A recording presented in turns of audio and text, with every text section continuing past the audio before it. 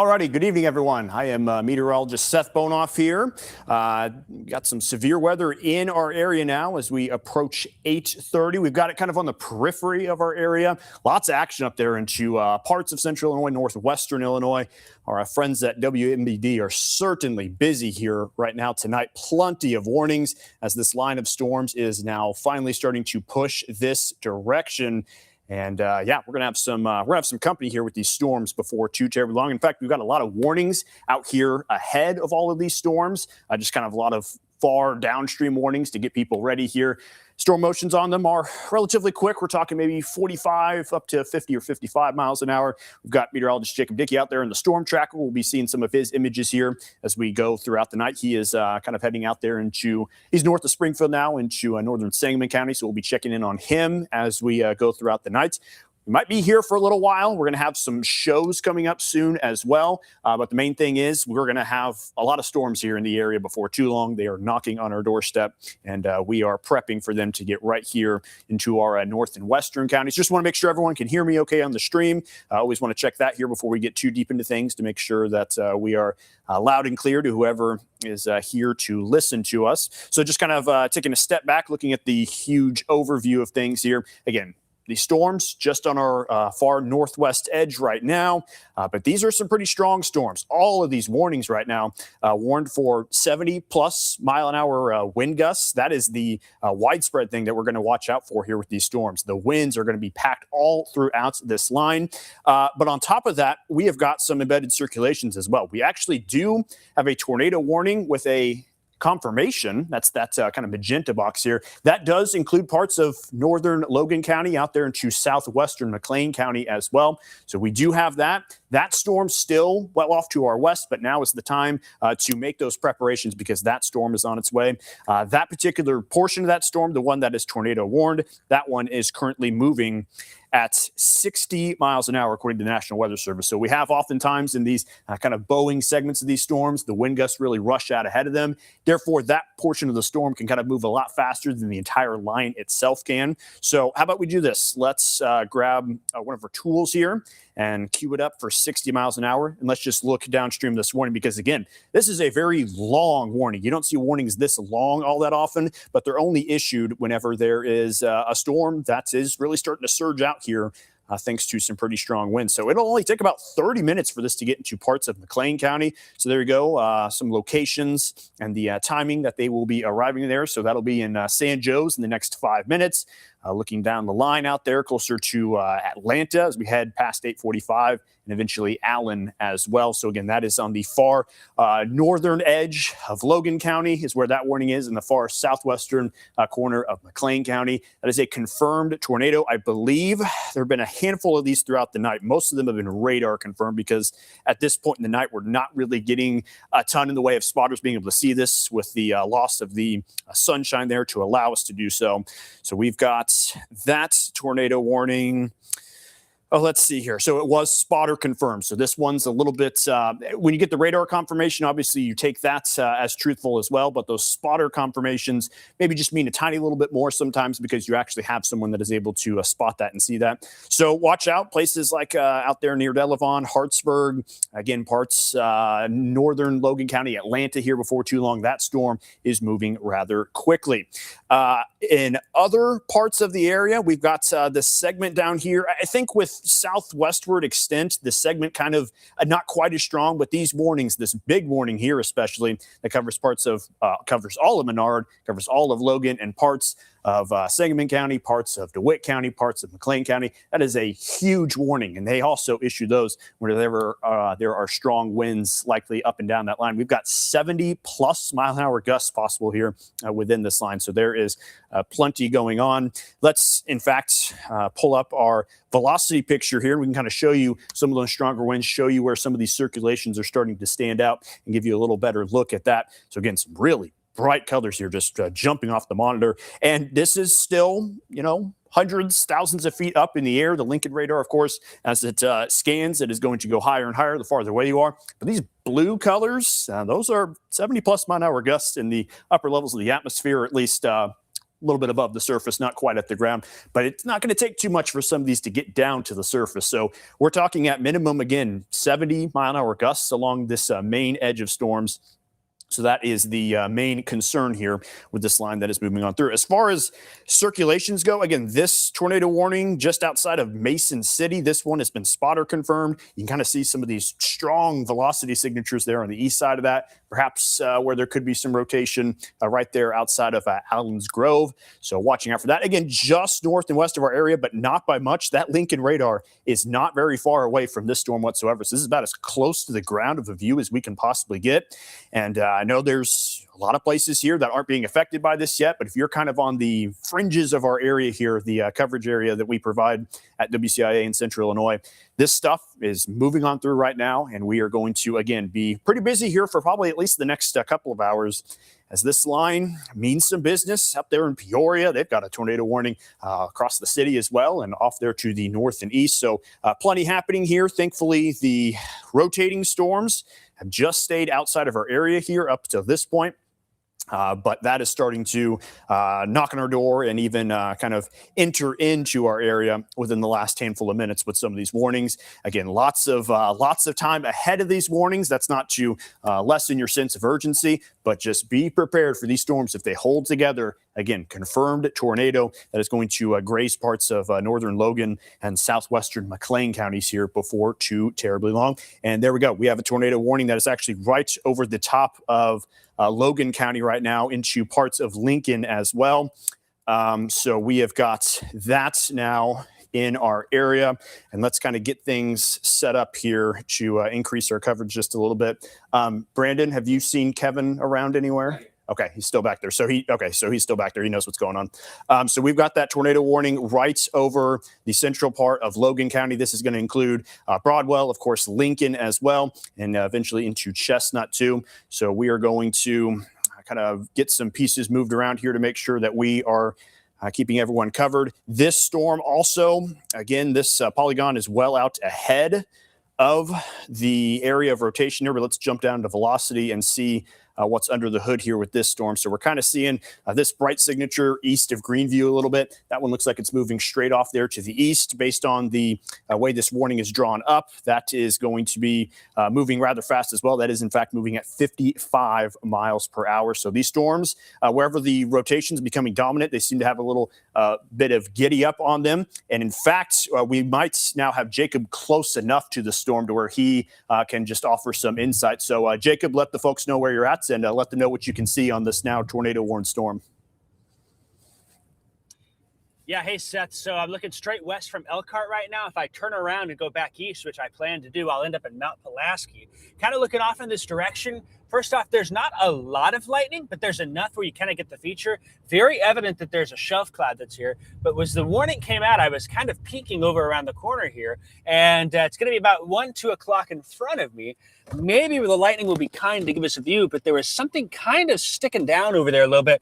Not fully to the ground, but enough lower than the rest of it where kind of caught my attention. So that's my suspicion. We're still quite a ways away from it, but we're going to watch things here for a little bit. And then my plan will be to head to the east towards Mount Pulaski and use 54. I think the storm's heading up towards Hartsburg and Delavan. That's what we're going to do. So that's kind of the plan that I've got there, Seth. But watching this now tornado warning storm in Logan County, a lot of concern now for McLean, DeWitt counties in the immediate future. Eventually, I think this brings it close to Champaign, Piatt, Ford, Livingston, and Iroquois counties. So those are the counties I think that need to be heads up in the next couple of hours. We'll keep you updated, Seth. We're going to watch this for a little bit and bail east to Mount Pulaski in the Storm Tracker in Elkhart. I'm Jacob Dickey. Back to you. All right, thank you very much, Jacob. And of course, we now have the capability of kind of tracking where he's at as long as his stuff's updating there. So we can see right where he is using our radar here. Again, he's just kind of south of that warning, but heading up that direction. So he's going to have eyes on the ground as that storm moves on through, or as good of eyes as you can get here in the nighttime. Again, tornado warning cutting right through the heart of Logan County. This one not quite into the county just yet. We'll pull up that velocity image one more time here and kind of pinpoint where exactly that is at and perhaps how it's trended here in the last 30 minutes or so. So give me a moment just to cue that up, and we'll now put that in motion. So again, this is getting pretty close to the Lincoln radar. In fact, it's going to get close enough to the point where we might lose the best look at it because of the wind turbines out there. The closer to the radar you get to, it's got that cone of silence around it that's not going to allow anything to be seen. But you can kind of see that bright green right to the west of Corwin there. That is starting to move off there to the east and eventually there into the central part of Logan County. So again, that is a tornado warning here that is starting to cut through parts of our area. And we are also seeing an expansion, it looks like, in our tornado watch.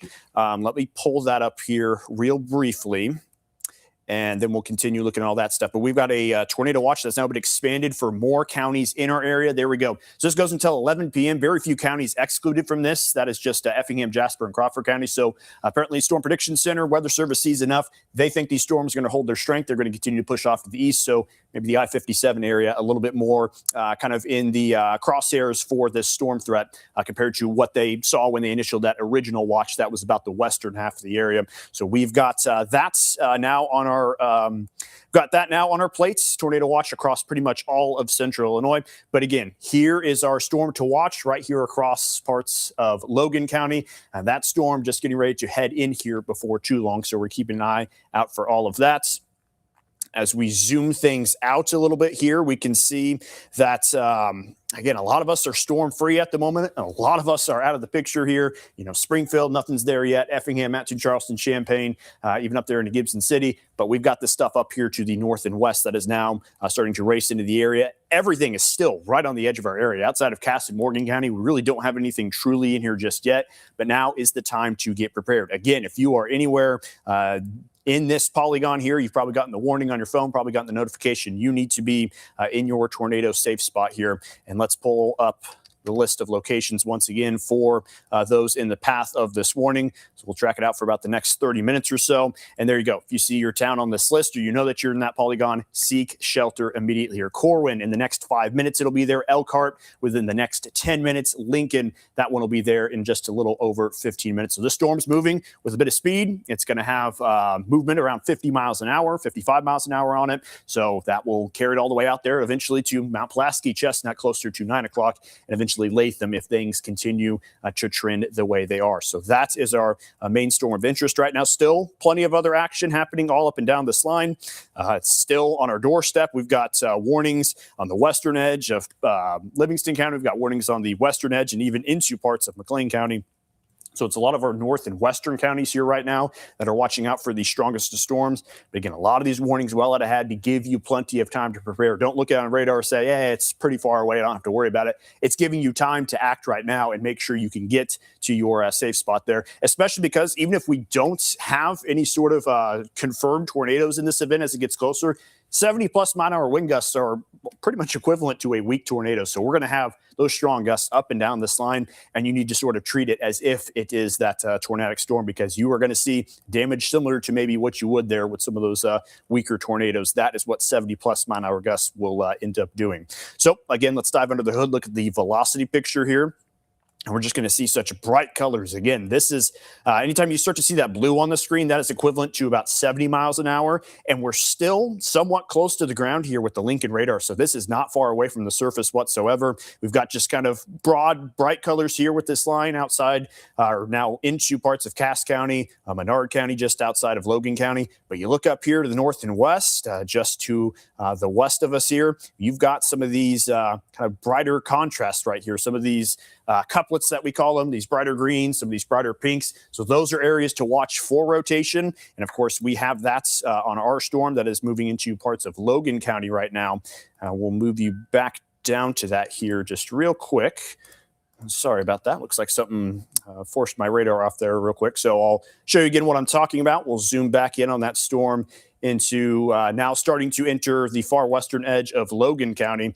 And if we dive into velocity once again, we're going to see that bright green here, again, just outside of Corwin, just kind of watching this broad area here. Nothing that looks like, you know, a slam dunk couplet, but this is the early sign of something starting to really form together, especially when you see a color that bright. That means some pretty strong winds in there regardless. So whether or not there's rotation, it is going to be very windy. So this will move right through parts of Logan County here, and this is going to be quite the windy storm. Be prepared to, again, treat it as if it's a tornado warning, even in these severe thunderstorm warning areas. Be away from windows, be away from outside exterior walls, because anything, when winds that strong, can go flying around. You don't want to be next to a window if some sort of object starts coming your way. Of course, you want to, again, treat that as if it is a tornado warning, even if it is not. Okay, so obviously activity starting to pick up here across the area, and we are listening to your reports as well if you have anything, if you're seeing anything out your way. But again, a lot of this so far is still on the edges of our area, but Jacksonville's starting to feel the storm action. Petersburg is now in on it, and before too long, we're going to feel that here. Okay, so we now have a confirmed tornado heading into parts of central Logan County. So this will include Lincoln. This will include Broadwell, Chesterville, Chestnut. We now have a confirmation on this tornado. Let me check again if this is confirmed. Let's go ahead and see if we can hop on, guys, and start some coverage here. Okay, so we're calling them right now. Stand by here on stream. I'll keep you guys updated here, but we're going to have a little bit of a transition as we make our way onto television. Again, a confirmed tornado warning now starting to move over Logan County. Before too long, it will be into a town like Lincoln. So again, just bear with us here while we make the transition, make the switch over here to television. But again, if you are out there in parts of central Logan County, this is a confirmed tornado now. This one is radar confirmed, so there's not spotter eyes on it, but there's clearly enough that is being seen here on radar imagery. In fact, let me see if I can, they've been kind of doing these based on if they can see any sort of debris ball in these storms.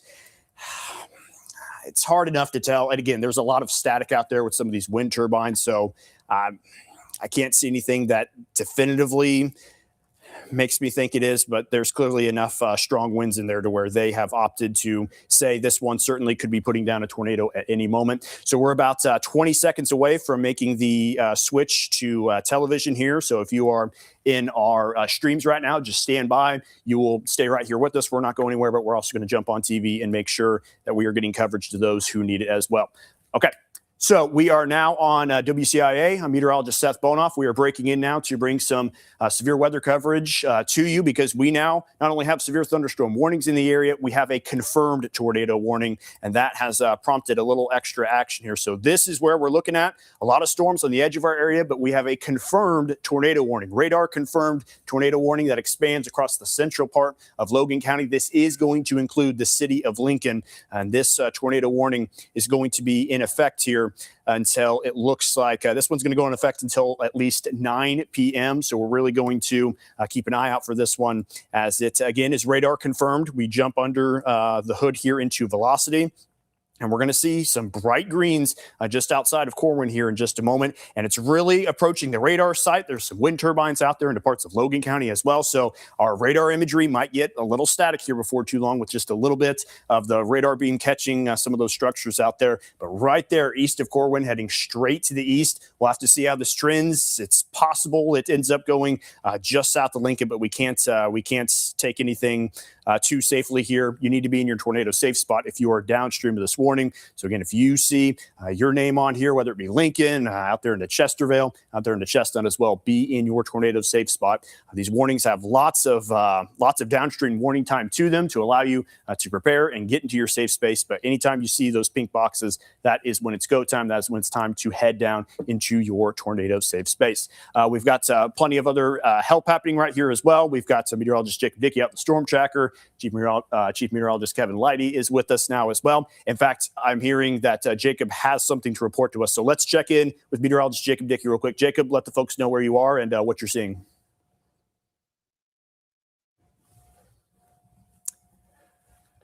Okay, we can take it back. It looks maybe has lost his signal there. So let me know once we get that back, because it sure sounds like he's got something he is able to report to us. So when you get that signal back, we'll send it back to Jacob there. But like I said, we've also got Chief Meteorologist Kevin Leidy here with us. Kevin, what are you seeing here with this confirmed tornado on radar, and just your general thoughts on where it's heading? Yeah, so first off here, we're cutting in. We've got tornado warnings confirmed. And that's the thing here, is this confirmation of a tornado. Anytime you've got this box that's purple, okay, that means that this isn't anymore just potential. This isn't just radar, indicated. This is confirmed that either we've had a spotter, law enforcement has seen it, or we've detected debris within the radar signal. And so here it is. Here's Lincoln, right here, Broadwell. Okay, so this is the box. This is the area of concern. So what we're going to do here is we're going to zoom in just a little bit more on this, and it's going to be. Jacob says he can see it. Okay, all right. Let's see if we can get him. So here's the thing, folks. I just want to caution you here again. It's dark. You're only going to be able to see this through the flashes of lightning. So keep that in mind here. Jacob says he can see something there. So Jacob, what do you got there? A little lowering, it looks like.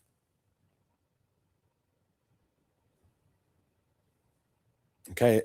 Again, I can see it there kind of lighting up. When we get Jacob, he'll jump in here when he gets his audio there. But we're looking at the shot there. You can see off in the distance there is a little bit of distance there.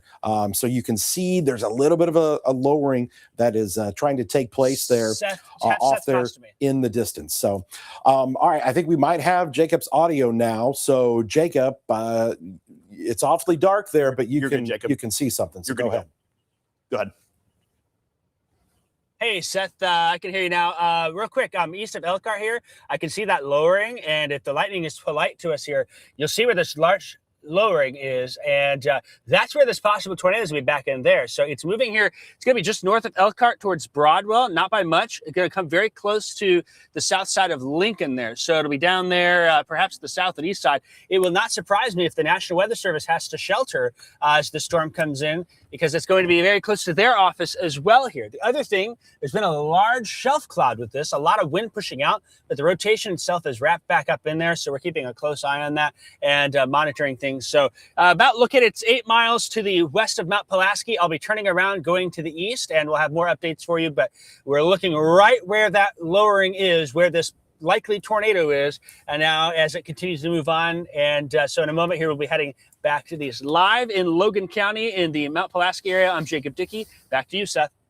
Okay, thanks, Jacob. Again, this is the storm that he's on, the confirmed tornado warning that is soon to move right outside Lincoln. Like he said, maybe the National Weather Service will have to take some shelter here in just a moment. Also new, we have a tornado warning that now includes Bloomington. This is into parts of western and northern McLean County. This red box means that it hasn't been confirmed just yet, but we've got confirmed tornado warnings surrounding it as well. In fact, there's one part of the storm that is about to move right into southwestern McLean County, so keep an eye on several different tornado warnings storms out here in the area. Also one that just clips the northwestern side of McLean County as well. So plenty to keep track of. But yes, a new tornado warning now includes the Bloomington Normal area, that one including much of the northern half of McLean County. So several tornado warnings here in the area, but perhaps the most urgent one right now is that one about to move right over Lincoln. And again, Jacob's not too far away from it. You can see his icon there on the page, but it is difficult to be able to see where these things are heading when you don't have daylight anymore. You have to rely on the lightning in order to actually pick things up. And we can put lightning on here real quick. There's not a ton of it. There might be enough to be able to see it every now and then. So we'll keep an eye out for that and see what he can see there. Okay, so that is the storm that Jacob is on. And we've got just strong winds all up and down this line of storms as well. Big, long, severe thunderstorm warning boxes to account for 70+ mile an hour gusts. So that is another thing to watch out for. This whole line just packed with lots of strong energy, lots of strong impacts here.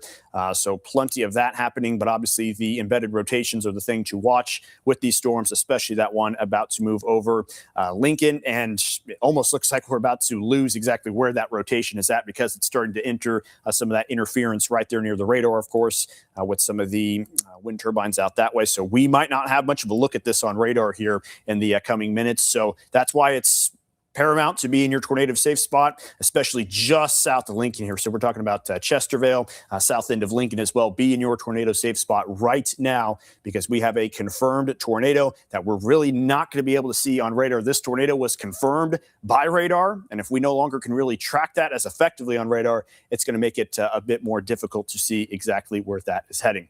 So that is where that one is right now. which is just past 8:45, and again, several warnings, lots of strong wind energy starting to kick on here into the area. So we have got plenty that we are tracking as far as that goes as well. And let's see, it looks like a new tornado warning has now been issued as well into parts of Livingston County. So we've got parts of Livingston County, we've got parts of McLean County, and out there into Logan County as well. Several different tornado warnings. It kind of just almost seems like at this point, Kevin, there's lots of embedded rotations in here. There's lots of features to really keep track of. It just seems like they're opting for these tornado warnings out of an abundance of caution. There's lots of strong winds, and these linear wind fields can do some funky things sometimes. Yeah, this is always a tough thing as a meteorologist and forecaster, and as somebody who's issuing the warnings. It can be difficult to kind of pinpoint things. Here's what we're going to do. Let's reset things for everyone to kind of show you what's going on here right now. So we'll bring it back to the home view here. That's our line of storms. Here is Champaign, Effingham, Danville, Watsika, Gibson City. Nothing going on, but we've got a whole lot of warnings. And I want to take the radar off for now because I just want to show you the warnings. These are all of the warnings that are currently in effect. And so I know if you're watching in Champaign, you're going, I don't have anything yet, and you don't for now. That could change, though. The new tornado watch has been extended, and maybe Seth can pull it up here in a second and show some of the new counties that have been added to that tornado watch, because it now does include Champaign County. But I know you see a lot of colors here.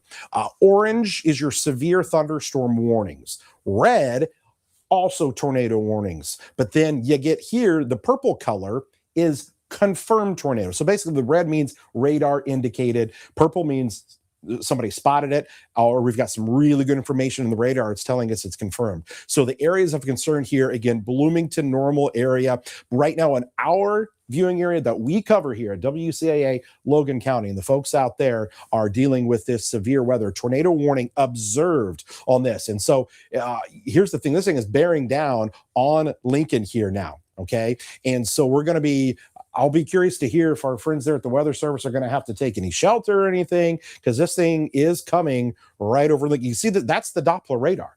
That's the radar that we're using here right now with this storm. And that's exactly where the National Weather Service for Central Illinois in Lincoln is located. And that is where the potential tornado is. Now, here's the problem. See this kind of donut hole right here? When you get right near the radar, we essentially have to kind of take away the data because it would be so cluttered because of how low you'd be hitting, buildings and things. And so right around it, you kind of lose the definition there as a result. So you're not going to be able to see as much right there at the radar spot. Okay. So we have to kind of just go with this as, yes, we've got this confirmed tornado in the last report in the last 10 minutes. And the folks here, I have a feeling might be taking shelter here pretty quick. So that's what's going on here right now. Let's just kind of zoom things out just a tad bit more and kind of show you the big picture with all of this. So this continues to go off to the east. Okay. And eventually could be coming into DeWitt County here. We'll see. Okay. Here's Clinton. You're just on the edge of the severe thunderstorm warning. This will move off to the east. Here's Forsyth, Decatur down here. So this whole line is moving off to the east, but a wider view of this. Where's all of this going? So again, here's Champaign, Monticello, Beement, Decatur. This is moving off here to the east and to the northeast. And so eventually down the line, because these storms have not weakened, they've not weakened at all. So we are anticipating that this is actually probably going to continue. So we put the loop on this. And here it comes, okay? It's still racing off here to the east. And so DeWitt County, you're probably going to continue to see that warning extended. But right now, the concern is with this cell here coming right through Logan County with the confirmation that there is a tornado. We've got Jacob that is on that storm, and he is watching it as it moves through. And so we are cutting in, letting our folks know about this, because yes, while Decatur, you don't have anything yet, and Farmer City, you don't have anything just yet, or Gibson City, you may be next as this line continues to push off here to the east. So that's kind of, again, the bigger picture things. So we're looking at this. I mean, this thing is going to come. It's coming right over the radar here now. And so here it comes, and we're watching it carefully. We'll see if we get any reports that are kind of coming in. It's kind of looking off here to the side at some of the data. But the Weather Service is going to have a front row view of this as it comes right over their office. So if you're in Lincoln right now, you need to be taking shelter. immediately with this, and then just kind of down the line as it moves into a little bit more rural portions of eastern Logan County. So that's what we've got here at this time. As I mentioned, again, those of you that were in Champaign County earlier, you didn't have a tornado watch, but it does look like that new tornado watch has now started to include some further east counties that are now under that. So if you're watching us here, it's 8:52 p.m. Here we go. We're gonna have a view of this here in just a little bit. But Seth, I want you to go ahead and show that tornado watch box for me there, and show those counties that have now been added, and tell us how late that watch is in effect till. Yeah, so this is just an extension of the watch that was set out there hours before. This still goes till 11 p.m. It kind of stopped at I-57 before. Now they've went ahead and added those counties along 57 into the east. So this does now include Champaign, Douglas, Coles, Cumberland, everywhere to the east of that as well, including Vermilion County. So tornado watch pretty much for the whole area until 11 p.m. tonight. So we have that now. Okay, I believe meteorologist Jacob Dickey has a good view of that storm out there in Logan County. So we're going to allow him to tell us what he's seeing. Jacob, let us know where you are and what you're seeing. Yeah, hey, Seth, I'm now moving north from Mount Pulaski. I'm going to make my way back to the east on 54 and head up towards Clinton. Kind of cutting this way to get a little view here. There's lots of lowerings. It's really hard to see, but just to my left, kind of on the edge of the left edge of the camera there, a pretty well-defined lowering, kind of wrapped back up on here, and plenty of lightning illuminating. I can't see if anything's down, but we may not see if it's down because things right now are dark, and then there's rain kind of filling in here, and so our view is not going to be that great. I have not seen power flashes, and you also can see the light. The light there is Lincoln itself. That's giving me a view of the cloud base there, so keeping a close eye on that. That's my quick report for you. We're going to turn back to the east, get back to 54, and make our way up to Clinton in the storm tracker near Mount Pulaski. I'm Jacob Dickey. Back to you. Okay, thank you, Jacob, for that report. Again, his view on the ground is going to be essential here for us because if it's so close to the radar that it's not able to see stuff, there's no other way to know exactly what's happening within that. Another thing I want to note is just the strong wind field associated with this line of storms. You just kind of see this area of really bright green surging out here to the east. So even if there's not a tornado warning over the top of where you are, you have got strong winds, 70 plus miles an hour. New warning, to new blow out tornado. Storms. So we've got a new tornado warning. Was it tornado? I'm sorry. No, severe thunderstorm. My bad. Severe thunderstorm. Severe thunderstorm warning, but this does include Springfield and Decatur. So now we're starting to add some more populated cities here to the area. Tornado possible tag on it. Gotcha. So tornado possible tag. Let me see. Can we? Is that camera on Springfield right now?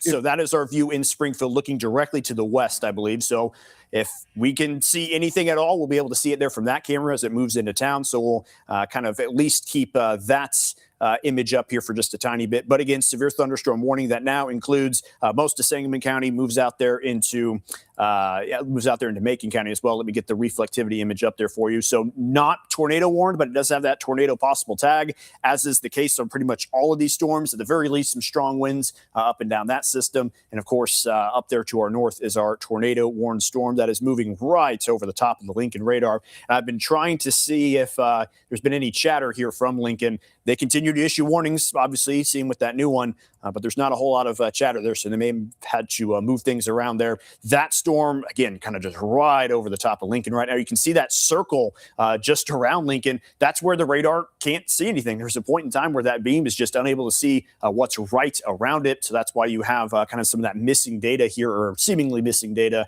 in the radar image, because if it gets so close to that radar, it can't scan completely right around it. So that is why that looks the way it does here on radar. Plenty of other action up here. Storms up and down parts of western McLean County into western Livingston County as well. In fact, it looks like we're going to have some pretty strong winds kicking into Bloomington Normal here before too long as well. So that will also be something to watch out for, as this, again, just surging line of storms has some pretty good giddy up to it, some pretty good speed to it. So it'll be there before too long. So again, can't say this enough times. If you are in a severe thunderstorm warning, kind of treat it like a tornado warning tonight with these strong winds. 70 plus mile an hour gusts are about as strong as a weak tornado is. So we are going to have to deal with plenty of that as well.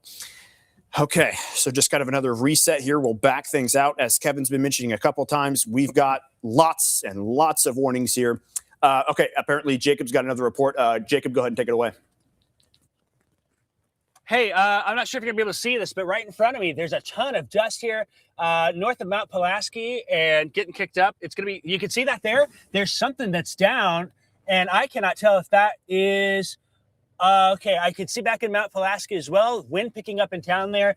This is going to be, at the minimum, intense, strong winds and blowing dust here. I'm not gonna stay here long, but it's moving into Mount Pulaski now. I'm turning around. Lots of dust getting kicked up by this, 60 to 70 mile an hour gust easily. And just saw that on the corner of my eye. Looks like I got some power flashes behind me as well here. So I think this is some straight line winds south of that circulation. But I saw that and wanted to get your guys' viewpoint on that.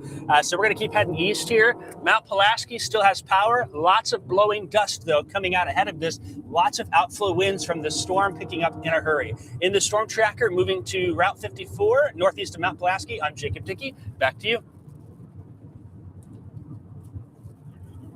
No other way to know what's going on unless we have his imagery there. Again, kind of looked like a lot of dust blowing up there, so certainly going to be an issue out there in those open fields as well. But plenty of storm activity here, plenty of strong winds. And I'm going to take a look inside Springfield here real quick on our Skycam just to see perhaps what it looks like in town as the storm's blowing on through. So this camera's a little higher up. You can see some rain starting to fill in there in the picture. Let me see if I can aim it down to the street level just a little bit more, so that way we can kind of see the impacts happening there closer to the ground. So obviously some pretty strong winds, some pretty heavy rain starting to move right through Springfield. So anyone that's got a severe thunderstorm warning over the top of them can expect conditions just like this, like what they're seeing there in Springfield right now.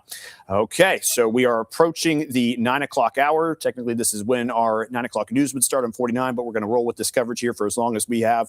Certainly some confirmed tornado warnings in the area, and we've been mentioning it a handful of times, Kevin. There are warnings everywhere. This whole line of storms certainly not weakened much. It hasn't weakened at all here in the last hour. It hasn't yet. The models all day pretty much have been saying that this line was going to be as strong as it was, at least probably close to the I-57 corridor. Once it gets past that, maybe some weakening. And to be honest with you, there may be some of that. Just look at the colors on the radar. That's all you have to do. See these deeper, darker reds here, as opposed to a little bit more sporadic.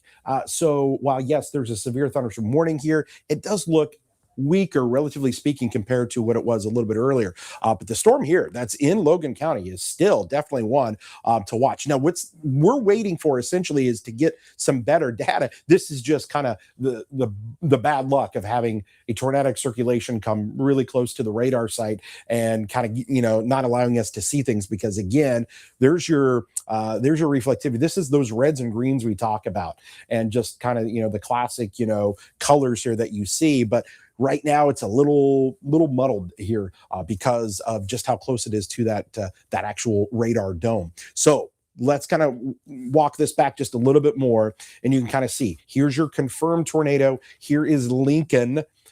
All right, now we're talking DeWitt County. What is the Weather Service going to do next? Are they going to carry this off to the east? The other thing that I want to tell you about, this is more of a classic, what is called a QLCS tornado. Okay, looks like they just dropped the warning there. Expired. Yep. Okay, so they've expired the warning there. I want to say this about this scenario, this QLCS, and I know some of you go, okay, what is that? So essentially, when we're on air and you see individual cells, we call them supercells, discrete by themselves. Okay, those usually offer a much higher kind of a tornado threat with things. Now, when you've got something like this is more of a squall line per se. And so the tornadic, potential is there, but oftentimes it's a lot of a lower chance. Also, the tornadoes spin up fast. And what I mean by that is you go from nothing to something, but then it also sometimes falls apart fairly quickly. This is not your typical tornado on the ground for 30 miles kind of thing. Okay, this isn't like the Kankakee Aroma Park day, but you have more of these little circulations along the entire line that could produce a tornado. So that's the difference there. You're probably not going to have, an EF3 tornado happen tonight, but you may have those EF0s and EF1s. New tornado warning just popping up here now includes the rest of McLean County here. So the rest of McLean County now looks like a tornado warning that is in effect. So we'll just kind of look at that here real quick. So you've got Hayworth here. So now Hayworth is under that. Downs, you're going to be watching here along I-74, Leroy, Ellsworth. You're going to be wanting to take shelter. So it looks like some indications here on radar that once again we may have something showing up. Looks like right about there if we look at it here, and we're kind of looking at some of these colors right there. So that's going to be just to the south and west of Randolph, and basically to the north and west of Hayworth here, and going to be crossing over 51. So this is some of that circulation and where that tornado warning is now in effect for portions of McLean County. You've got this new tornado warning in this box, and this kind of show you just how far to the east this goes. So it comes now. I mean, I think the entire McLean County is under a tornado warning, with the exception of that southwestern corner, and then up here into Livingston County as well. So now we're talking Gibson City down the line, paying attention. Portions of Ford County finding that the storms coming through. We've got Jacob Shot. There in the upper right hand, or I should say, upper right hand portion of the screen is Jacob's camera there, and he is trying his best to see things. It's nighttime. He only has lightning to illuminate the sky. But here we go. Let's pull his shot up behind me if we can here, just for a second. He's right there on that storm. And Jacob, go ahead and tell us what you're seeing. Looks like the wind's picking up a little bit there. Yeah, Kevin, I'm a little suspicious that there might be a potential spin up here. If you look at the radar to the northeast of Mount Pulaski, that's right in front of me. And I saw some power flashes just a minute ago. That's involved in that same dust that was blowing or spinning up there really quickly right behind me. And so really think that this still needs to be treated as a tornado warning, even if it's a severe thunderstorm warning. Regardless if it's weak tornado or straight line winds, there will still be damage here. And I'll be interested to hear reports from Mount Pulaski, but kind of watching things now and keeping my eyes on it. A lot of blowing dust. In fact, let me turn the corner here, Kevin.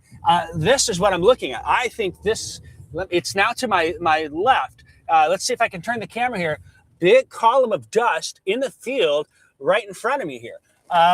This may be a tornado, Kevin. It is a tall column of dust. Can you see that at all, Kevin? So yeah, So I'm not sure if you're able to catch that. Yeah, go ahead and just keep the shot there. I'm going to try to look at it here with you. I've got it up here. I'm looking at it here. We're just hoping for a little lightning to illuminate things, but I see what you're saying there, a little bit of that. So there's something, boy, it's so tough to see if there is something, it's obviously just pitch dark out there, not a ton of lightning. So it is a little difficult there. So Jacob's trying to see there in the distance. And we were looking at it on radar, and there might be that little, we basically look for this little front end nub. Has even said they've confirmed it, so there might be a warning coming out here in just a moment. Power flash, it's a tornado. Power flash, we've got it's tornado. It's a tornado. Okay, we've got a tornado here. Power flashes here being reported here. This is basically going to be there. What's your location? You're right there by Mount Pulaski, right? Yeah, Kevin. So I'm to the northeast of Mount Pulaski, and I'm looking to the east. It's crossed 54. It's a column of dirt that's in the air on this little spin up in front. And I saw a few power flashes at the base of it there. They were small, but they were there. Man, if we get a lightning flash, it's going to reveal this clear as day. I'm starting to get the rain to catch up to me, so I'm going to have to move. But clearly seeing a tornado on the ground in front of me right now as the storm moves on in, and the wind is starting to pick up, so we will lose our visibility. We're going to have to get back on the highway and move, Kevin. Tornado in progress northeast of Mount Pulaski. Back to you. Okay, yeah, go ahead and reposition, Jacob. Just looking at some of the data coming into us here. That's Jacob's position where he was. What I'm going to do is I just want to kick things back over here to the velocity to try to see that little area where we could have that tornado occurring. So let's bring you back down here. So there is Chestnut and then the Mount Pulaski area. Okay, we're watching that location there where there might be that tornado. So we had confirmation there, right? There was confirmation coming in from emergency manager. Is that right? Yes, they said on the tornado 2000th Avenue and 900th Street, to be precise on that. That was sent in at 9:04. So it's been a couple minutes, But yes, still no active confirmed warning just yet.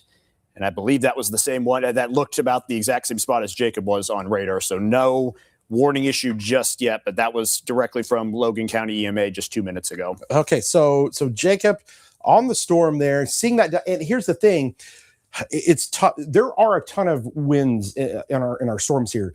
So at nighttime, you're trying to determine, is this a funnel?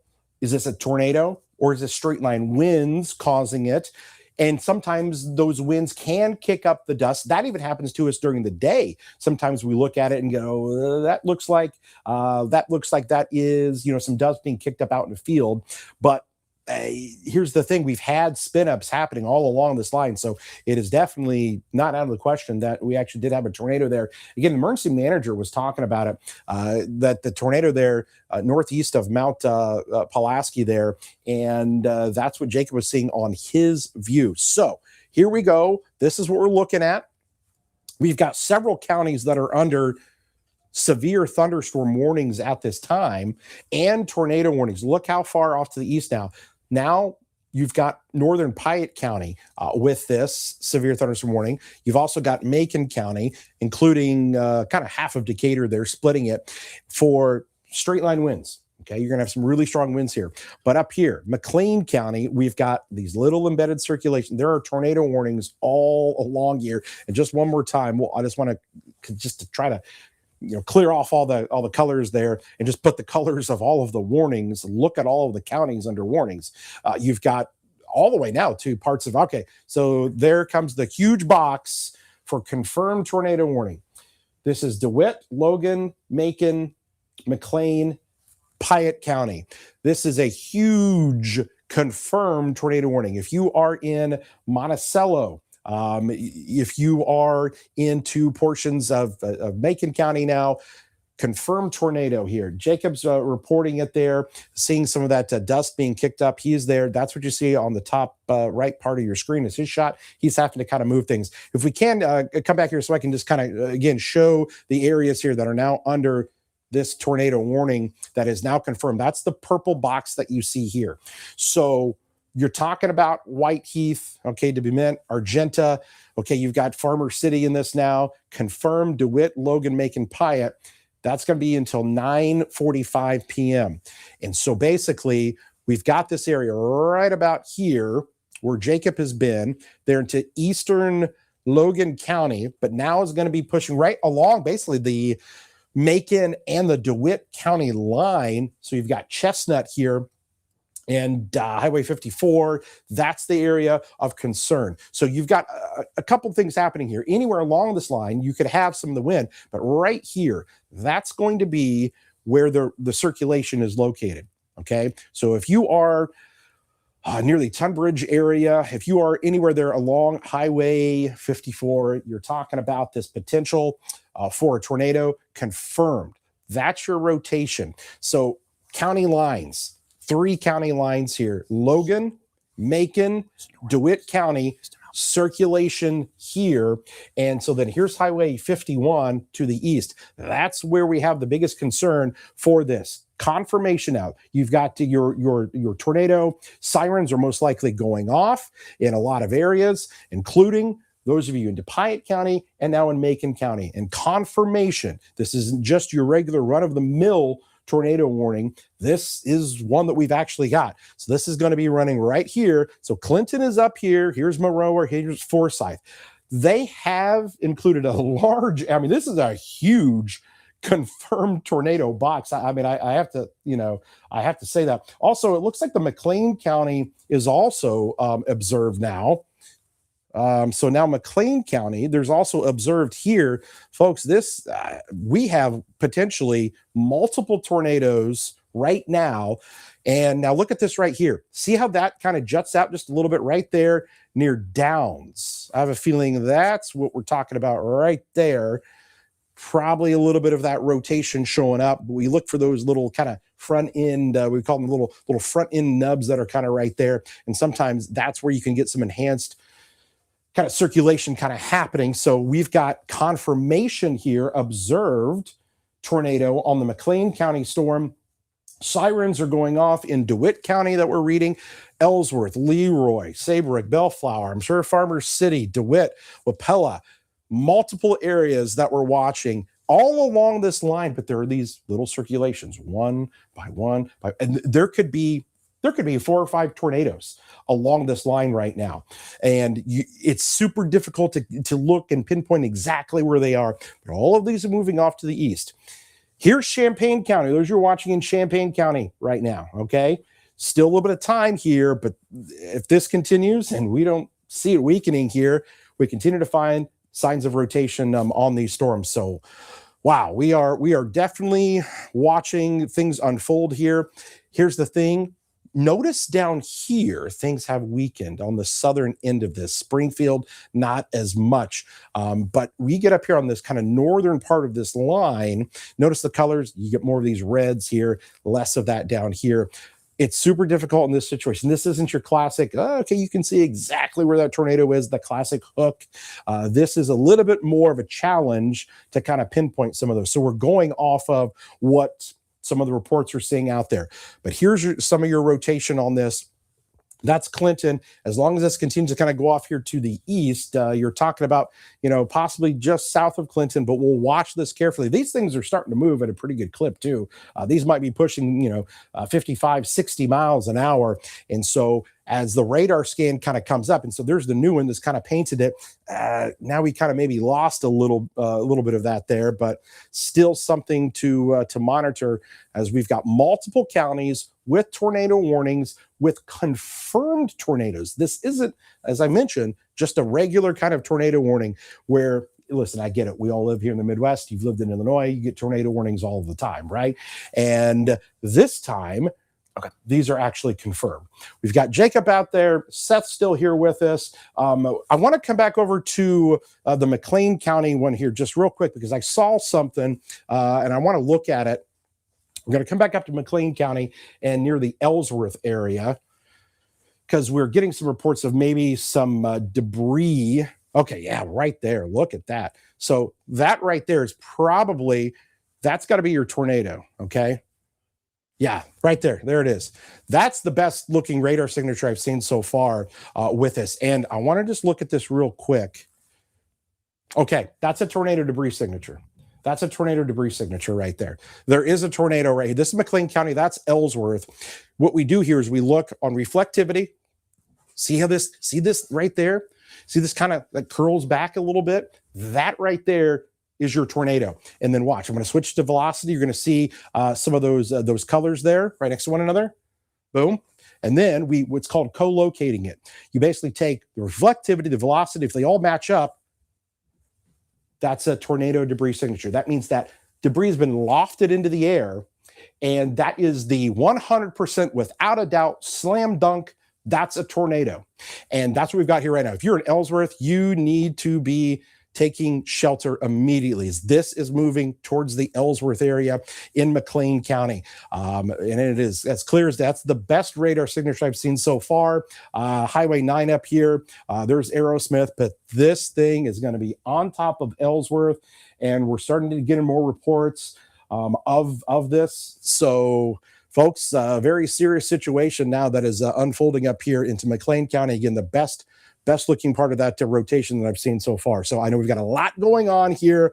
We've got a lot happening. That right there is the confirmation here into McLean County. So there's Leroy. This is south of Leroy. There's Aerosmith. And then we got to come back here. Let's talk to our folks that are down here into the Clinton area, down here into DeWitt County as we watch this storm. Okay. So we've got the confirmed tornado with this, and now we're going to let's see if we can see anything here. So maybe something down here that we're kind of looking at. Does that kind of match up?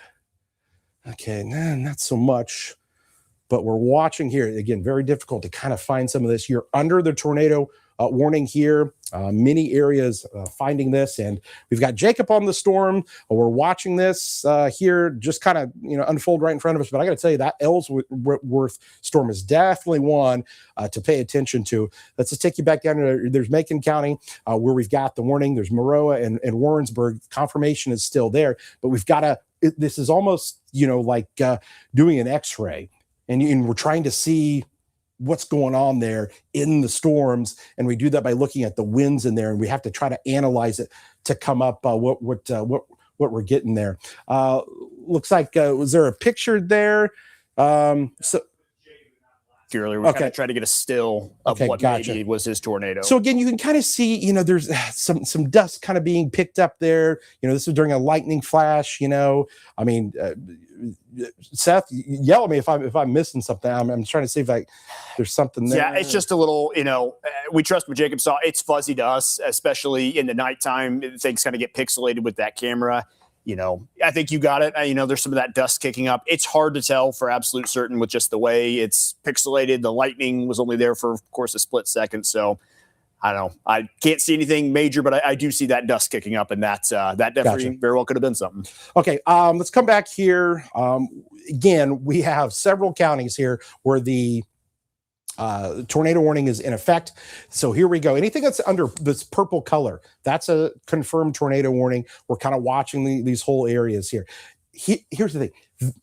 I just want to just kind of reiterate this. I know there's a ton of you under tornado warnings here right now, but even though all of these boxes, and look at this now, look at all of the confirmed tornado warnings. Here's what I want to stress. We have 1, 2, 3, 4, 5, 6, 7 counties under confirmed tornado warnings. It doesn't mean that everyone in the box here, these boxes, are going to actually have a tornado. It's very small areas where these little spin-ups are occurring.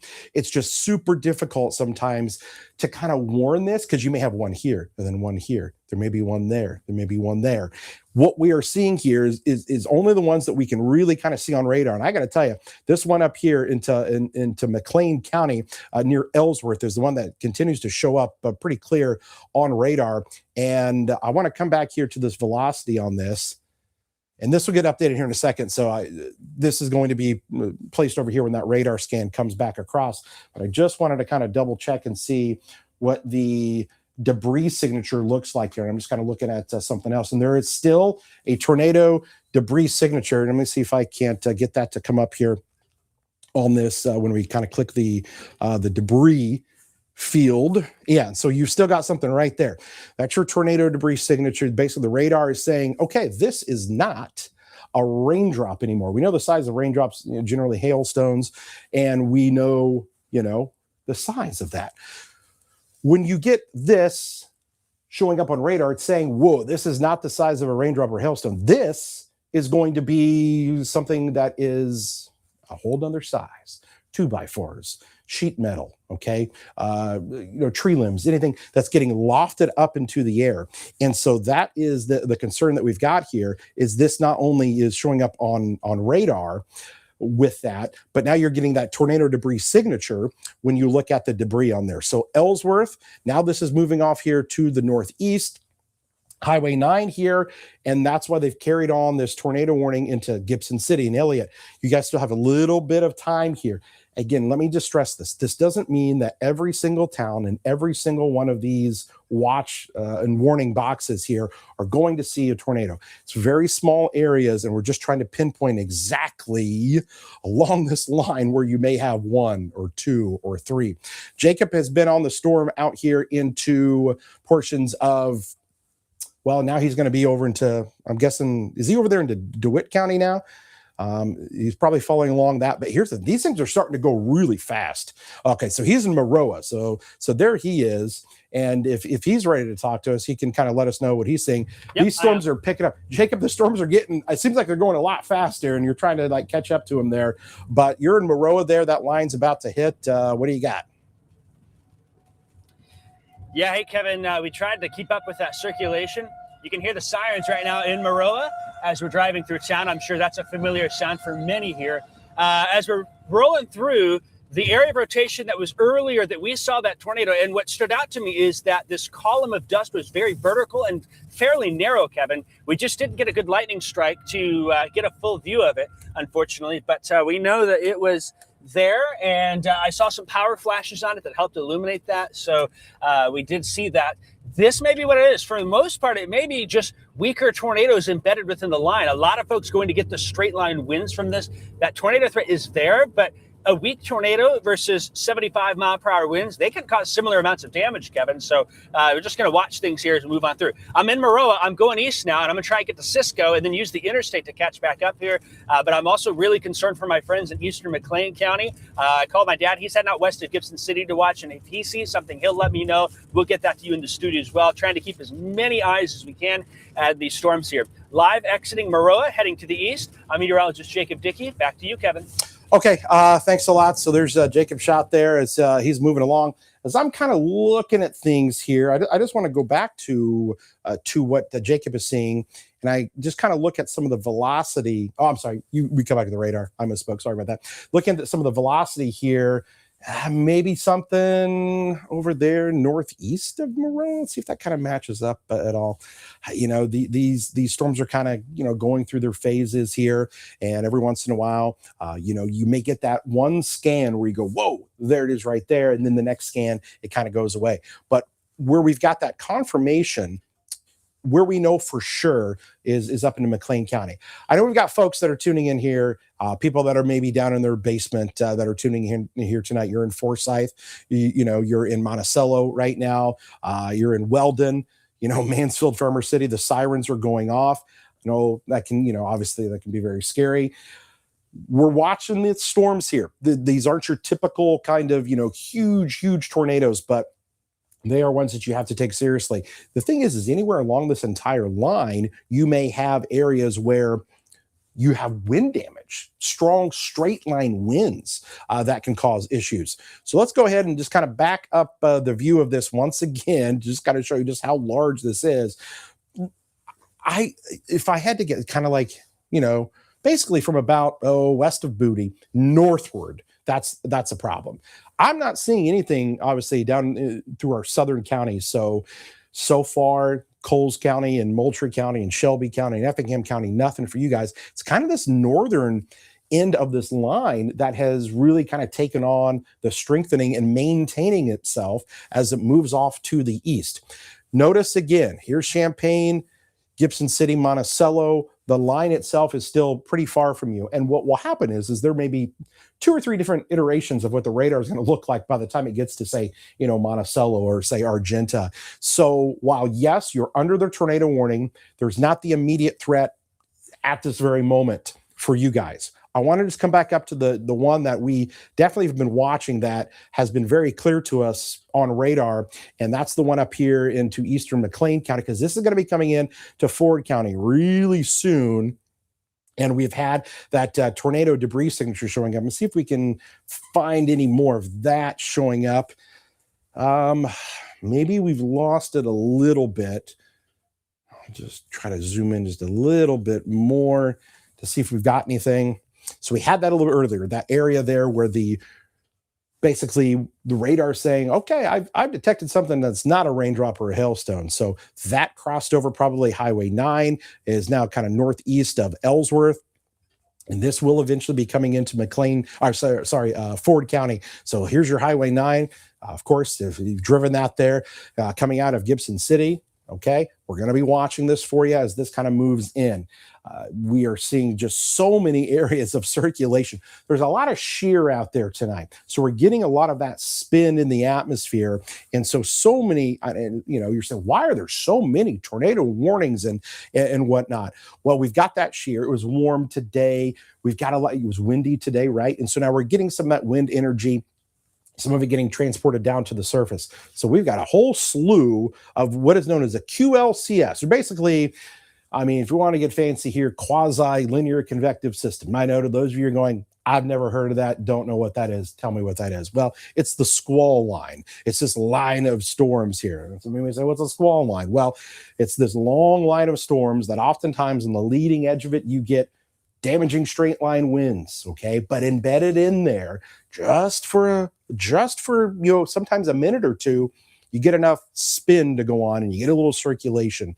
And that's what's happened multiple times along our lines here. But what happens is the Weather Service issues the warning sometimes, and then 5 minutes later, that scan doesn't show it anymore. But you wait another 5 minutes, maybe it shows back up. So instead of kind of issuing a warning, taking it away, issuing it, taking it away, they just go ahead and say, okay, we're going to go ahead and issue this out because we've had a confirmation in the last 15, 20 minutes. Let's kind of see what happens here. Getting reports near Saybrook, 1 mile north, orange power flash, large lowering of clouds. So near the Saybrook area. We'll take you back over there, and then we'll bring Seth back in here to get some analysis from him on what he's seeing. But I want to take you over here to Saybrook because now we're talking about getting into portions of Ford County here and our friends in Gibson City. I know that Seth is going to be looking at that camera there in Gibson City, but we're getting reports of some power flashes there. North of Saybrook is what we were saying. So we'll see if we can see anything on the debris. So is there something still there potentially? That kind of looks like it. There might still be something there. And if you're getting power flashes there, there's a good chance. So on the tornado debris signature, let's see here.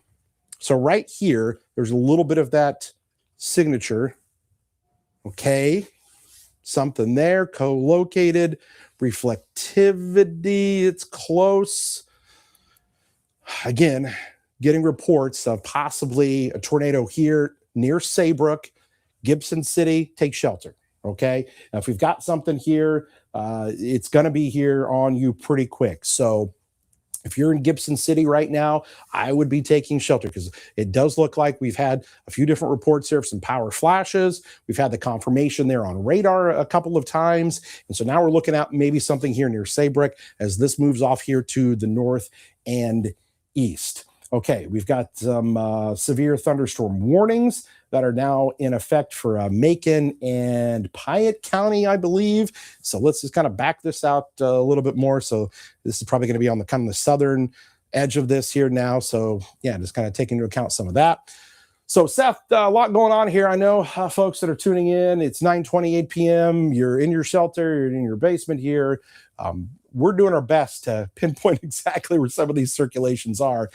But they're tough to see sometimes. But you're getting a little view there on the Gibson City camera there with that. Every time you get some lightning to actually give us a little visual.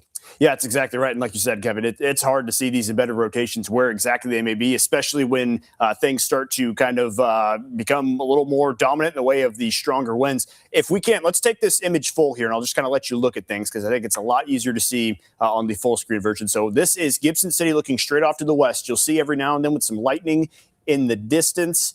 You're going to be able to see a little bit of a lowering. I have not been able to really see anything close to the ground. There's maybe just a little bit of that scud coming up in some places. So just kind of those wispier looking clouds in the distance. That strike was pretty good at lighting up the sky for us. Again, just kind of looks like a lowering more than anything. But if we're going to see something rolling straight into Gibson City, we'll be able to see it here on this camera. So we'll keep our eyes peeled for that. And again, just only occasional looks here at this thing. And before too long, we'll probably start to get some sirens there in town as that's at least some strong winds are going to move through. And that's the key in all this too. We talk all the time about sirens going off in a particular town. There's not always an exact pattern to do that. Not every single city follows the same rules. This could easily go off for strong winds as well. They don't have to exactly have a tornado warning or something on the ground to do that. If they've got the strong winds and they know it's going to cause some damage, they will do that as well. So just anytime you hear those sirens, just keep that in mind as well. But again, occasional flashes of lightning, we can see some lowering. Nothing incredibly obvious to me here with the occasional flashes that I can get. But like I said, this will be exactly where that main area of interest will be moving through here into Gibson City if it does at some point. And even looks like there's a little bit of rain trying to pop out ahead of that area of rotation. Let me pull up my radar image here real quick and kind of illustrate what I'm showing to you. So again, we get those occasional flashes to see what's on the ground. I've got the camera behind me here, so I won't be taking my eyes off that. But if we look right over there over the top of Gibson City, just a little bit of rain is starting to pop up too. So that might hinder our view here before too terribly long, which is why it's very smart, very important to get in your tornado safe spot right now because it's nighttime. It's going to be hard to see this thing the way it is, let alone with some lightning going right over, or with some rain going right over the top of town there. So be in your tornado safe spot. Again, this has produced a tornado in the past. We've even seen that debris signature not that far away from you. In fact, let's kind of do some more analysis here on this again as we get a few extra scans.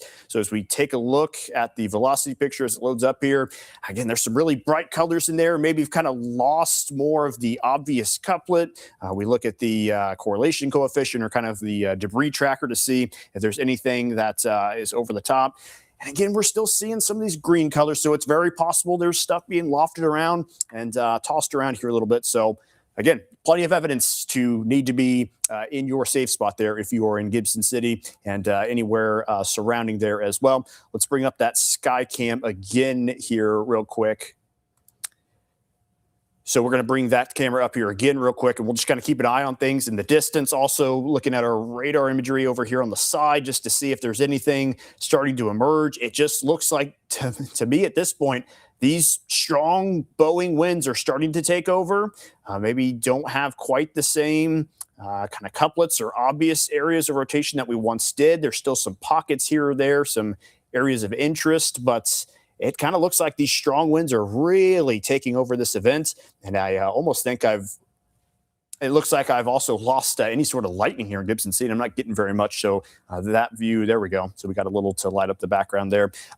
What I'll do here, I'll show you what I mean on the velocity picture. We'll pull that up here and we'll just show you how up and down this line, it is starting to just become a strong wind fest here. Take a look at this on loop. You can see those bright reds continue to push out this way.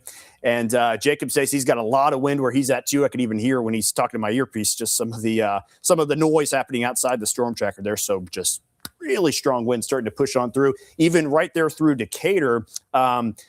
Let's pop up that picture real quick. Let me get that into my system. We'll look at the Decatur camera and see if they are getting pretty hard hit there in town, and we'll try to angle that again closer to street level. So it looks like it's at least raining there in town, and there's some pretty. Oh, okay. So it's almost completely dark here right around this camera. So we might have some outages right here. There's still some lights on some parts of town, but this just looks overall a lot darker than I'm used to seeing at nighttime here on this camera.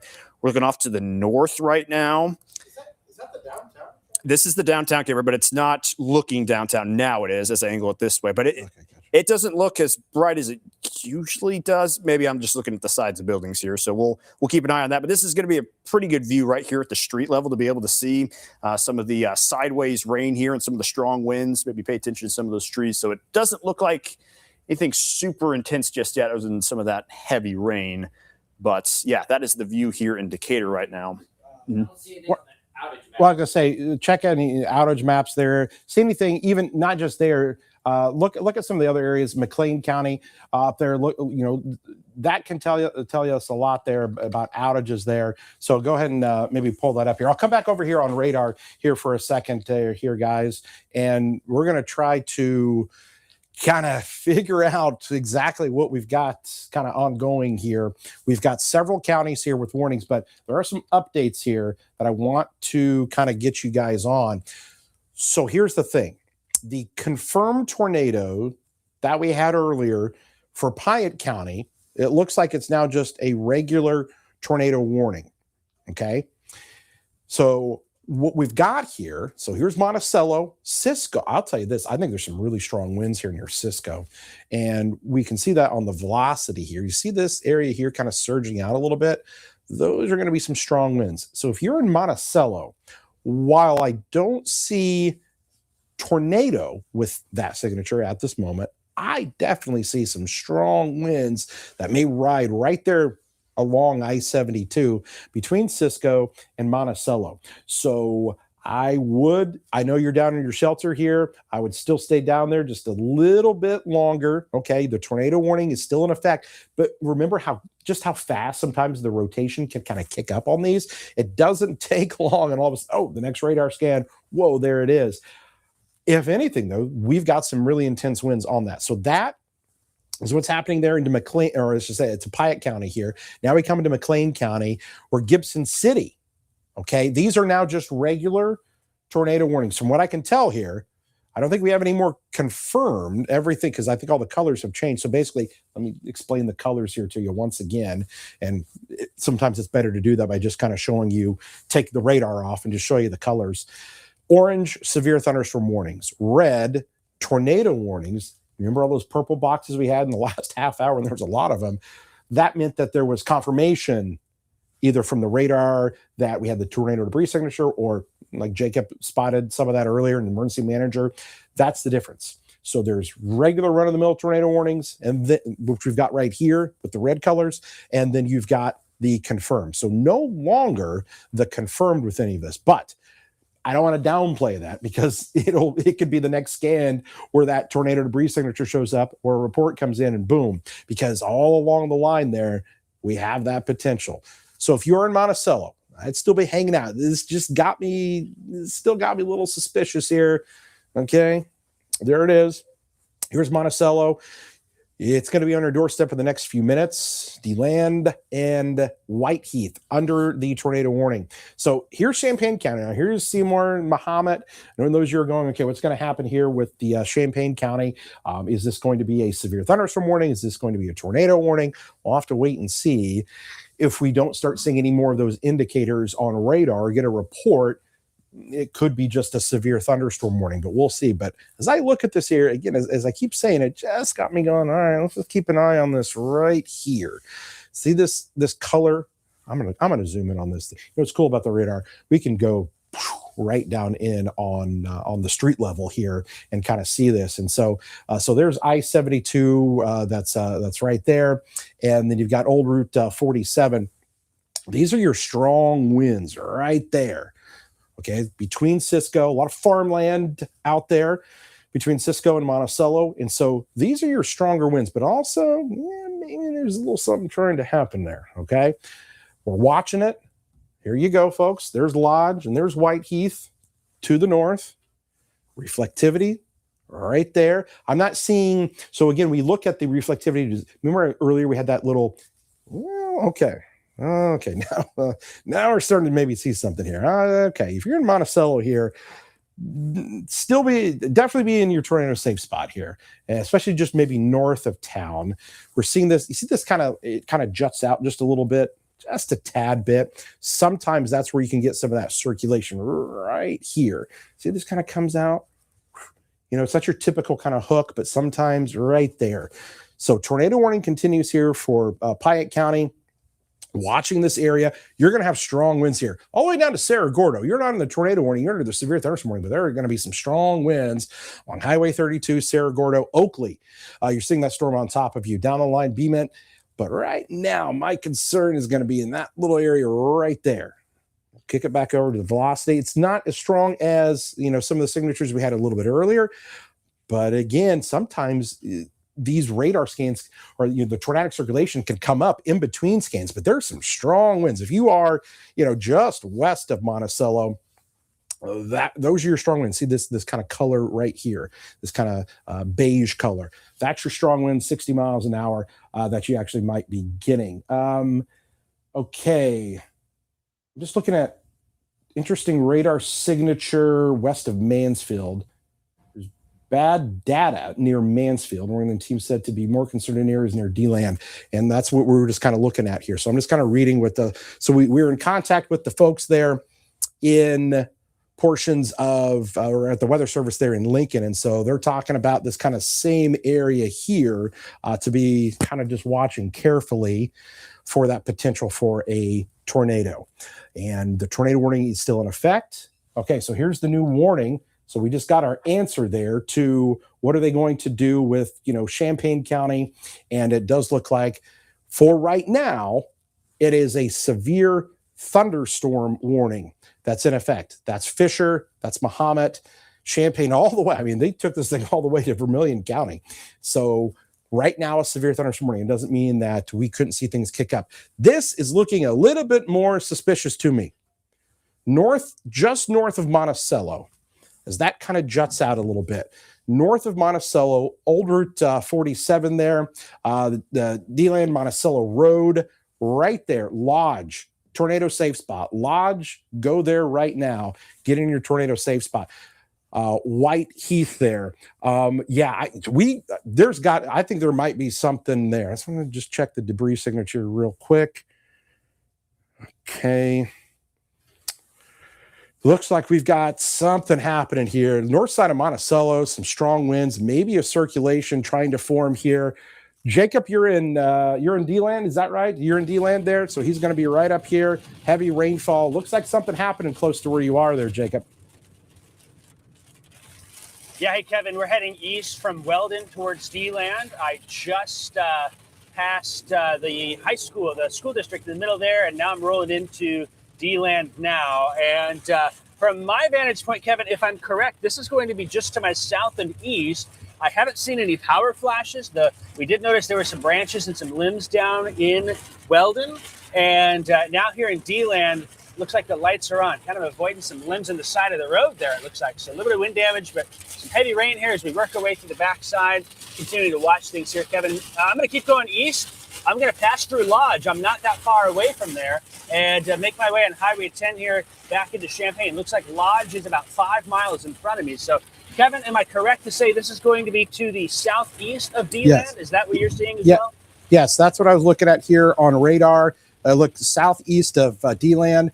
Some really strong winds there coming in into Monticello north side, but some of that where that kind of like kicks up just a little bit more, this little area here that we've got near Lodge and Whiteheath, I would be a little bit more concerned here with this. Okay, so yes, just southeast of you, it will be difficult to obviously kind of see anything, but there could be something there. And now it's going to be literally on top of Lodge here any second. There are some really strong winds, though. I want to just back this up just for a second, because Monticello, I'm sure you're getting some winds now as that thing's coming in.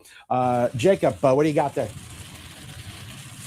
You know, Kevin, I was actually heading north on 48 to get up to Weldon and cut east, and I drove through some of that wind. It was really strong. It seemed like it was picking up there, probably easily had gusts at 60. And so I'm not surprised by that. Still have not seen any power flashes. Still have not had any indication. It's nighttime, folks. We are not able to see a whole lot here. They got to keep a close eye on things. Looks like, though, they did just extend that tornado warning. Kevin, back to you. Yeah, so here we go. Phones are doing this all across the area here tonight. Let me try to shut that off here. Switch to here we go. Memorial State. Okay, tornado warning in effect now, Champaign County. This looking very interesting here on radar for us, folks. Tornado warning in effect, Champaign County. And we're seeing the rotation there near Lodge and Whiteheath. And it's that little front end, what we call the front end nub right here, kind of comes out just a little bit. And there are some really strong winds in there as well. North side of Monticello, seeing that, but circulation here, if you are in Whiteheath, if you are in Seymour, if you're in Champaign, take shelter, okay? We've got an area here that we're watching. Now, is it the whole area that's going to see a tornado? No. It's a smaller area that we try to look for to see exactly where that rotation is, but they give you that kind of wide berth of, okay, it could go anywhere within this polygon area. Right now, the circulation is north of Monticello, okay, but near on top of Lodge as we speak, and Whiteheath. This is moving to kind of the east and northeast, and why this warning now in effect for Champaign County. If you're in Champaign, and I go, this extends all the way to the east, all the way to St. Joe, the question is will it maintain on this kind of path? Will it go just a little bit more to the north? That's what we have to kind of determine here, and that's what we're watching right now. We're getting reports in of some damage here. I just want to come back down one more time to this tornado warning that we've got. Seymour, Whiteheath, take shelter right now. Jacob, you're hearing about some reports of some damage. Yeah, hey, Kevin, I just got off the phone with my dad. There's damage in Gibson City. He says there's trees down and buildings damaged in the downtown area. They're assessing what has happened up there, but they've got metal down. There's some building structures that have reportedly had some sort of damage there right in the downtown area. So I just got off the phone with him. He called me to let me know. This happened moments ago. We'll get more information as we can. In the meantime, I'm just passing into Lodge right now, Kevin. In fact, the sign for Lodge is in front of me, just passing now. We're watching this storm as well, but these storms have a history of wind damage and tornadoes, Kevin, and we expect that to continue. In the storm tracker at Lodge, back to you. Yep, the rotation is over Whiteheath now. rotation is going to be over Whiteheath. If you are between Whiteheath and Seymour, it's imperative right now that you are taking shelter along I-72, taking shelter here with this potential tornado. Right there, you're getting some of that circulation. You're definitely getting some of those stronger winds. And as Jacob's just talking about, it looks like they've had something up in Gibson City that has occurred with some damage up there. And so we'll be efforting some more information about that. But right now, big concern here is the extreme eastern portion of Piatt County and now western portions of Champaign County, where we've got this new tornado warning that is in effect. Folks, here's the thing. We've had several reports already. This has not just been a, possible tornado. We've had confirmations of tornadoes tonight, and they're still ongoing along this entire line. So just kind of back things up, get a wide view of this here to kind of show you everything that's going on. We've still got the tornado warnings up here into Ford and to Iroquois County. So I can't leave you guys out. I know we've got Champaign County here, and we're going to watch that as it crosses the Champaign County line. But let's just try to look in here. Here's the Gibson City storm where we've had some damage with this. Looks like a lot of winds. As I just kind of look at that, that looks like a lot of kind of maybe straight line winds in that right now. Could have been something a little bit earlier, possible, but it's super difficult to always kind of, see this and go, okay, is that the tornado? Is it there? Is it there? So we just kind of have to act as if it is at this point, because these circulations happen in a minute or two, and then they're gone the next. But it's enough to cause some damage. And this is one of those scenarios that I feel that we're going to hear about damage coming in tomorrow that maybe some people don't even realize that you've had some damage maybe in some rural areas, because some of these circulations have been so quick and they may not even know about it just yet. So if you're in Ford, if you're in Iroquois County, take shelter here immediately with this storm. We've got the Champaign County storm coming in here, Seymour area there right now, where we've still got that. Here's Champaign. If this thing kind of comes, this thing's going to come along I-72 here, maybe more on the north side. We're going to have to kind of watch that carefully here as it now is moving into Champaign County. There's Bonneville. Tornado warning continues. So anywhere between Whiteheath, Seymour, Bonneville, Champaign, get to your tornado shelter. Seth is back here with us, gathering some more reports as well. And Seth, what do you have over there? Yeah, just wanted to illustrate one particular thing here with this storm that is now moving into Champaign County. We kind of noted right there, just outside of Seymour, where that rotation is. I've got a camera on in the background here of Memorial Stadium. The problem is I'm not able to see anything. There's not a whole lot of lightning dotted up and down in this storm, so that's going to make it extra hard to actually see what's going on. That's why it's important to have all this radar data as well. But there's a look here in Champaign. That's actually from atop our studio, looking just off to the, looking mainly to the west, a little bit to the south as well. But we're just not really seeing too much out there in the way of any sort of lightning, so it's difficult to be able to actually see something going through, which is why it's important to make sure that you are inside right now, because you're probably not going to be able to see anything. Also, to get some reports of sirens going off on the southwest side of Champaign already, so we've got that we're dealing with here. And like we've been saying, at the very least, even if we don't end up with that circulation, these bright colors, it's almost kind of a tan color. Those are some seriously strong winds, and those same winds at one point caused a lot of outages. What I'm going to do here real quick is bring up a power outage map. Take a look at McLean County here. If we can bring this full screen here real quick. Look how many outages there are in McLean County. That says over 15,000. So that was moving right over the Bloomington normal area. Strong winds are going to be able to do that. These 70+ mile an hour gusts, even down there to 65 miles an hour, are going to be able to cause some serious wind damage and knock out that power. And that might be something we see happening later on here if this storm keeps its strength in Champaign County. Lots of other outages here, just measured in the hundreds out there in Logan County, parts of Menard County as well. North and west of here in the Peoria area, that's where a lot of outages are at too, several thousand. But again, McLean County, upwards of 15,000 in terms of outages as well. So that is part of the wind damage side of the story here. That's going to be a significant thing that we see as these storms continue to bring their strong gusts along with them as well, Kevin. Yeah, and I just saw I reported an 85 mile an hour wind gust. Wow. In Bloomington Normal. Normal had 85 miles an hour. Just now? Earlier. I was going to say. Yeah. And then Decatur just measured a 58 mile an hour gust.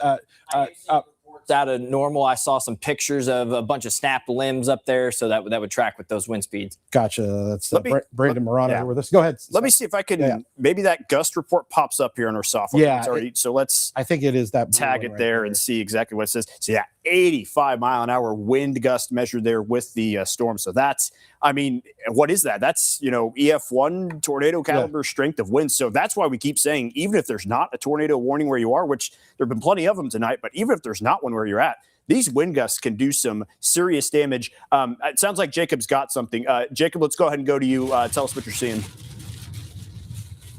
Hey, I may have a potential tornado in front of me. I'm seeing a vertical column of dirt extend. I think you can see the lowering. I'm on Route 10 passing the WCIA tower. There is something, the clouds are spinning now, and near Seymour in front of me, seeing some swirling dirt there. Can you guys see that at all? It's going to be right on Route 10 at Seymour. So yeah, right there, you're looking right at it, folks. Here, if we can bring me up here, if you can, here.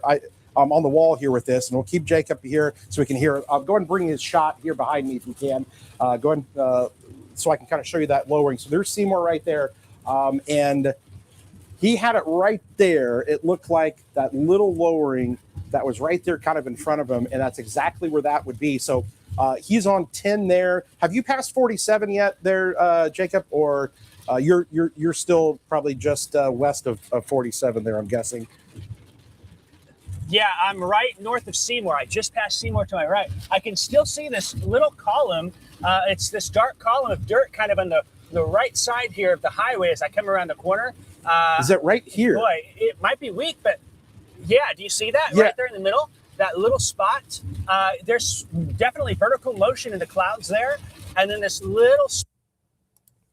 Yeah, so we've got him there, and I think we lost his audio there for a second, but he's looking right at it. And as I look at it on radar, it's right there along Highway 10 where there are some really strong winds. When I look at this on radar's estimating some 70, 75 mile an hour winds about 3,000 feet off of the ground. And so again, he is traveling there along Highway 10.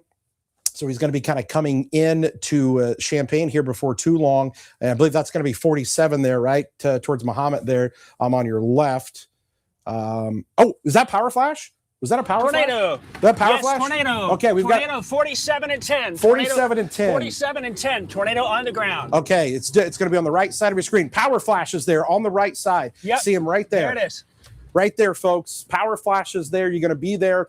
So this is going to be south of Muhammad, but coming into Champaign County here. Power flashes, tornado there. Jacob's got it there. There it is. There's your tornado. Flashes, power flashes, they're happening with this. Strong winds on this as it comes in here. Champaign, take shelter immediately. We've got power flashes on this storm here as it is coming in here. He is on Highway 10. It is going to be east of Seymour. You need to be taking shelter. That's your confirmation there. He's got the power flashes that are that confirmation you're getting. That we've got the tornado warning that is in effect there. So that's going to be just south of Highway 10 is where some of those power flashes are. That's going to be a little bit more kind of a rural area, a lot of farm fields that are kind of out there right now. But Jacob, I think we're kind of getting his audio kind of in and out there. But we saw those there clear as day. So let's, if we can here, you can see this kind of area here, the darker and then kind of the lighter here. It's off here. So this is 10.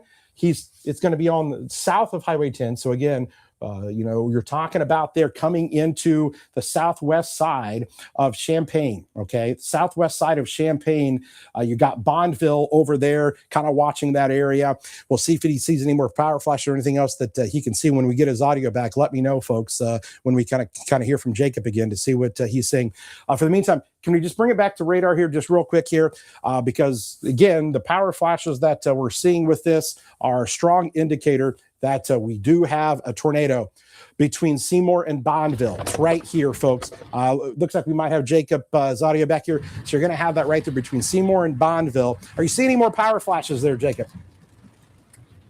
I haven't seen any more, but the lights are off here. I'm about a mile west of Bondville, rolling into town now. It's going to be on the south side of Bonneville now, where that area we saw. Kind of keeping my eyes on things. I'm in a great spot to see this, Kevin. It's ahead of me, but the rain is behind me. It's kind of squeezing in and getting that view. And you can see the lowering from the lights of Champaign here. And even if we're just having a brief area of this rotation with this tornado, I think there's going to be some significant wind that comes from this as well. So, that's the big story from this. Lights are still on in Bonneville, but in Seymour, they were off. And that's what we were dealing with here. So this storm has a confirmed tornado in southwestern Champaign. In fact, we're following this through Bonneville now, and we'll have an update for you if we see anything else. Kevin, back to you. Okay. Thanks a lot, Jacob. Again, if you are in Champaign, we've got a tornado here, folks. There is a tornado that has occurred in the last 2 minutes. And it was there, over there, west of kind of Bonneville, between Seymour and Bonneville. This thing is coming in here to the west side of town. Confirmation here. Jacob showed you the power flashes live on the air just 2 minutes ago. And there's going to be that kind of rural area there, basically south of Bonneville. But now this is going to start to come into West Champaign, Western Champaign city limits there. If you're in Southwest Champaign, if you're in Western Champaign, you're Bonneville, through Champaign, all of you, because it's just hard to say exactly where that tornado could be going here. Bring me back to radar here real quick, folks. We're going to try to kind of pinpoint this once again. Here's Champaign. We'll try to see this on reflectivity. So you're going to have something in there. Again, this would be most likely relatively weak tornado. You're going to have, EF1s, EF0s with this when we just kind of look at it, but that's going to do damage, and it already has. And so we saw the power flashes there from those power lines that are kind of down there. So we're kind of looking at it. When we look at the velocity scan here, you definitely have some kind of stronger winds, but this is now coming into Champaign. And I got to tell you, folks, we're gonna try to see this from our cameras. The problem has also been the lack of lightning. We're not getting a ton of lightning from this to illuminate things.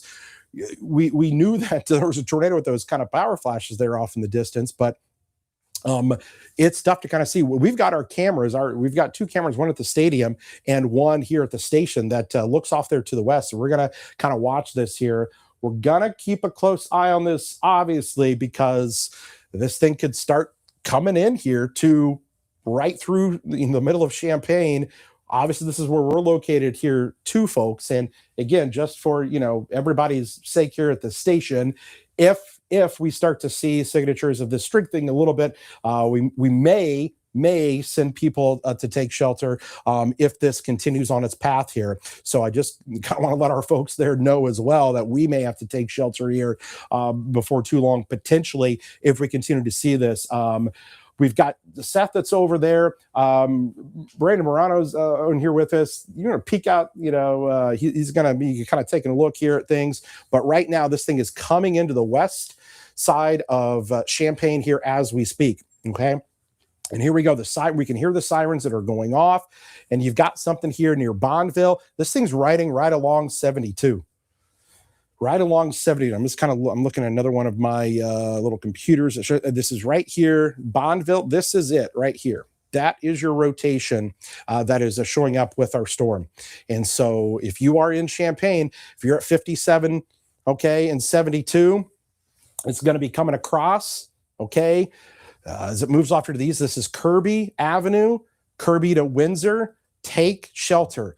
Basically from Staley Road here, Kirby to Windsor, that's where that rotation is. You need to be in your tornado safe spot here, as we've got, a confirmation in the last 5 minutes of a tornado with this as it's moving off here to the east. So there's Staley, there's Highway 10, 72, 57, Windsor, Kirby, rotation with this located right about here. But we almost kind of have to play the game of, the rotation may be even more to the east because of how fast this thing is moving. It's probably getting close, going to be getting close to Staley Road and 57 here really shortly. So here's Marketplace Mall up here. And again, the kind of update kind of showing strong winds. And so there's that update there coming up. You've got right here along the Abbey Fields Drive area and Staley Road.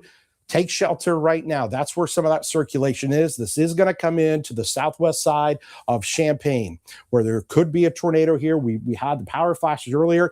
Now it's going to start to get into a more obviously, more density of an area, more elated area. And if we've got something, you're definitely going to see it because you're going to have a lot of power flashes here. So the leading edge of this now, crossing in over 57 now, coming into the west side of town, and the tornado warning continues for Champaign with the potential for this tornado. Now, it could have lifted at this point. It's tough to kind of say. It could have lifted, but we still have to act as if this thing is coming right through the west side of Champaign. So that's what we've got here, folks, right now. If you're watching us and you're tuned in here, we are at 10:01 p.m. here. We've got meteorologist Jacob Dickey that's in the storm tracker. You see it on the bottom right hand of your screen. Our weather camera here that you're seeing in Champaign, we're looking off there to the west into that storm, but unfortunately not a lot of lightning. So now what we're going to look for are going to be those power flashes. Seth Bonoff is in here with us as well, and the whole I just stepped outside too. You can feel the calm. Okay, and so those winds are going to start to pick up here before too long. Just outside here, folks, that's our tower cam shaking, right? I'm hearing the wind that's just starting to come in now, right? Yeah, I've got stadium camera pulled up here, but it's the exact same situation. Like Brandon said, you can kind of feel the calm immediately before things ramp up, but I can hear the roof right now. Things are blowing around outside. In fact, let's go ahead and switch to studio camera real quick. How about Neal Street? Neal Street. Let's here we go. There we go. So that's just right outside. You can see just some of the trash, some of the debris just kind of flying around here a little bit. Nothing crazy yet, but it was super calm just 60 seconds ago when Brandon and I stepped out there. The winds are just starting to pick up here outside the studio. They're whipping pretty good. Okay, so coming in here, right into Champaign here now. Rotation almost is going to be, it's going to be almost on top of us here, folks. So confirmed tornado. This thing is really moving at a fast clip here now, because now look at this. This thing is all the way. Look at this. So there it is. That leading edge, it just kind of came through, and we're hearing some of that. Again, anybody shout out to me if you see anything on any of the cameras there, and let me know if you've seen any power flashes or anything. But now we are getting the winds. Let's maybe pull up the Neal Street camera now if we can here behind me. And again, if we can, we'll just kind of look at that. It's because it's literally on top of us now. Now the rain isn't too heavy here, but we're definitely seeing some of the winds kind of pick up just a tad bit there. I know it looks fairly calm, but we can hear the winds pretty good. So the tornado warning still in effect here in Champaign. There's a little area of circulation. And whoa, okay, there we go. Man, we're hearing the winds here on the roof here a little bit. And you can see there's some of the things kind of blowing off in the distance there. And here comes some of that heavier rain that's just starting to kind of kick up a little bit. So right now, Champaign, we're not seeing, any power flashes here. Jacob, let me know if you're seeing anything, and you are, because Can we take the studio camera? I've got a pretty good view of Neal and Green Street. You can just see the rain, the wind pushing the rain. I think the Neal Street camera, that one's Memorial Stadium. Let's get the studio one if we can. It's the intersection of Green and Neal Street. You can just see the rain blowing around pretty good here in the wind. There we go. So there's the intersection just outside of the Duncan here, outside of the studio. Wow. A lot of people still out here. We've got a tornado warning in effect here for Champaign. You can kind of see the sheets of rain kind of blowing across. So we're definitely getting some of the strong winds that are rolling through at this point. We'll have to kind of see if we're seeing any indications of anything else, power flashes or anything. As I kind of look at this right now on velocity, I'm not seeing anything that makes me go, whoa, but it's something that we've got to keep kind of watching. Boy, is that somebody on a bike over there? Oh boy. Okay. Let's bring it back. Let's bring back somebody on or maybe they're just walking over there. Here it is, folks. Urbana still being her shelter now. This came across. I've not seen anything here. Again, somebody tell me if we're getting other reports of anything, but I've not seen any, power flashes. The storm pretty much kind of came right over the top of us here. There was a surge of wind, and we heard it here at the studio. And was that the wind? And sure enough, it was as that leading edge comes through. So Urbana, you're now starting to see that If you are over here now on the east side of town, Urbana, and then you get over here along 74, St. Joe, okay, there's Urbana High School. That's pretty much where that leading edge of that wind is. And now moving off here. So basically between Old Church Road, you get over here on the east side of town as you move out. That's where that circulation could potentially still be located. Let's kind of back this view out once again. I-74, St. Joe, you're in the warning. Royal, you're in the warning, but I'm just trying to kind of analyze this on the fly and see, okay, let's look at where some of these brighter kind of red colors are located at this time. And that may be, an area to watch out for. So this is actually going to be kind of north of Champaign, but some strong winds maybe there, maybe a little bit of a heavy rainfall, could be some pea-sized hail, but any of this is some strong winds. Thomasboro, I know you guys may have some strong winds, but as I look at this on radar from a velocity standpoint, just not seeing. Glenn, were you, did you have a reporter or anything? Okay. Glenn just kind of popped in here. We've got the whole team that's here, sports. We should be in a newscast here right now, but everyone that is here at the station is efforting reports from news to weather to sports and trying to figure out just kind of, what may be kind of transpiring here as we speak. Seth, we're watching this storm kind of come across. You've got some pictures here. What do you got? Yeah, this was up in Gibson City. This was Jacob got this picture. This has been a little while ago because the storms have already passed through Gibson City, but we can see what looks to be some rooftops here. Kind of looks like the top of maybe, I don't know if it's a building, kind of the top of a carport sort of thing, but there has been plenty of wind damage there in Gibson City. It looks like enough strong winds there to at least peel off the exterior roof or the siding here of some buildings. So this is on the west side of Gibson City from those storms earlier. Again, that one's come and gone, but these wind gusts, this is what they can do. They can rip off those exterior siding parts. They can rip off parts of the roof of some outdoor buildings. That's why we keep you away from those parts of your house, because even if there's no tornado, there is some damage. These winds can just tear those pieces right off and lead to this. And you can see it's all over there in the street as well. So this is an older report from when that storm was moving through Gibson City. That part of the segment was moving through, but just kind of shows you the potential that these storms can bring. So that was, again, west side of Gibson City, Kevin. All right. Thanks for the report over there. We are in the middle of it here, folks. We've been watching these storms for quite some time. They're picking up on their forward progression here in speed by quite a bit. And we're watching it. Just got a report that Champaign, Willard Airport, they had a 59 mile per hour wind gust come through, 59 when it came through. So let's kind of reset things. That's I know we've got this tornado warning stuff. Let's go back to the beginning here. We've got multiple areas with severe thunderstorm warnings, and we'll do this again where we just kind of clear the radar off so you can kind of see who's in the clear here so far. So you've got Champaign, you've got Douglas County, severe thunderstorm warning, portion of Piatt and Moultrie. You've got up here still the tornado warning in effect for Iroquois County, severe thunderstorm warning as well. And I know you're saying, what about us in Coles, Effingham, Cumberland, Shelby, Christian? Nothing going on in your area here. Throw the radar back on, just kind of look at things. Look, do you see how the signatures here have weakened a little bit in terms of the reflectivity? They don't look as strong, but that can be deceiving sometimes because you can still have some strong winds still kind of coming through. And I think that could still be happening on the leading edge of things. Let's just kind of come back in here and the colors that you're looking at. So you've got some reds, then you start to get into some of these kind of pink colors. Okay, 45, 50 mile an hour winds. And you start to see this kind of color here, this kind of brighter pink, and then sometimes this beige color here.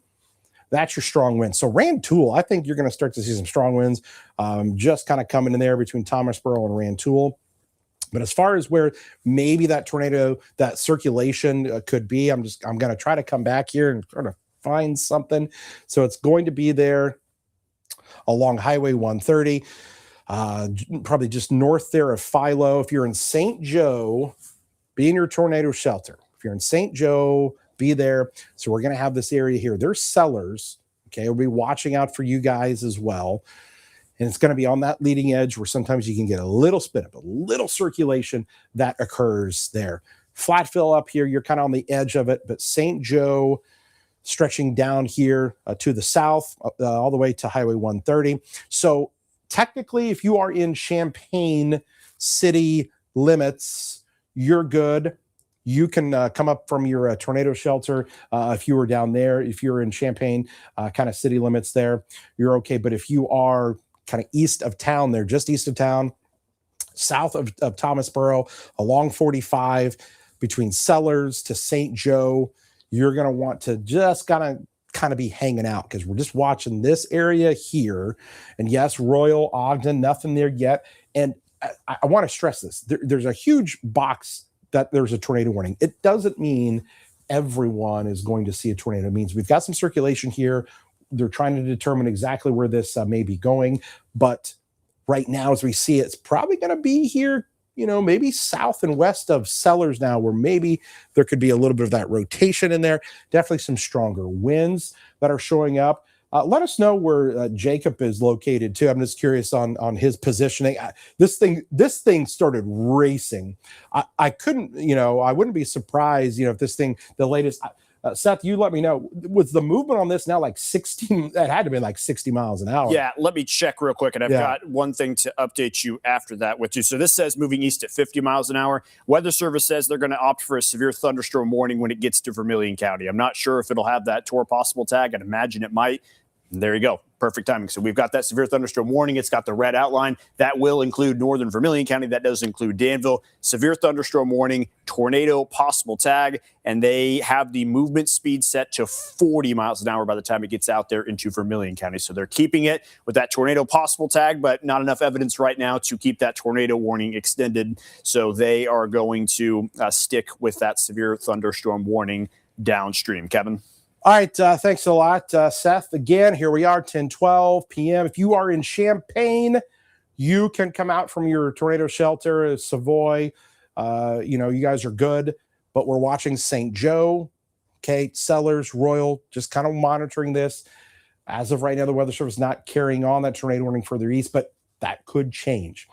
We've got an update from Jacob, who's been in the storm tracker, who about 15 minutes ago had those power flashes there near Seymour in the Bonneville area. You've got an update on some Gibson City damage there. What do you got? Hey, Kevin, I just got off the phone with my dad, and they've got first responders out assessing damage. He says there's a path of damage from the southwest part of town to the north and east. Several buildings have roofs that have been blown off. There's sheet metal across power lines. There's trees down across town. They've got city crews, fire department, police that are out assessing the damage there, and the power is out. So he's asking that if you're in the Gibson City area to stay off the roads until crews can get things cleaned up. Quite the mess, it sounds like, up in Gibson City tonight, Kevin. We're now east of University on 74, heading towards St. Joseph. We'll be there in about 5 minutes, and we're going to keep Vermilion County covered, even though the warning as a tornado warning may not continue. I'm going to follow this storm and keep our friends in Vermilion County in the loop, Kevin. We'll have any updates if we see anything as we're moving to the east here towards St. Joseph. Live in the storm tracker, I'm meteorologist Jacob Dickey. Back to you. All right, Jacob, good job out there keeping up with the storm. What he does is not an easy thing to do when you're out there chasing and trying to stay ahead of things, trying to see things at night. So we appreciate Jacob's work out there in the storm tracker as always. And that's the great thing is, we're able to give you those views, try to give you the views of the storm, try to have eyes on the storm. Nobody would have saw those power flashes, from a broadcast standpoint if we weren't out there. And Jacob was out there in the storm tracker, showing them to us live on the air, showing that tornado that was kind of coming through. So now here we are watching our storm. I want to go up because, again, I know we've got a ton of you that watch us up in Iroquois County, and we've had just so much going on. We're trying to cover everybody as much as we can. You guys up here, you've had a pretty little line coming through the Cissna Park area, and now coming into, eventually Watseka, Milford, Woodland, Wellington areas. And so we're going to watch this line come through. Could there be some embedded circulations along this? It's definitely possible here. You know how fast we've seen these things kind of pop up there and then kind of go away. Again, we watched those power flashes for Jacob. They were there for about a minute, and then suddenly they weren't there anymore. So that's how fast things can kind of change and evolve. And that's where we're just trying to stay on top of this the best that we can. I would normally be in the middle of my main weather segment on WCIA News at 10 o'clock here. Actually, Seth would be here normally on the 10 o'clock. But we've got you here. We're watching our storms that are coming through. Yes, the tornado warning does continue here for northeastern and kind of eastern, I should say more of the eastern portions of Champaign County. As I look at this here, not seeing anything that's definitely making me go, we better watch that. I think there's some strong winds in there. And I don't want to downplay that, because I think we've actually we're going to find that we may have had more damage from straight line winds than actual tornadoes here tonight. But a lot of that data and a lot of those reports seem to lag behind several hours or maybe the next day. I have a feeling we're going to hear a lot about maybe some trees or power lines down, maybe a handful of these little spin up tornadoes that may have occurred. And then the Weather Service is going to have a heck of a time going out and surveying and trying to determine, was that a tornado? Was that, straight line winds? Because we've had both. You got the straight line winds pretty much anywhere along the line, but then you may have this little 1 mile by 1 mile square where, maybe there's a little circulation that pops up in a field, right? And we've had that a handful of times here. Getting a lot of reports of some damage up in the Bloomington Normal area as well that we're hearing about. So we're going to maybe try to get some of those pictures and whatnot coming in. And folks, back there, make sure we're checking our email system and Facebook and see if we're getting any pictures coming in via our Facebook and email. And if you guys have any pictures of damage, and if you can capture it safely, you can email it news@WCIA.com or weather@WCIA.com. You can send us a message on Facebook. There's multiple ways that you can get those to us. So I just want our folks, whether it's our producers or Seth and everybody else, Brandon and Kelly that are here with us, let us know if you're getting any of those pictures in, because our viewers do such a fantastic job of letting us kind of see maybe what has occurred. So if we're getting any of those, let me know, and we can kind of share those with our viewers here tonight. As of right now, strong winds here. I'm just gonna kind of stay off the velocity for it, because it's kind of muddy, and what we're seeing here more than anything is some strong winds here. Now you've got Penfield. Some heavier rains coming in there. You're going to have on the leading edge of this, there's going to be this gust that occurred. We heard it here at the station. It was all of a sudden, whoa, was that the wind? And it was. And so you may have the same thing happen. It'll be calm, and then whew, all of a sudden those winds really kind of kick up. So there's Vermilion County, Oakwood to Danville. You're under a severe thunderstorm warning. Sydney, St. Joe, Royal. You're technically still under this tornado warning. I'm just going to look at my other little computer that I have here just off of the screen. I'm not seeing anything that's making me go, okay, that is suspicious and we need to watch it. Now, we had that earlier. You may have heard me say the same words. That looks suspicious. And sure enough, we eventually had that tornado there that crossed from Piatt into Champaign County. So this is what we're dealing with here right now, folks. We come back here to kind of the big view of things, the 30,000 foot view, so to speak. I want to just kind of look at some of these storms here. Kind of interesting. North of the St. Louis area. And the reason that I point that out is because some of the models, and I haven't, since we've been on the air for a few hours, I've not looked at some of the newest models, and maybe Seth can tell me. Some of the models earlier today were trying to show us maybe kind of this first wave hitting maybe our northern counties, and then there might be this kind of second one that maybe could hit some of our southern counties or not.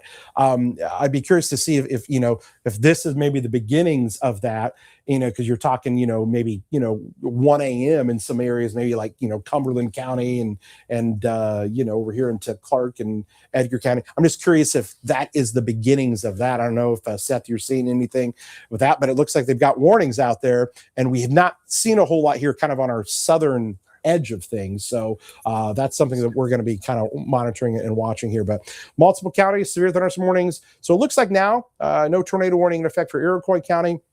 The only one still left standing with the tornado warning is going to be here into eastern Champaign County.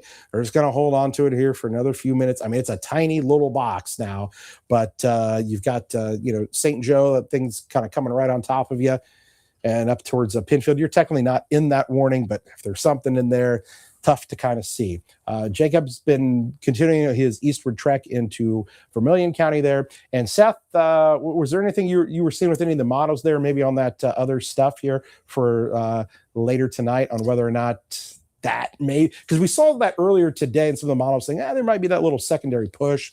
I don't know if we're seeing any of that or not here tonight. Right. Yeah, I'm bringing some stuff up here right now. The problem is, this is what the model says should be happening right now.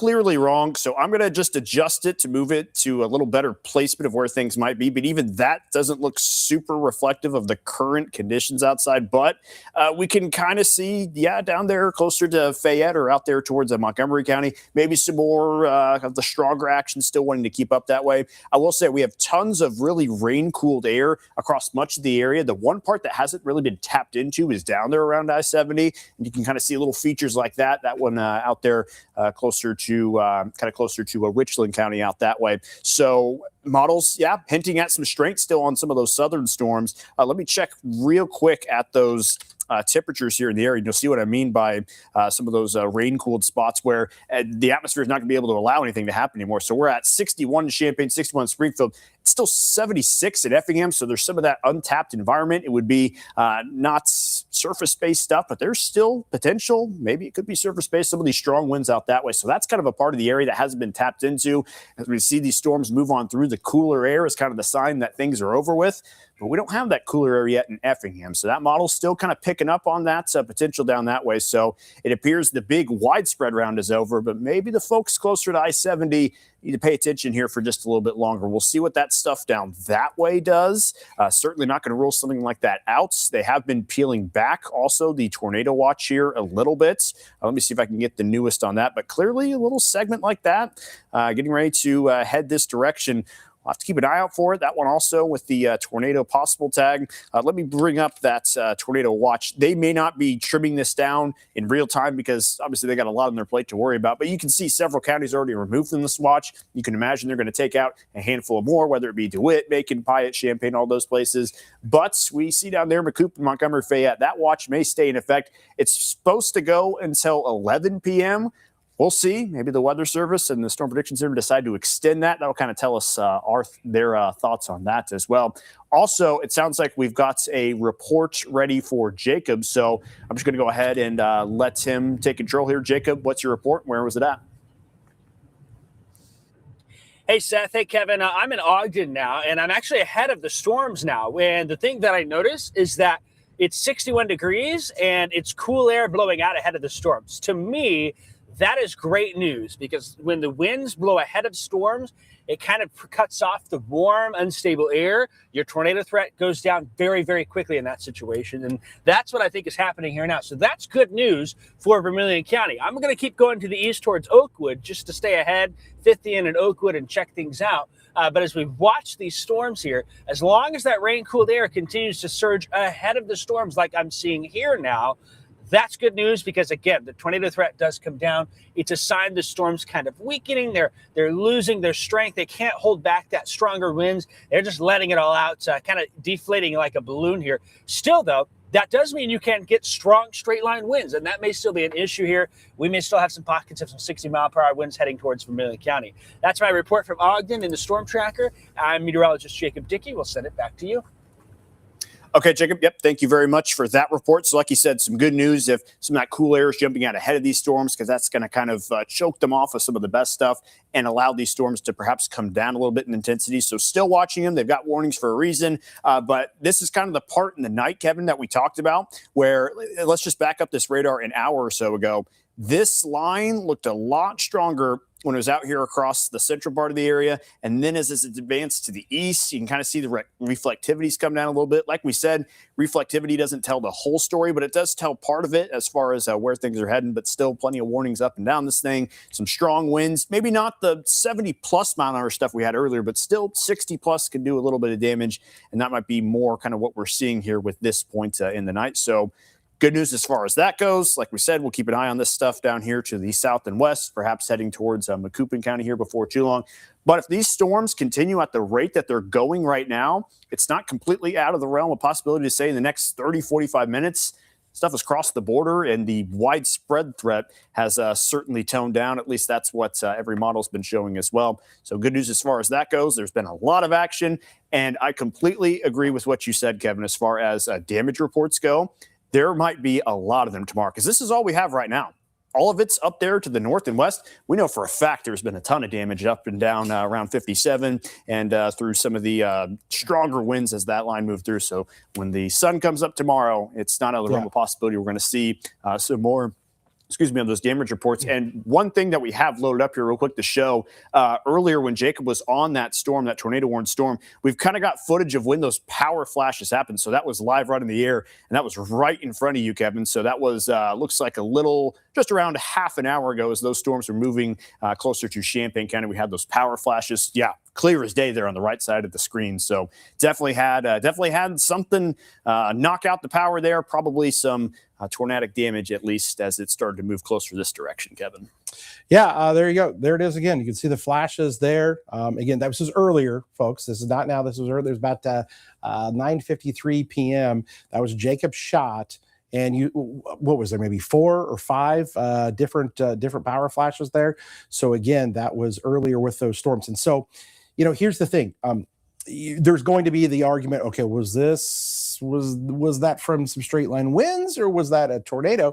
Jacob was saying that he saw some dust getting kicked up there. He was mentioning, seeing that kind of little lowering in that area. And so that's what you're looking at there. So again, that was earlier tonight with some of those power flashes. Again, I don't know if we can re-rack that again, but you from the beginning, but you may have saw my reaction when that first power flash occurred. And I kind of was, whoa, what was that? Was that a power flash? And sure enough, there it is again. It's like, I'll step out of the way. And so again, this was earlier tonight. This was south of Mahomet.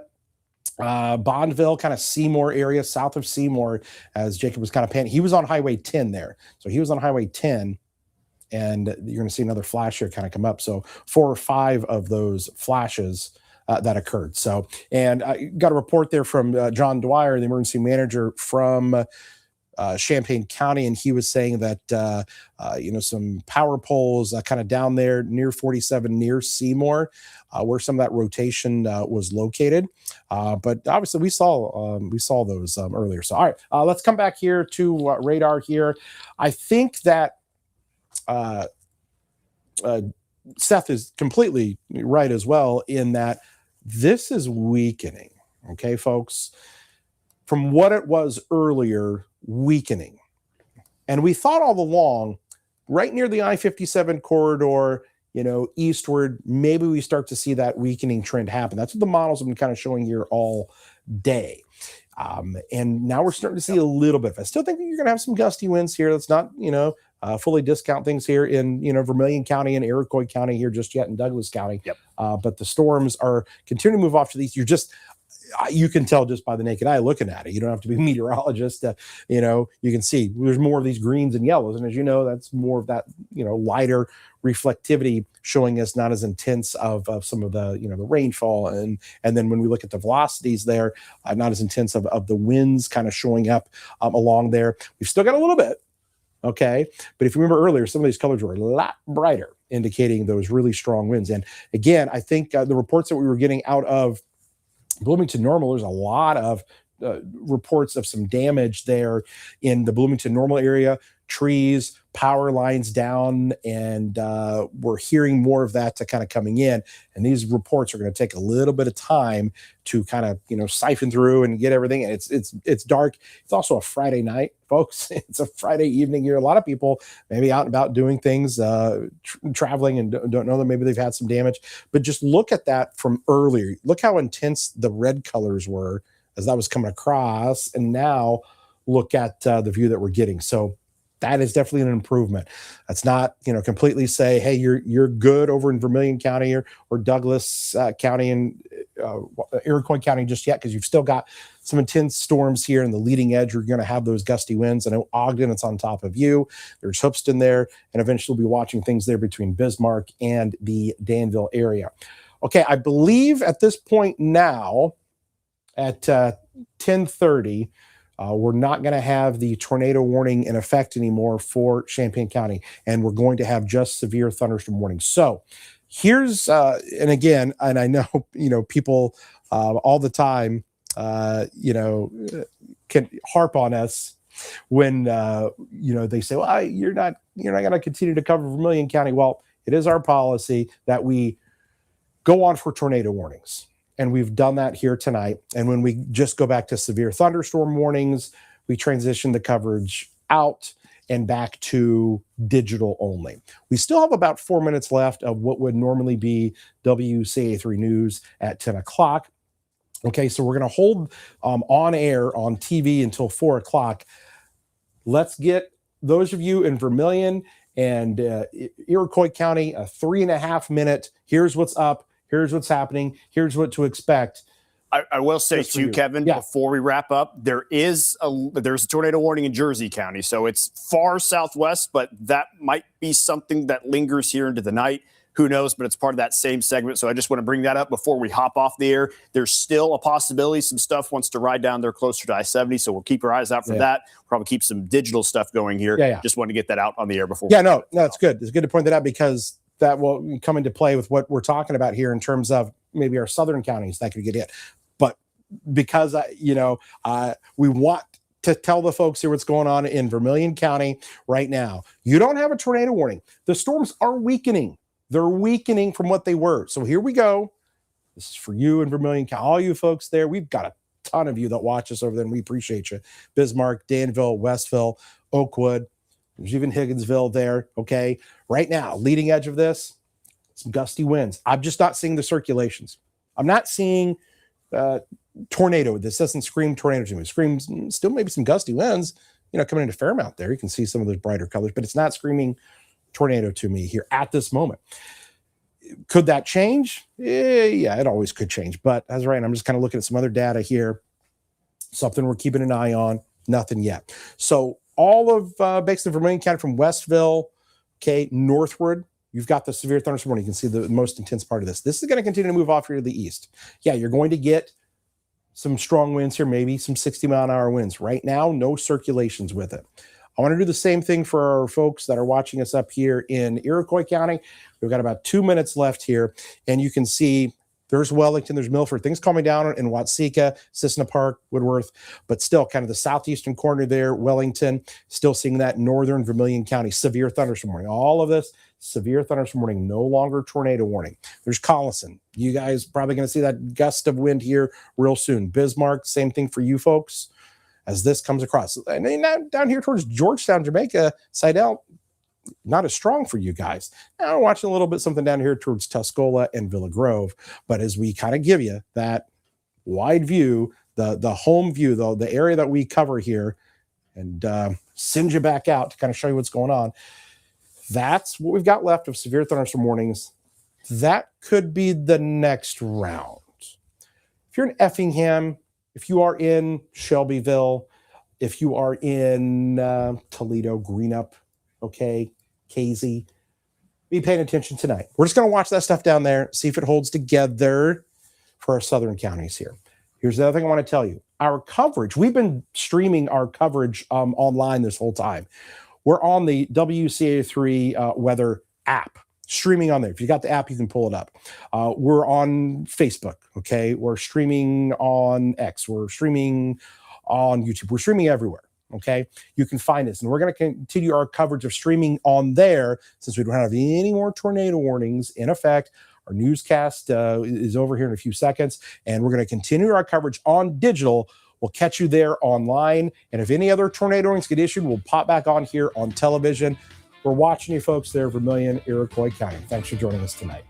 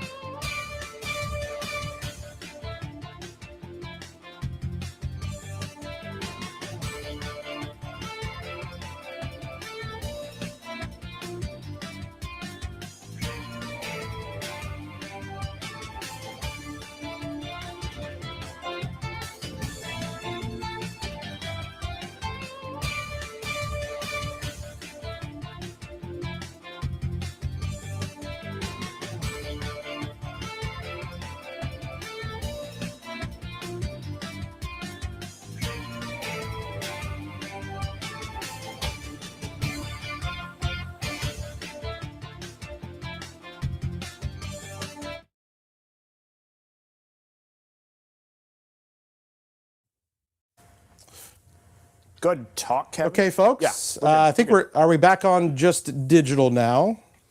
Those of you, we still got a bunch of people watching on digital over there, Seth? Yep. Okay. We're still good. Perfect. So we're still streaming. We've still got people that are watching us here.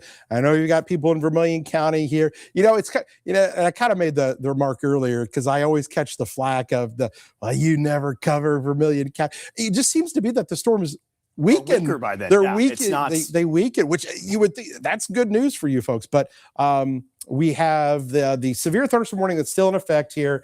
We're still monitoring this, and we just hop off the TV. Here's the thing. We have to abide by the policy that we set, because if we do it for one storm and not the other, okay. And our policy is tornado warnings in our area. We cut into the TV part of things. It's always been that way since I've been here 9 years. It was that way before. It's just kind of how we do it. We have the tools to be able to do this digital coverage, and so we can do that here. And the not interrupt program. I interrupted, I think, Fire Country and some other things here tonight, but we had to do it. We had tornado warnings here. But now the storms are weakening for now, okay? For now, this is what we're watching for later tonight. Does this hold together down here and clip some of you that have been largely left out so far? That's what we have to watch. We're gonna do some internal kind of looking at some models and the atmosphere, see what's been worked over, see how much instability is left, and we're gonna kind of take a look at things. But let's talk to our folks here in Vermilion County, mainly now because it's just maybe Wellington there to Iroquois County. But hey, this stream is going to be for you guys here in Vermilion County, because here's what we've got. Danville there, and maybe we'll have a little view of the storm there on the Danville camera here coming in the next few minutes as the storm kind of comes in. As I look at things on velocity, not seeing anything that has me too concerned here. You're probably gonna have some stronger winds, and I just kind of look at some of those areas there where those brighter colors kind of show up. But so far, so good here. We're going to watch this with you guys. Seth's still here with us. I know Jacob's still over there in Vermilion County. He's still over there watching things, and he would tell us, and he would see, there he is right there. He's making phone calls. Jacob's making phone calls there to, gather reports and kind of see what's going on. And, he's got a pretty good source in his dad up there in Gibson City, where they've had some of that damage there tonight. So, Gibson City just always seems to be the target for bad weather and severe weather and whatnot. And so it looks like they've had something going through tonight, possible tornado maybe, or some of those winds will have to kind of be determined later on. But he's going to gather that information. We're still looking for some of your guys' pictures, if you've had anything, and any more of those reports coming in. We've had several wind damage reports, wind gusts that were 60 miles an hour, and a lot of it, I think about 58, 60 was really common in a lot of spots. But the Bloomington normal had an 85-mile-an-hour wind gust that was reported up there when the storms came through. So right now, there's Oakwood, there's Danville, there's Bismarck, and a general weakening trend with the storms as those move off into Indiana. But there could still be some more coming here through tonight. How's our power outages look out there tonight, Seth? Let me bring that up here real quick. I'll get that on my system here. Sure. And let me pop that in here. Now that we're off TV, my legs got to rest here. You see me a little slumped down here. My feet are killing me. So let's pop this up here. Let's take a look at some of these outages. Let me refresh. And if we can we go ahead and bring my thing full here? So I'm just going to navigate across some of the counties with the biggest outages here. Logan County, just a little over 400. How about McLean County? They've got over 21,500 people without power. That's 25% of the areas that are tracked there in the county, 25% without power there. So just a mind-bogglingly high number of customers without power. Same goes for Livingston County, around 800. Not quite so bad in Ford County. I maybe have a little harder of a time believing that just with all the damage reports that we saw, but perhaps maybe avoided the outages. Iroquois County, though, they've been hit very hard as well, 1,700 plus without outages. As we go down farther south, you'll see some of these counties that just have the white color, not so much the blue or the yellow. Anytime you see that white, that means we're in good shape. Champaign, yes, has a few hundred. Piatt has a few hundred as well. Nothing out there in Vermilion County just yet, but we're seeing the hardest hit areas. We're really up here to the north, and even to the north and west of our area, too. Tazewell County, 5,500 plus without power. Woodford County, close to 1,700 as well. So just tons and tons of outages there, according to our latest outage map. Also, as Kevin alluded to, meteorologist Jacob Dickey out there in the storm tracker. We haven't heard from him in a minute. Sounds like he might have something to relay along to us. So, Jacob, we'll go ahead and send things over to you. Let us know what you got. Yeah, hey, Seth, it was pretty obvious that these storms are kind of blowing out here. That last little, outflow, the last big deep breath. And that's that air than the wind that's pushing out. So we were a couple miles ahead of it in Ogden and had that rain-cooled air coming on in well before the rain got there. So that makes me feel better about things. Still probably maybe some strong gusty winds moving through Vermilion County, but I don't see a tornado threat with that stuff up there. I do have some reports from Gibson City. I just got off the phone with my dad there. Actually, at the family house, he says the tree in the backyard, the top of it was broken off, pulled over the power lines, and landed on the neighbor's garage. Also, a railroad crossing signal that was nearby at the railroad tracks, bolted into the ground, ripped out of the ground and thrown down here. And there's quite a bit of damage up there. Kind of looking at radar, it could be a small tornado came on through. There's a concentrated path of damage from the west side of downtown, West 8th Street, by Kierfot Graphics, the Napa Auto Parts store, Bill Cruz's old warehouse there, where they used to have the haunted houses 25 years ago, and off to the north and east then. And that continues through town where there's some of that damage there. So that seems to be one of the harder hit spots. Also, McLean County stuff, just kind of checking some of the reports, quite a bit of damage up there. And that 85-mile-an-hour wind report was something else to see. So I'm kind of sitting here for now assessing things, kind of looking at things, Seth, and maybe you can offer some insight. Watching that storm down by Jersey County, heading towards Macoupin County eventually here. If that continues in the direction, we may need to keep an eye out later for Shelby County, Effingham County, places like that. So Seth, offer some advice. We'll kind of figure out with my plan as to head that way, maybe to go up to Gibson City to see if there's anything there, maybe to just call a night and whatnot. But that's kind of what I wanted to give you a report of some of that information that I've got coming on. And I've had a number of other folks as well commenting and kind of letting me know about some of the different damage reports that are there. And so if you've got those reports, we do appreciate hearing those. Lots of power outages, lots of different things like that. Seeing a little bit of lightning in front of me still, but kind of watching things pretty closely here, and we'll keep an eye on it. But we kind of thought 7 to 10 p.m. was an opportunity. And Seth, I think it's safe to say that the opportunity that was presented to get some tornadic activity definitely came into fruition tonight.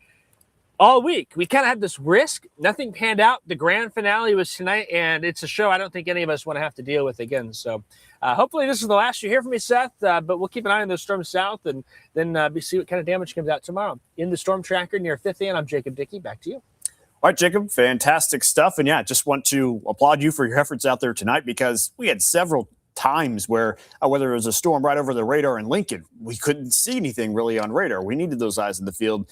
Same when it started to get here closer to Champaign. We couldn't really see things with the lightning. We were just relying on radar. So it's always nice to have that report down there on the ground, being able to see that dust kick up. There's no chance that we can see that unless we have those reports. So that is some essential stuff and probably helped push along some warnings faster than what would have happened if you had not been out there. So definitely some good stuff. I just want to check back in here in Vermilion County. Can you? Okay, never mind. Okay, sorry. I thought Jacob maybe had something else here, but he turned away his. Oh, he does. Okay, Jacob, do you have something else?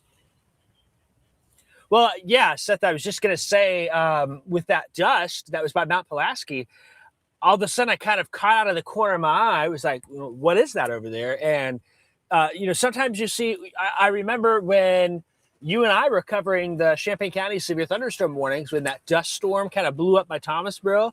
And for a second, I thought it was that. But the difference a lot of times is that usually that dust blows out.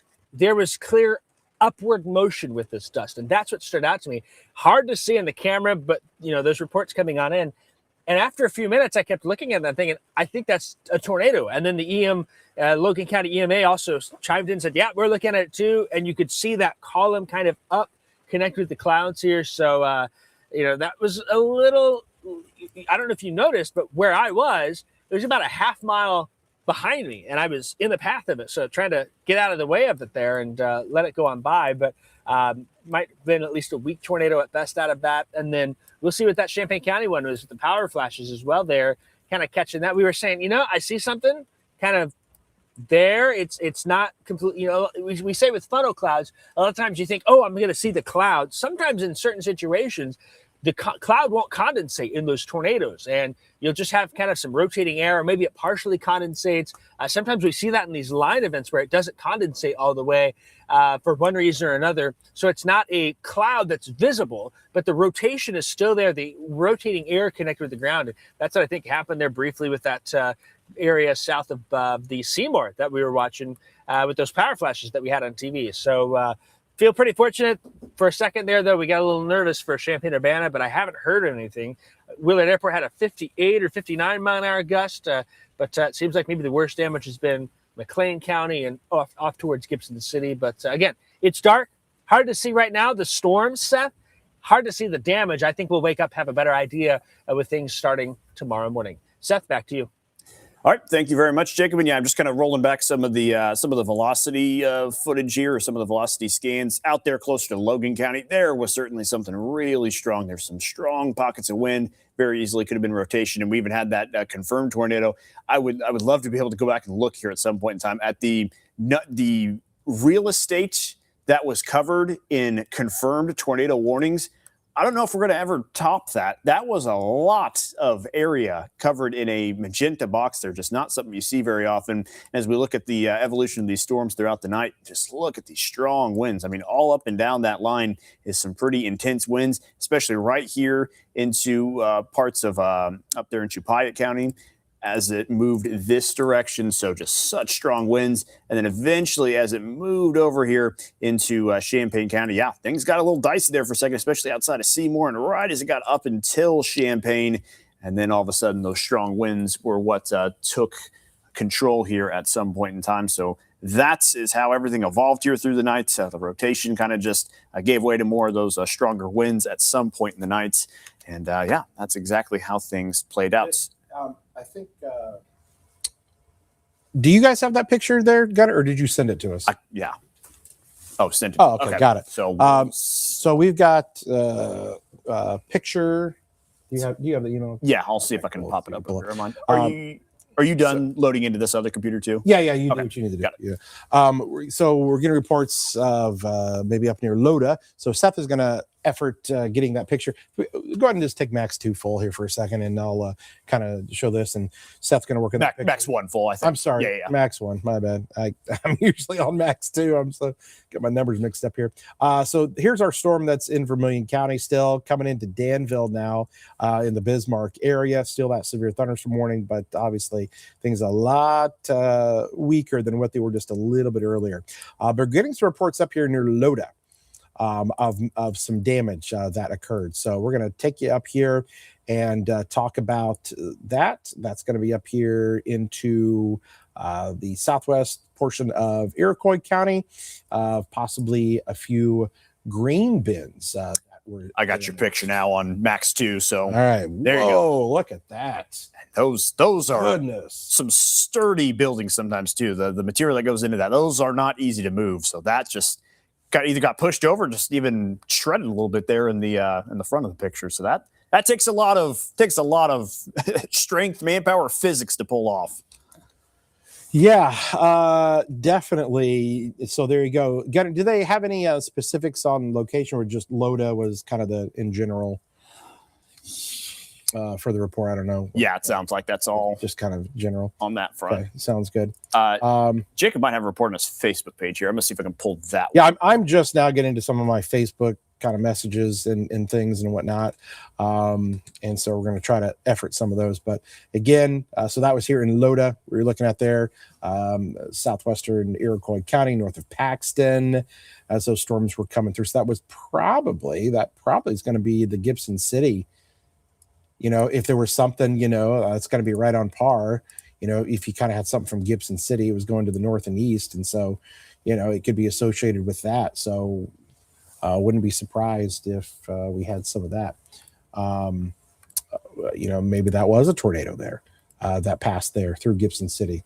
You got some more? Yes, this was from Jacob's page here. Let me, because I've got great view of the image here. I got to pull it up on a separate thing to see the description and where this was at. Okay, so this was again in Gibson City.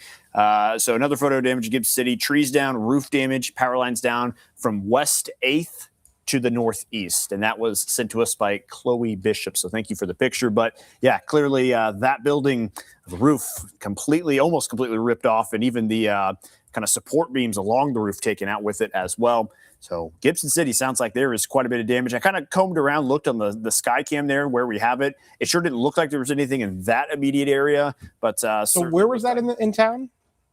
This was, it said, from West 8th to the northeast. Gotcha. West 8th Street Avenue. Okay, got it. Up to 12th and Church, I believe, is what I just heard Jacob say. 12th and Church. Okay. So from West 8th to 12th and Church, somewhere in that span. Gotcha. So that's going to be over there near the First Christian Church.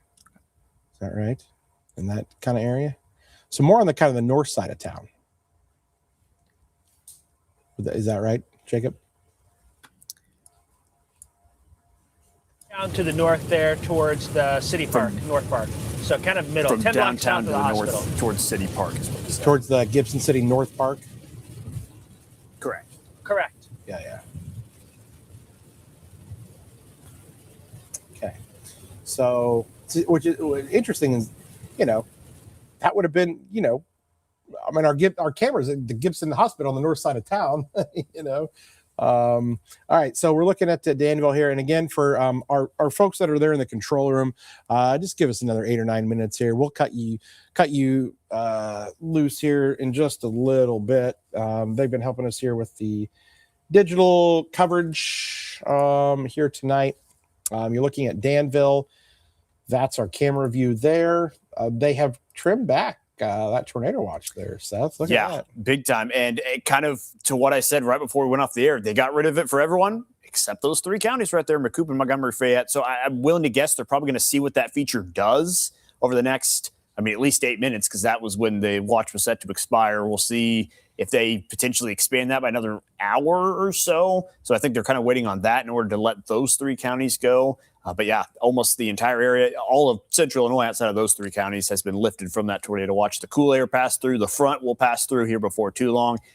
And it's already game over here for a lot of us. We are not going to see anything here through the rest of the night. Even if you're getting some light storm activity there in Danville, it's nothing too serious, even if it's got that warning on it. So you can see the watch has had a huge bite taken out of it there. Just keep an eye on Macoupin, Montgomery, and Fayette counties. Again, this watch goes for the next 7 minutes at least. We'll see if they decide to extend things from there. Maybe doesn't warrant a watch. That doesn't mean that little feature down there isn't worth watching here for the next couple of hours, but probably beyond that point of widespread stuff. We'll see what that decision is, and we'll see if we can get any insight there. That would be the St. Louis office that takes care of those 3 counties for sure.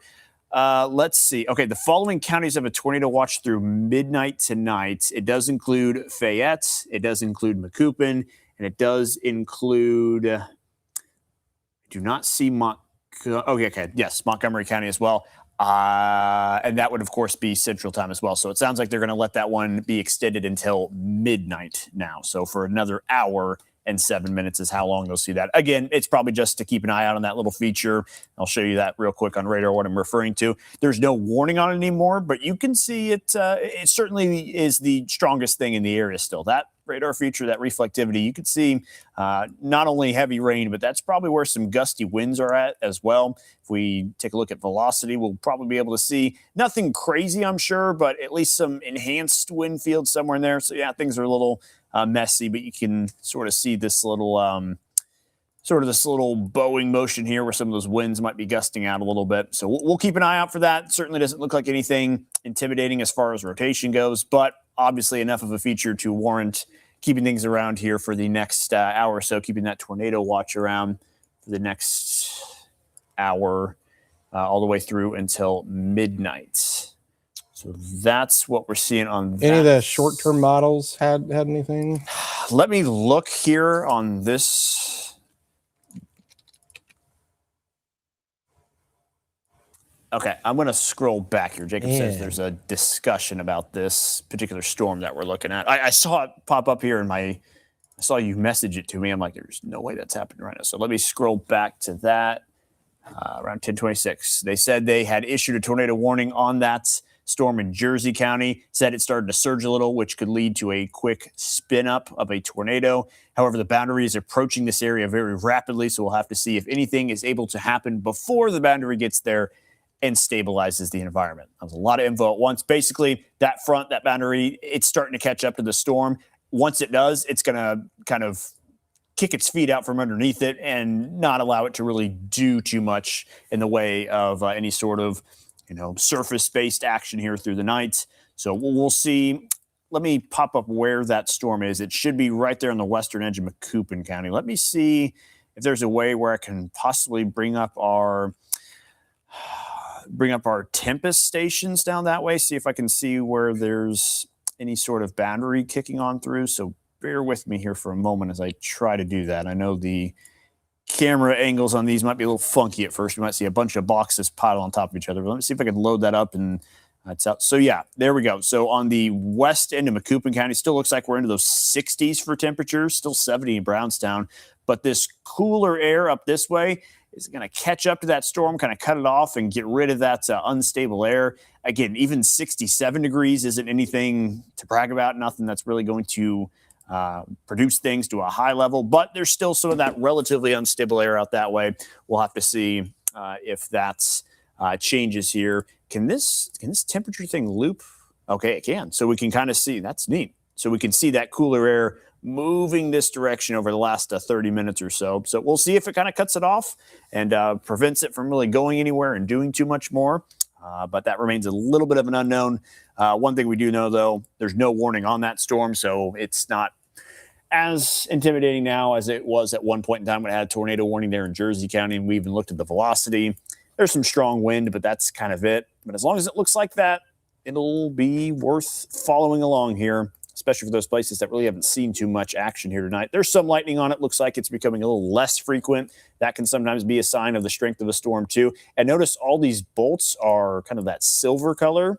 That is the negative lightning strikes, which tend to be, well, let me see. Maybe all my lightning bolts are like that. I'm not sure. I didn't pay too much attention to that throughout the night. So maybe it's all kind of meshed into one just general lightning strike, but it's still kind of holding its own. So we'll see what happens with that one as it moves off to the east. I do think, yes, all my lightning bolts are silver right now. So ignore what I said. Sometimes I don't know which radar pages I can get into that. Sometimes it shows negative and positive. Yeah, I think there are some of our settings sometimes that have that. On this, oh, here we go. Maybe I can. Did I just do it there? Oh, I have to change. Okay, I have to change the color. Yeah. Yeah. Oh boy. Okay. Let me do this. And that was the thing that kind of we had just going against us was how little of lightning that we really had with the storms, as far as trying to illuminate, the structure. Like Correct. Jacob dude was flying blind out there, with the storms a lot and the occasional lightning strike. Sometimes in those supercell storms, there's way more electrical activity going on. So you get that better structure. On these QLCSs, sometimes you may not have as much of that electricity. So I've gotten a way to differentiate it, but they kind of stay the same color. These are the negative strikes, and then these are the positive strikes. So we do still have some strength in there. There's not a ton of them, but those positive strikes kind of indicate if there is a little bit more kick or life to some of these storms. So certainly it's still something we're watching out for. That's going to be moving through Carlinville here before too long. So we'll see what becomes of that. We'll see how that evolves with time. But this is really the only spot. It is the only spot in the area we have to worry about right now, because everywhere else has seen the stable air sweep on through and kind of end things in the severe threat for us tonight. I'm going to throw up that Danville camera. We can see some action there in town, but that is a lot more mild than what it was through Champaign here at one point. So that just shows you how quickly the weakening process happened. We thought this is what it would probably look like as it weakened and kind of hit a wall and really crash. But there was always a debate. Was it going to do that kind of before it got too far into our area, or was it going to do it right now where it's doing it? And obviously the answer was the latter of the two there. It stayed strong for a very long time here and caused a little bit of chaos as it did so. But now clearly not the same as it once was. All right, so we're coming up here on 11 o'clock. I think our warnings are starting to move out of our area here. I'm I'm on the Gibson City camera. I'm just kind of panning around to see if I can see anything. Looks like it's still raining there. Again, we're at the hospital. And, you know, there's some damage that's near the, I'm trying to tell, you know, is it dark just because, Yeah, you it's know, hard to know. people are in bed at nighttime. 11 o'clock at night, Yeah. or, you know, but, you know, the hospital is going to obviously always have power because, you know, they're going to have backup generators and things Yes, like we are. that. Jacob.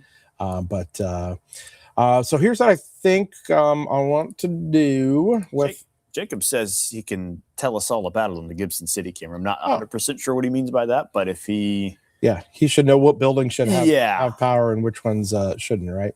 Oh, is he here? Is that old? No, that's got to be old, right? Jacob, Let me check mine. No, I'm not here yet. Okay. Oh, okay. Your There he is. icon says He's coming in. Coming in on. He's coming back on 74 there. Okay. So at this moment, we don't have any warnings. So here's what I want to do. I want to tell our crew back in the back. You guys can kind of stand down for now, and we're just gonna switch things over here to our system here. And just give me a second, guys. And let's see here. We've got, let's see here. What am I doing here? We're going to take. I think production was maybe 7. Okay, yeah, production's on 6. So I want 7 to be our weather system here. Sorry, guys. We're punching buttons back here to get things around to what we want them to be so that we can continue to hang here with you. But send our crews back home. We've got a new system here, so everything's in a different spot than it used to be. All right, stand by here, guys. I'm not kidding. Oh, there we go. It's clear over like here. I said, now. The muscle memory is oh gone my on goodness, that thing you're now. not kidding. Okay, so that's max 1. And all right. I believe we're good here. What mics are we on here? We've got So weather. I've got weather. You got Prod 8. You've got 8, right? Okay, perfect. Yes. So our folks here should still be able to hear us online. Production, go ahead and you can go to black. That's You what guys can kill our mics. you Yep, we're can good. kill. There, and then let's just confirm that we are still going here on the digital stream, and you guys can see us. Do I have that right? Yeah, you should. okay, I just all right. want to get my get some of the other. Yeah, get you up there.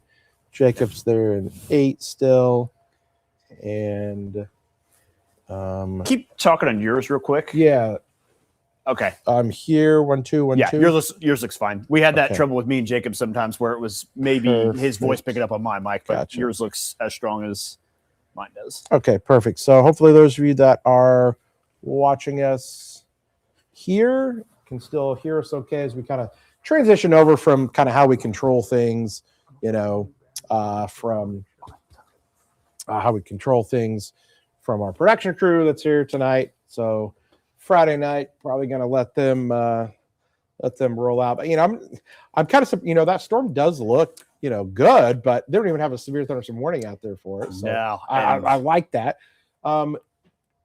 Current instability levels, or even like, what do we got analysis wise? Let me see if I can pop it up on my software here. I'm not going to be able to. Okay, hang on. I've got all sorts of things later on each other. Can I just get rid of the radar here? Okay, I kind of did. Okay, there we go. So there is some down that way. I think this is forecast instability when it's on our software. But let me bring up the GR Earth. Yeah, do the GR Earth, and then GR Earth, and I think Okay, there we go. Let me peel radar off. So there's not much. I mean, is that instability? SB Cape.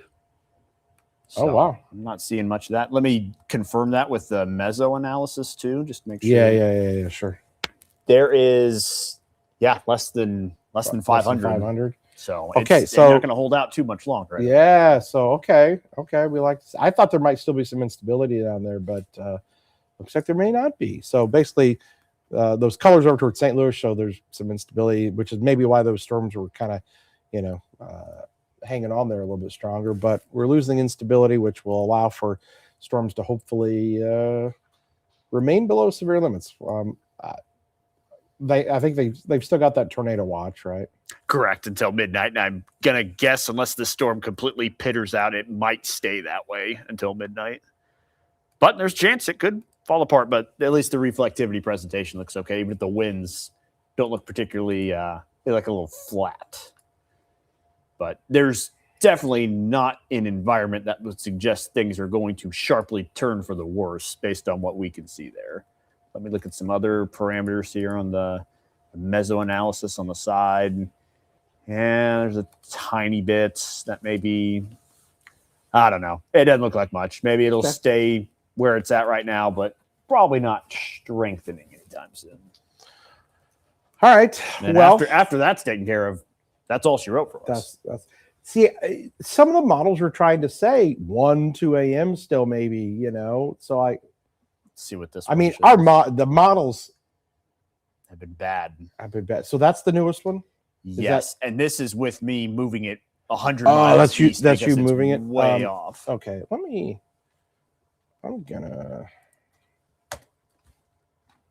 gonna pull up. Those have not been super helpful, and that just adds to the stress. We know a great deal about what goes on in the atmosphere, but these models process things at the speed of sound. They just have a lot of info packed into them. They help us a lot, but there are times where it's just not insightful. I mean, and I listen, not to get into too deep in the weeds, but there have been talks about in some circles lack of weather balloons that are going up these days. Yep. That is that contributing to bad model data? And I mean, I don't know. I'm not deep in the weeds on any of that, but there are less weather balloons up than what we were sending up, I think a year ago or something like that. So I don't know. That's a conversation for behind the forecast or something. With somebody smarter than an me. hour-long special. Yeah, exactly. One thing I want to jump in and mention real quick, there's a lot of people asking if they can go to bed based on their current situation. Yeah. I mean, look at this map. I'll pop up here real quick if we can get it switched to mine. There's no watch anywhere other than those 3 southwestern counties. So, I mean, no matter where you're at right now, this threat is virtually over. If something happens, it'll be down there to the southwest in those 3 highlighted counties. Just make sure you've got your ringer on your phone or whatever you use to get those alerts. Have it close by. Maybe set a 30-minute alarm, wake up, see what things look like. But anywhere else, head to bed. There's nothing that's going to happen here. Springfield done, Decatur done, Champaign done, Danville done. So don't feel the need to wait till we directly answer any questions. It is pretty much over for about 90 or 95% of us. So definitely almost no concern here other than just one little appendage that wants to hang around here. But even if it gets to the status of a warning, it's going to be manageable stuff. Lincoln chat talking anything? Let's see. They've probably just now gotten to the point where they can slow things down because I think there's a lot that they had going on their plate. So really not much since 11 o'clock. Just some EMs reporting some of the things that they saw. Wow, 4,700 in Iroquois County. Yeah, those outages. Yeah, now their box is all yellow too. That's almost 31% of the county of the customers that report there. About 31% without power in Iroquois County. And we're still upwards of 21,000 in McLean County. That's wild. 21,000 without power. I want to see if we got that Skycam turned off on me when those storms move through. I want to see if we can actually see out of the Bloomington camera or not. Let me see if I can switch things there. And Jacob's back. There we go. Yay. So yeah, that was the last image I saw. So we don't have anything in Bloomington. Same with the normal camera too. So I'm just curious where the Iroquois is. It the Loda? I mean, it looks like Cessna Park. I mean, I'm trying to find a lot. Wow, just a ton of. See, I really think that we had a ton of wins. It looks like Watseka 818, one of the bigger ones. Where's the 7,000 coming from? 30% of the county out. Yep. Yeah. Just trying to find. I mean, there's 7,000. Where are the big guys at? Donovan, our friends up in Beaverville. Oh, I hope the hideouts. Hope the hideouts all right. Yeah. You want Sika? I think, man, I'm not kidding. When that wind hit the station here, I hadn't heard those kind of cricks and cracks Whistling, yes. and I was like, wait, was that it? Because again, the radar was backing a up. couple minutes behind. Yeah, and you're going to have that, and we always have to kind of take that in consideration. But because I heard the wind, and I was like, whoa, when it came through. But Yeah, there you go. so that circulation right there. I mean, that thing was just south of 10, right there. Got a little. So we couldn't see the dust so much with the camera, but you could see it way better with your eyes, right? So with Seymour, it was not like Mount Pulaski. Mount Pulaski, I probably should stand close to. Yeah. So in Mount Pulaski, I turn around and it's a wall of dust, and I remember thinking, wasn't there a minute ago. And then what caught my eye in the Mount Pulaski is I kept looking at it and thinking, one, I felt a little too close. So we're back here for this one. If you're able to pull up reflectivity on Mount Pulaski, Seth, and take a peek at that, the thing that caught my eye was when we get back and there we go. See that little thing there in your chestnut, that little appendage that sticks out, and even in one frame before that, that's where I was exactly under that. So right here. That caught my eye.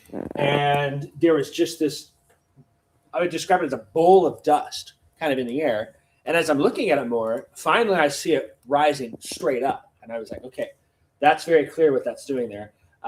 Just this little finger appendage kind of sticking out in front there between Chestnut and Mount Pulaski. Enough.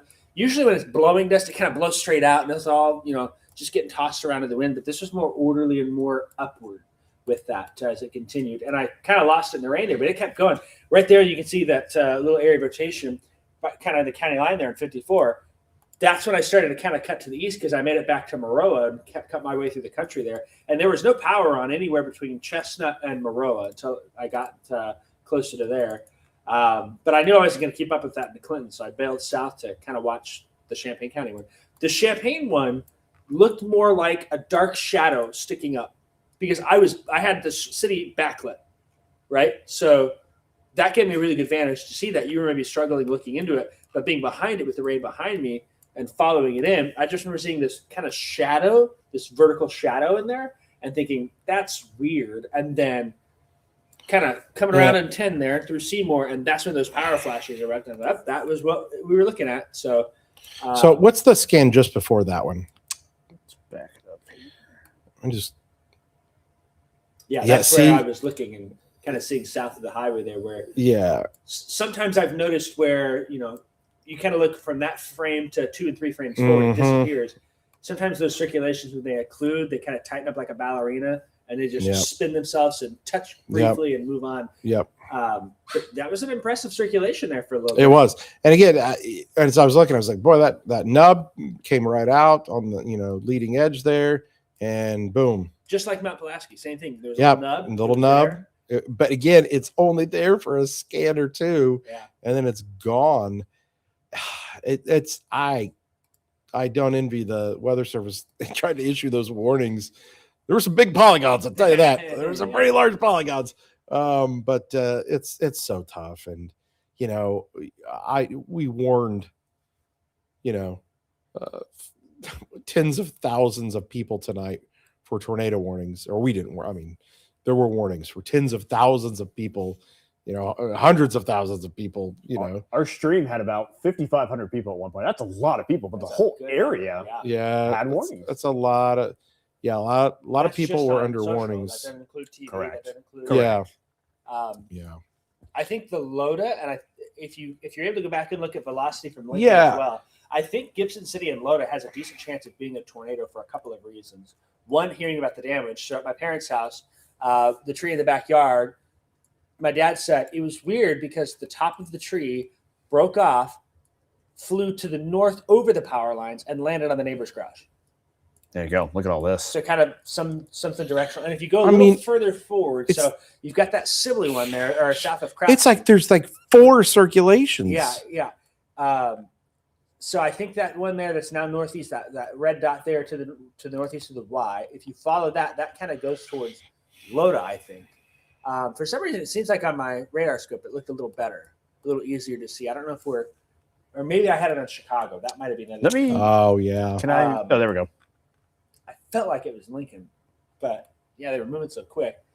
Something kind of seemed like in that general direction, and that makes sense because that's the same from Ellsworth. From that storm kind of kicking on through. But again, we're kind of over here pitter-pattering about, weak tornado, or was it wind damage? Or was it, same wind speed.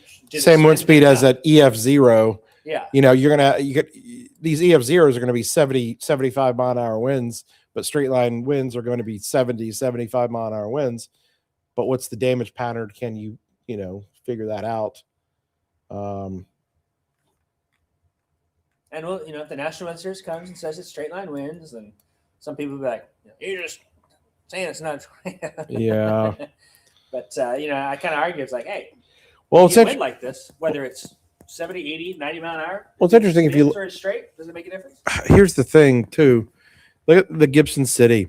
Look at how far the storm moved in the 2 scans. That's 931. It's clear over. It's in McLean County. Yep. And then the next scan, 4 minutes later, it's almost to Elliott. It's like 10 miles. I think there's something wrong with the computer data. I kind of feel like. Let me pull up my radar scope and see, because I remember looking at it real quick. I'd tell you, there were fast movements. They were. And this wasn't exactly expected either, because that's why a lot of these models are behind. I feel like things kind of sped up without. Yeah. What time are we looking at? 9:30? 9:32. Oh, it's already 11. No, what time is it? Is it 11? It is 11:17. Holy cow. That snuck up on me. Yeah. Anybody? I'm happy I don't have to go down to Effingham tonight. Well, actually, hold on here. Seth is going to look at that. Get a coffee. Yeah. That's strong winds. Who's still with us here, tuning in here with us tonight on the live stream? Just curious who's braved it with us here on Friday night and is still watching here. Let us know. And where you're watching from. So there's some missing frames in there. Yeah. You're missing like. That's interesting. So that's 9:26 to 9:35. That still moves really quick, but you can kind of see that little circulation right there. Yeah, sure. And that same one, I guess maybe that one carried more north, but I had we'll see. Something similar like this happened to me when I was in Springfield, Missouri. It's very similar. That's the last place I want to share weather with. yeah, no doubt. There was a line that looked, like, okay, there could be some stuff there, but nothing super, hey, that's it. That's got to be it. And then the next day, the amount of damage reports that came in, and then the Weather Service went out, they confirmed like 20 tornadoes. All very weak, all very, small. But I'm just curious, if that, is going to be the case or not. So, folks that are still watching here on the stream, we're just talking to our crews here. You guys are good. Yeah. You guys are good. Thanks, Michael. Thank you for the help. You'll be on the nice list next year. Yeah. Thank you. Loved it. Michael and Madison. Appreciate the directing M&M. again. So again, that's our crew. So everybody's behind the scenes that punch the buttons. Michael and Madison. And Michael's back there. Gunner is in there, and Bryce doing graphics. So shout out to our crew there. They make the stuff look good on TV, and punching up all the different things and make it fancy, and they even do some digital for us sometimes. And, but then we kind of come back to our little, our control. They've got all the fancy things to make things really kind of cook and look cool. Don't trust us with that stuff. Well, yeah, I know. Well, we don't trust ourselves, but Especially with this new switcher out here too. yeah. So, hey, still some people here watching. There you go. Shout out Vetersburg. Yeah, look at that up there. Yeah. I think it's you're still. Is that Adam Sharinsky's hometown? Is he finally joined? Oh, Ha. Adam, I got a text from Adam earlier. He was like, what did he say? He said something funny in the chat. I was like, oh, man. Yeah, Laporte. He's at Laporte, right? Is that? No, he's not right. Oh. Wait, no. I thought he's Laporte. Was he not Laporte? Let me look up his bio on the website. It's a bad we don't know No, the he's town. 65. He went to the high school in 65. Put it back over to the west a little bit. My brain hurts right now. Maryville. He's in Maryville. Maryville. Okay, that's right. Then he Maryville. Went to Valpo for school. Okay, yeah. All right. Well, there you go. Then stumbled to Joplin. Then landed in Peoria, and then we stole him from there. There you go. Let's not let this thing get out of control at all. Coming into Christian County Yeah, so can far. Can we not? Can we not? But thanks for those of you tuning in here tonight. Still watching here from Charleston. Thanks, Ann. Judy's up there in Paxton. Maggie's in Hoopston here tonight. Still got some Westville, Trilla, Watsika, Oakland, Buckley still here with us, and Alvin, and old Staunton down there in the old southern part of the viewing area. Yeah. Carson with the name there. We got Chris Pritchett, who sends lots of reports from down there and stuff. Oh yeah. Yep. He takes all those sunset pictures, doesn't he? Mm-hmm. So there you go. Still a lot of you here with us here. Obviously, much less than the 5,500 that we're watching at that peak there. I had never seen a confirmed tornado box as big. Is there a way to go back and look at that again? You can do it on GR. How can I extend the loop? Go to back? you can do it on GR. Go to GR, and Right. I think you can go back and hit the little Download recent data. yes, the little white looks like Hoping little there's white pages. Far enough Yeah, back. I think it should. Yeah, hit that one clear to the left.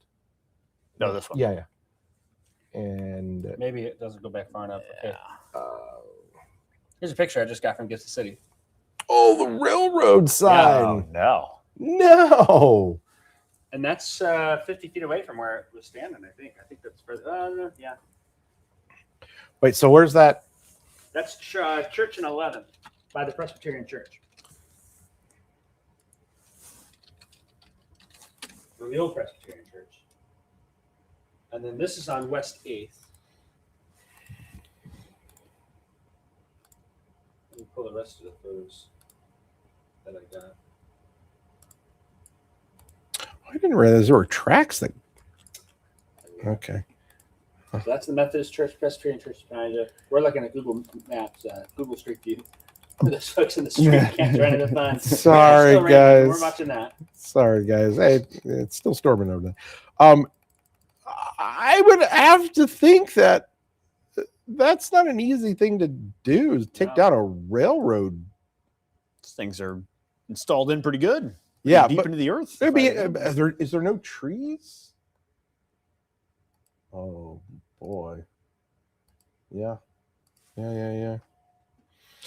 What Jacob Dickey? What kind of stuff do you guys do there in Gibson City? Because like I don't Make understand. someone mad. Well, I was gonna say, I thought that was close to your parents' house. Yeah, that's my parents' house. And the back tree, there's power lines in the alley. They said that tree went over the power lines. The power lines are still standing, and it landed on the neighbor's garage. Get out of here! So the top of it was just broken off, and Wow. so how it goes sometimes. I- I was with Dad, and I'll never do it again. It's been a little Been a little while since something happened. Well, here we are. Well, because in a little preview for y'all, ironically have a severe weather show that airs next Thursday. And Oh, yeah. one of the stories that Jacob did was the 5-year anniversary of the Gibson City flood. Every year I'm going to be able to do a 5-year anniversary of something. You're going to be able to do the 1-year anniversary. Yeah. My goodness. This will be the first severe weather special we've ever had where we've had 10 severe weather events. 10 severe weather events. We've had it before. We've had a few, but not this many. Yeah, Is it no. 10 or is this like 11, 12? The number of risk days. This is, I think, the 12th Yeah, I was now. about to say. Whether or not, a couple of these weeks didn't really That's 12 days of driving in the storm tracker. Correct. Acting like we're going to have something at the very least. Okay. Promise what? it's not to get overtime if our bosses are listening. Yes. we Okay. What is going we on? hate overtime. I think we're still here. Just one, watch that, Kevin. But two, aren't we just waiting for after midnight? The rules change and what we can say and do. Yeah, exactly. After midnight, it's the after dark version of weather coverage. Let me see. It's like a snake. A little. Oh. Well, we're still rolling here with you guys for now. I got a makeshift version of. Well, hang on. Where'd it go? Don't worry, if you're watching us on the stream, Seth is efforting the look at how big look at how many How do you get that confirmed. into the stream? What's that on? I just did this through the Actiplayer here. This is GR. this Put is it on GR. Just do. Oh yeah, hand. Yeah.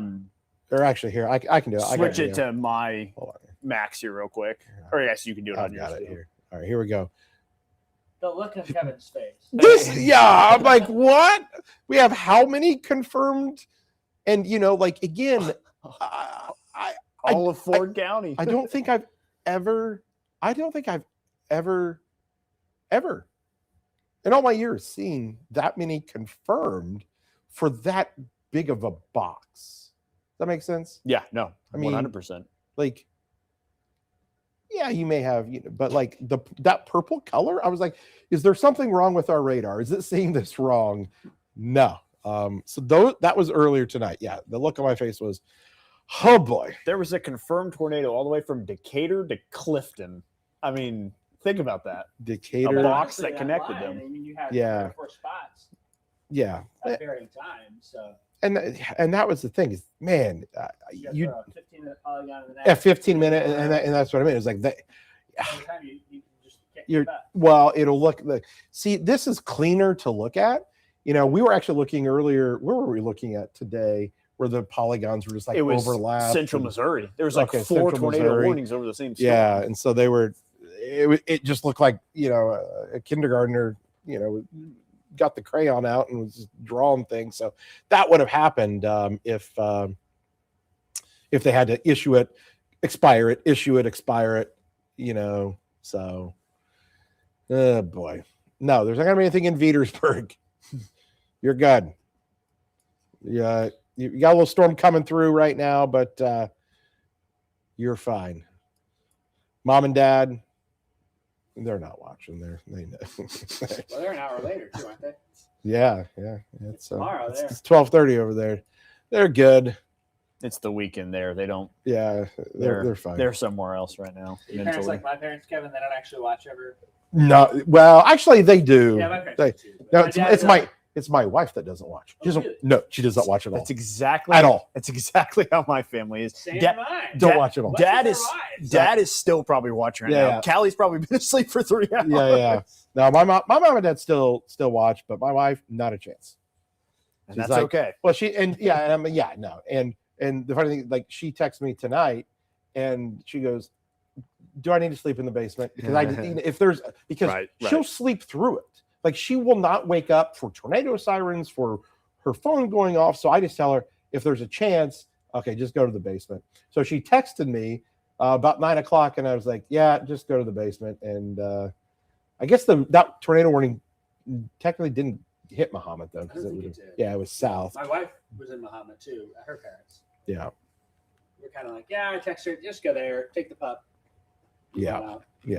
But yeah, it's better, Kevin, if she's asking you if she needs to sleep in the basement than if she's telling you. You need to Sleep on the couch. right? Yeah. Well, that's It's a permanent area for me, probably.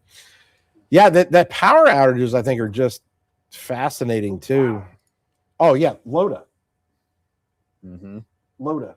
Do you know where that is? The Loda picture? We showed that earlier. Where'd it come from? Do you remember the name? That was just Gunner put that one up for us. I don't even know who we got it from, but we said we got a UGC. Or let me check the email. Maybe there's a email.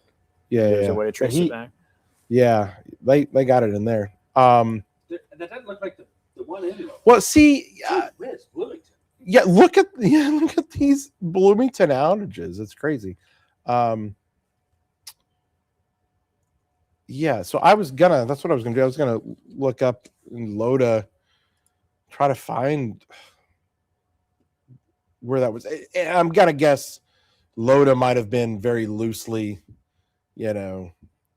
described. Maybe it was outside there, but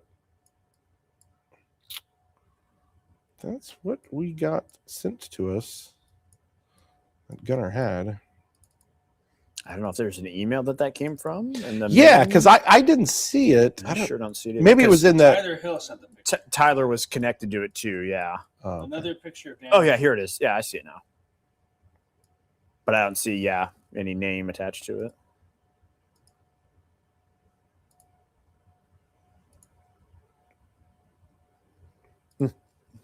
Maybe we'll never know.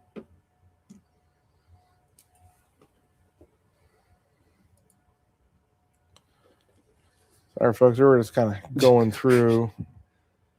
Trying to clean up all of the... Yeah.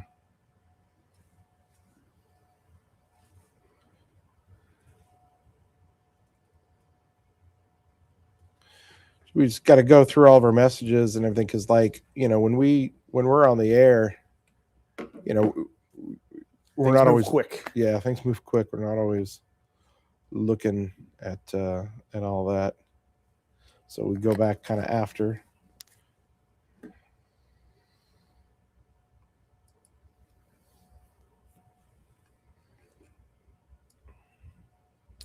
Well, there's a storm here in Christian County coming in. Folks are in Taylor. Is there any lightning on this at all? Trees down, Route 1, Moore Street and Tilton.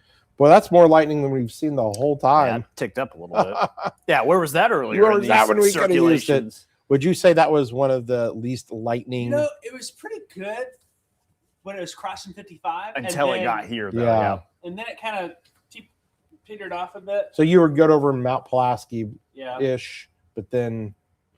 I was staring at the Memorial Stadium. Well, I know. I was like... I'm not seeing anything. I couldn't believe nothing. North of Milford. My friend Kelsey over there. This was a cool picture we got right in Champaign. Look at that kind of... That's what me and Brandon saw when we stepped outside the lot. Just some broad lowering, but... Yeah.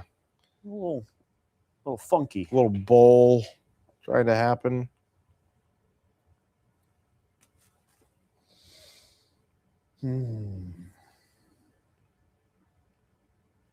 Here's video from someone by Maroa, which is what I was looking at. Yeah, the contrast was just so bad tonight. It was. I could see it some, but they're north of Maroa looking towards Decatur, so you get that backlit. Yeah. Ups up quite a bit. Yeah. It's just a column of dirt.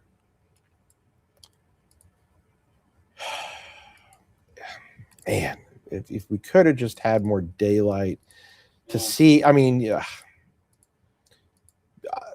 Someone just sent this from St. Joe. Okay.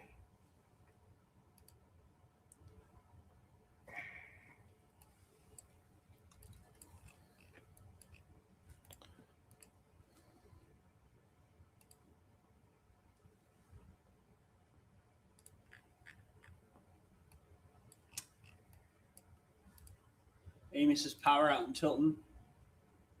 In Tilton? Debris. Yeah, I just had somebody who. There was 50. He said there was damage, major damage north of Milford. Looking into that more.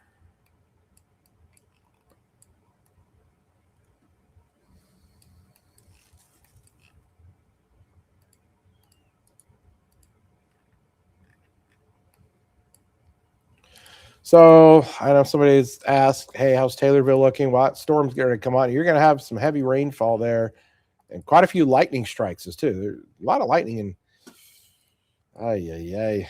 Just a messy kind of radar picture there. But pretty good storm there. I mean, the Weather Service not warning it.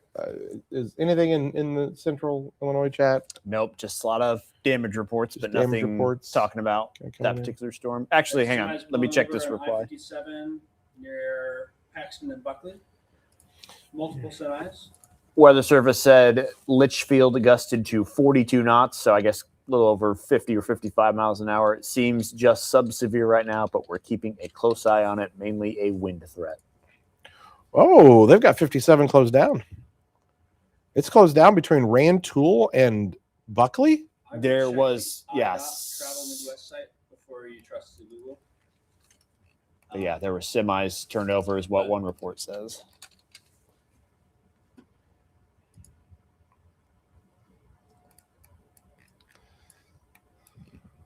We had a gust of 72 in Watseka. Buckley, Onarga, Loda, Paxton to Buckley. I mean, this shows the Onarga. Yeah, I see that.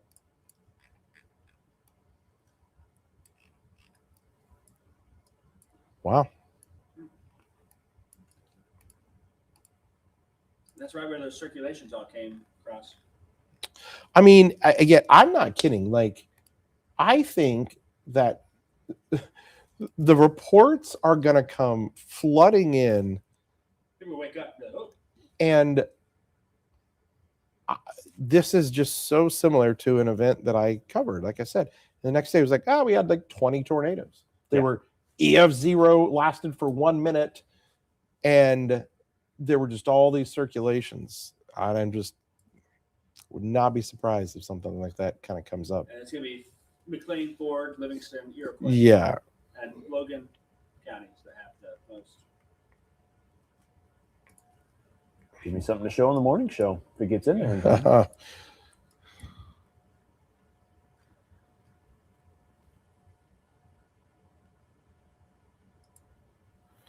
So again, you know, where that tornado, where those power flashes were, that is some rural farm field, you know, like there's a handful of houses out there.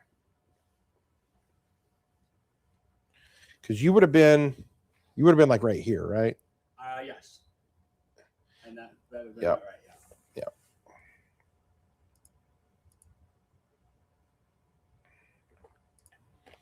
So I'm probably gonna, when I go home, I'm gonna drive out that way.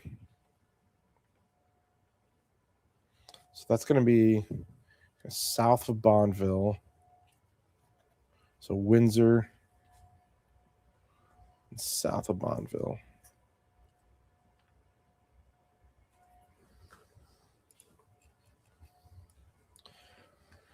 I hope that thing doesn't start bowing out there in Taylorville.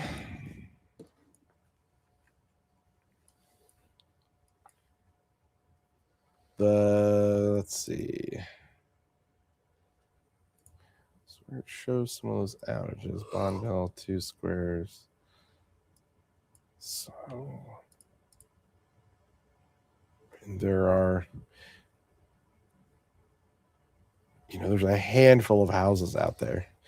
You know, tons of farm land, house, but like you could have had that tornado go right through the farm field. It would be, you know, 50 yards wide, you know, and that could miss all of those houses and just pluck, you know, some power lines that are along the series or any lines. Yeah, so like I'm gonna guess County Road 19. How many thousands were out in Bloomington or McLean County? 21,000. That's crazy. I think, and I was seeing a bunch of reports of like near campus too, I think. They were talking about Hi, Kelly. Yep. I-57 closed from Paxton to Buckley. Multiple semis. We're on our stream.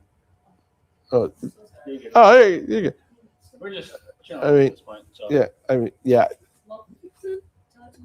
They're going to be probably They'll be there a while. stuck for a bit.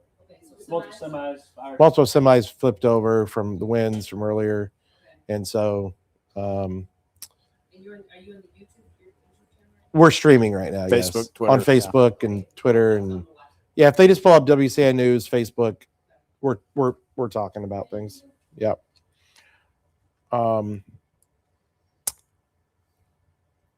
Yeah. So like, I mean, oh, did we pull up our Bloomington normal cameras at all? It Frozen. when that storm went through the first time, the camera hasn't come back since. I'm It's not- betting Oh, it's because it's out of without power. power. As well. Yeah. Yeah, Okay. this was the last image I had of it, and it's been that way for about 2.5 hours. Got it. Unfortunately. But yeah, Iroquois County, I think, still a big one. They've still got 4,200. Oh, McLean's down to 7,000 now, 7,900. So, but 41% of Iroquois County. Wow.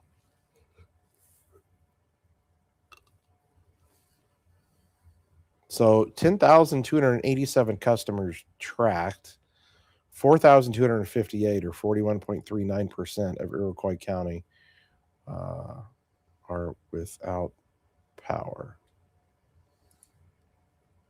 Apparently, I was on the.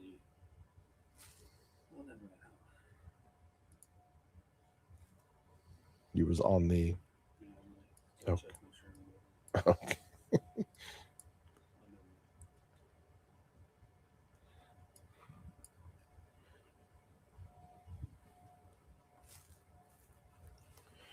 Well, folks, still here with us? Ellsworth. Yeah, that I gotta tell you that Ellsworth signature is the one that that's the one that had the TDS. Mason City. Oh, I don't know. yeah. That's that earlier one. I mean, it kind of looks. Yeah. But So this front end, that typical little nub there. It was right there. Yeah, it was right there. I was like, so again, this was earlier. This was 908. And look how subtle. very. Look how subtle that is. And these are the kind of things that you have to look at and try to find. It's like a nub. Yeah. So I always call it the front end nub. And you look at that right there. And again, we were lining up reflectivity.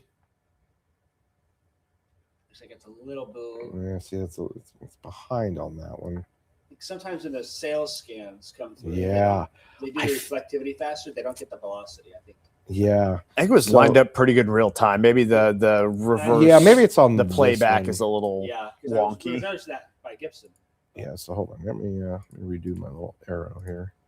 So let's do this guy. So this right here is your velocity signature. Those colors right there.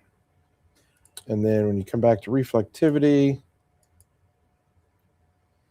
okay, you got a little enhancement right there. And then when you look at the correlation curve doesn't go back that far, does it? No. Ah, darn it. Well, we definitely showed the debris Let signature. me there. see if I can get that on mine. 912. Yeah. Let me see if I can find it on mine. Maybe mine lets me go far enough back.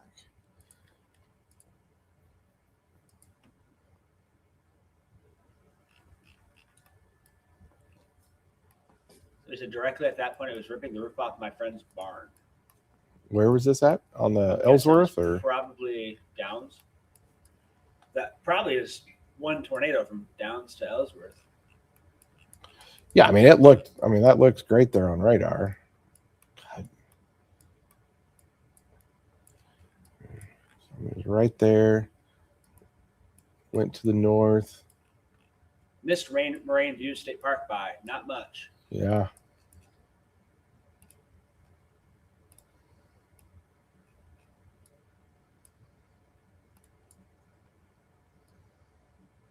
Okay, folks, this was earlier tonight.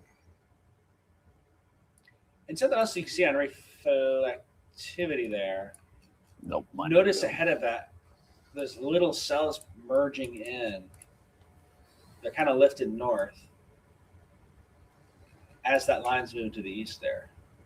Because then it continued. You had that report by Saybrook, by the Saybrook curves in Route 9. That's that Ellsworth rotation. But then the next one kind of formed there as that next little cell there kind of merged in. It's interesting. Yeah, just these little subtle, and that's the thing. These little subtle things can be enough to just get that spin. Oh, here we go for 30 seconds. Looks like Rick, maybe you're the one that called Interstate 57 closed between Paxton and Buckley due to multiple semis rolled over from the storms. First responders are out there trying to get them cleaned up. Seth, you can pull up the traffic map there on GR, or if you can. And Kelly said a few miles past Downs nearest Epiphany Farms Estates. That was she said the barn blew up.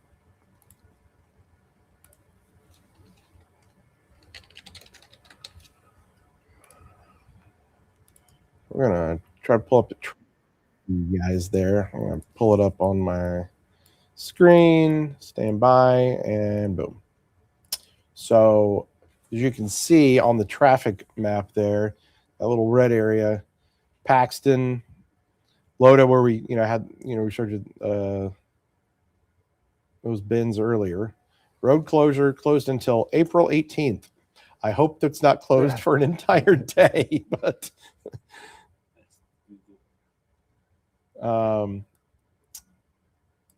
so yeah, that's your area there where they're closed down. And again, it's also because there are other exits. There's a handful of exits there, so they have to kind of do the whole stretch. But definitely something there near Loda. But again, here's the thing: when those winds came across, if you have, let's just say that's a 10-mile stretch of 60-mile-an-hour winds against the huge surface area of a semi-truck trailer, those things are gonna tip over. So it doesn't mean that is there another one up there between Gilman and is there what? Another one.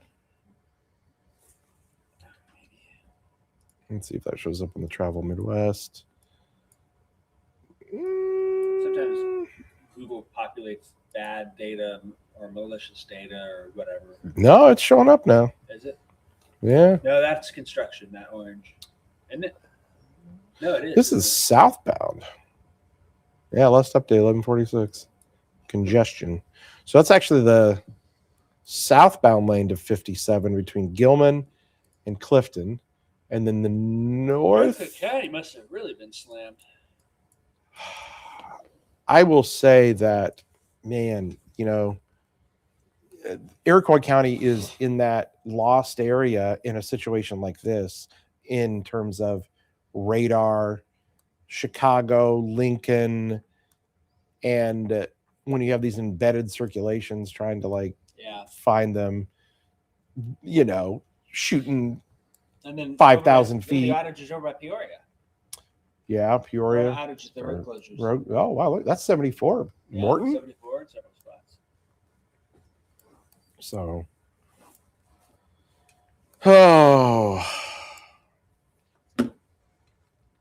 that's what we got there, folks. Thank you for the tour, Seth. Anytime. Of the Glad to road help. closures. Oh, there's that looks to be a little weaker. It did look a little better earlier. You know what, Kevin? It looks like it's a Seth problem right Well, now. feel bad for our guy. He 12 minutes it'll be. Just kidding. He's A little bit. got to be back in here on the mornings, so We'll be I fine. gotta be in Springfield today. 8 a.m. At least I don't have to forecast any more of this tomorrow morning. Well, Finally. are you going to have to show wind chills in the morning, or Yes. That's a good point. What's the temp out right now? Because right now is when the front should be kicking through. I know, weren't we doing some kind of weird drop during the day, then maybe coming up a little bit, or Yeah, it's gonna like bottom out at 10 a.m. and then kind of come back. Yeah. It's a little weird. it's 61, 47 in Davenport. 48 Galesburg. Let me just for fun pull up that chart. The wind chill, Oh no, just for fun.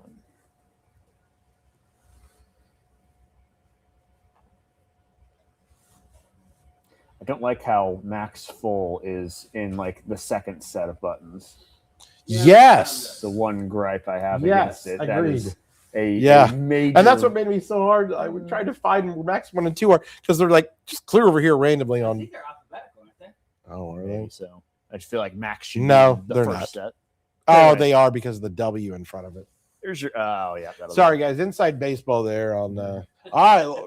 On routers. If you're all interested in how video routers work, that's what we were discussing.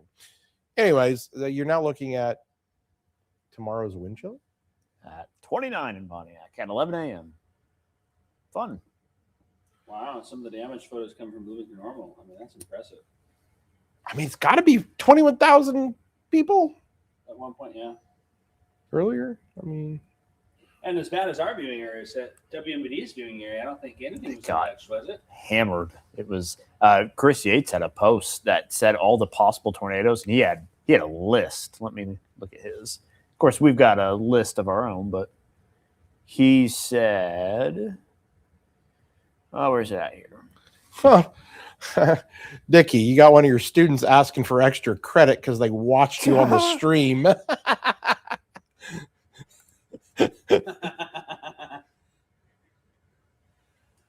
Oh man, I think we covered that in chapter 11, which is tornadoes, chapter 10. that's funny. That one's So up. that'd be next week. That one's up there with one of the best comments of the night. I saw another one. Someone from Danville said, right as the storm was going through, the calm before the storm, hashtag Danville Steak and Shake. I'm like, that's fantastic. Oh my. I'm not gonna lie, I could go for some steak and shake. Yeah. Sounds You wanna really go? good. I did not get to eat dinner tonight. Yeah, me neither, honestly. Now you said it out loud. That bag of combos over there was my dinner. Hey, The bag of what? That combos over there on the right of the switcher. Gross. Yeah, Combos. Kind of. who likes combos? And it's the Get cheese out of kind, not even here. the pizza kind. Combos, So, crazy. Anyone out there in the chat like combos? Who Back likes me up here. combos in the chat? So the other thing we could do is when I first came to WCIA, after a few severe weather events, I was known to get a fat sandwich just down the street. Ooh. Is I Steak don't and I'm Shake allowed to say the name of the sandwich I'd get. is Steak and Shake even still open? I feel like that they don't stay open. They used to anymore. do that, but I think COVID kind of changed the way they do Yeah. that. Let me look up their hours. Yeah, you look up the hours while this is Alright. this is an interesting comment from Michael, who was watching Chris over at MBD. Oh, I saw that. He said, "First time I've ever seen Chris flustered and scared since the Washington tornado." Because they had to, I think they had to ditch for a minute. I think they had Did they have to take shelter? I think that was right when we were about to start our stream, Yeah, so yeah. I didn't Oh, see wow. how that all ended.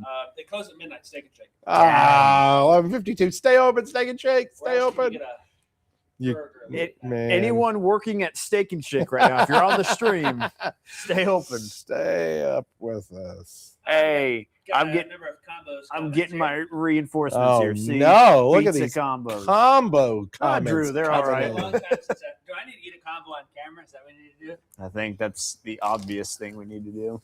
I mean, they look like dog food. They look like those little treats. Am I allowed to eat one? Right here. You are absolutely allowed to eat one. Come over here on camera 3. Well, I was Yeah, gonna, you wanna come? I was gonna put Oh, you. you do that? You gonna eat Oh, one, yeah. Chad? No, I'm not. Come on. You know you want to. Show them the bag. Mmm. Try one, Kevin. It's not my go-to, but that's all we had in the break room was the cheese. No thanks. It kind of reminds me of a cheese-it in the way. Yeah, I can see that. I got a Don't pretzel. they have like? Don't they have like? I feel like they're like pizza combos. No, I've had them. I don't Yeah. want Oh, okay. no, pizza thanks. ones. Oh, No, there you go. Okay. Oh, we can't be doing this. It's not midnight yet. Yeah. I'm sorry, folks. I can't believe we're sorry, boss, giving sorry. you. This is can't not be the doing kind this. of coverage that we do. HS says, "I think the storms are over." Super loud and blue man. Yeah, so like these are just general thunder. There's a lot of lightning though. There was quite a few lightning strikes. What about dominoes? I've got some leftover Dominoes in the fridge. There's always. That might be what I had some Dominoes yesterday. You and know, got I had some pizza leftover at last home. night Oh, too. come on. You got pizza every day. Kevin. I can't. I had some Sonics the other day. Ooh. Speaking of Steak and Shake, their burgers are good. Sonics. I'll be honest, Steak and Shake burgers, they still are Something good. about 'em. was I impressed. love because I like thin. The steak burgers I at miss Freddy's. the old service style they had. Yeah, Now it's all self-serve. Freddy's is good. Yeah. Drew, these are the perks of staying up until 12. Yep. It's after dark. Love the snack covers. That's right. I can't go through a drive-through anymore. Yeah, get in trouble for that. Oh, yeah. Somebody said a loud boom over in Mattoon, and yeah, Wow, look at that. yeah. Look, I was right over Mattoon. You know, it's cool. We can actually you can actually take these and try to bring it right down to street level to see exactly where that lightning strike was. Man, is our weather camera okay? So that Yeah, would have we'll find been out. just north of downtown. Getting right in off of 45, yeah. Amanda Brennan, this is basically an inside look into commercial break discussions between these three. Brennan's still up. Hey, We're gonna need you in here. Yep, Gibson City. we need you in here. Amanda, hurry up and get us some Steak and Shake before they close. Can you go to Steak and Shake and grab us a burger here? Weather team's hungry. Oh yeah, Tilton's got quite a bit of. I got some photos of quite a bit of trees down. In Tilton, wow. So there's that lightning strike that happened. It looks like right there near Hyatt Avenue. Let's see if the camera's okay. This thing is pretty good. So it would have been right there near Hyatt and DeWitt. Ironically, Camera's still Pipe. alive. That is weird. Hyatt and DeWitt. That was the one lightning strike. But again, look how there's nothing. You know, this is the typical bolt from the blue, except it's dark out. So the Bolt one from the lightning black. strike. Bolt from the black.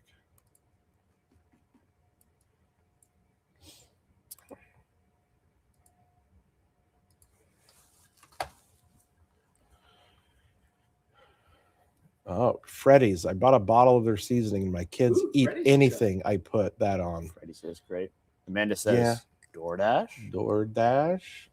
Oh, Amanda's going to DoorDash us food. In other words, she's the DoorDash delivery driver. There we go.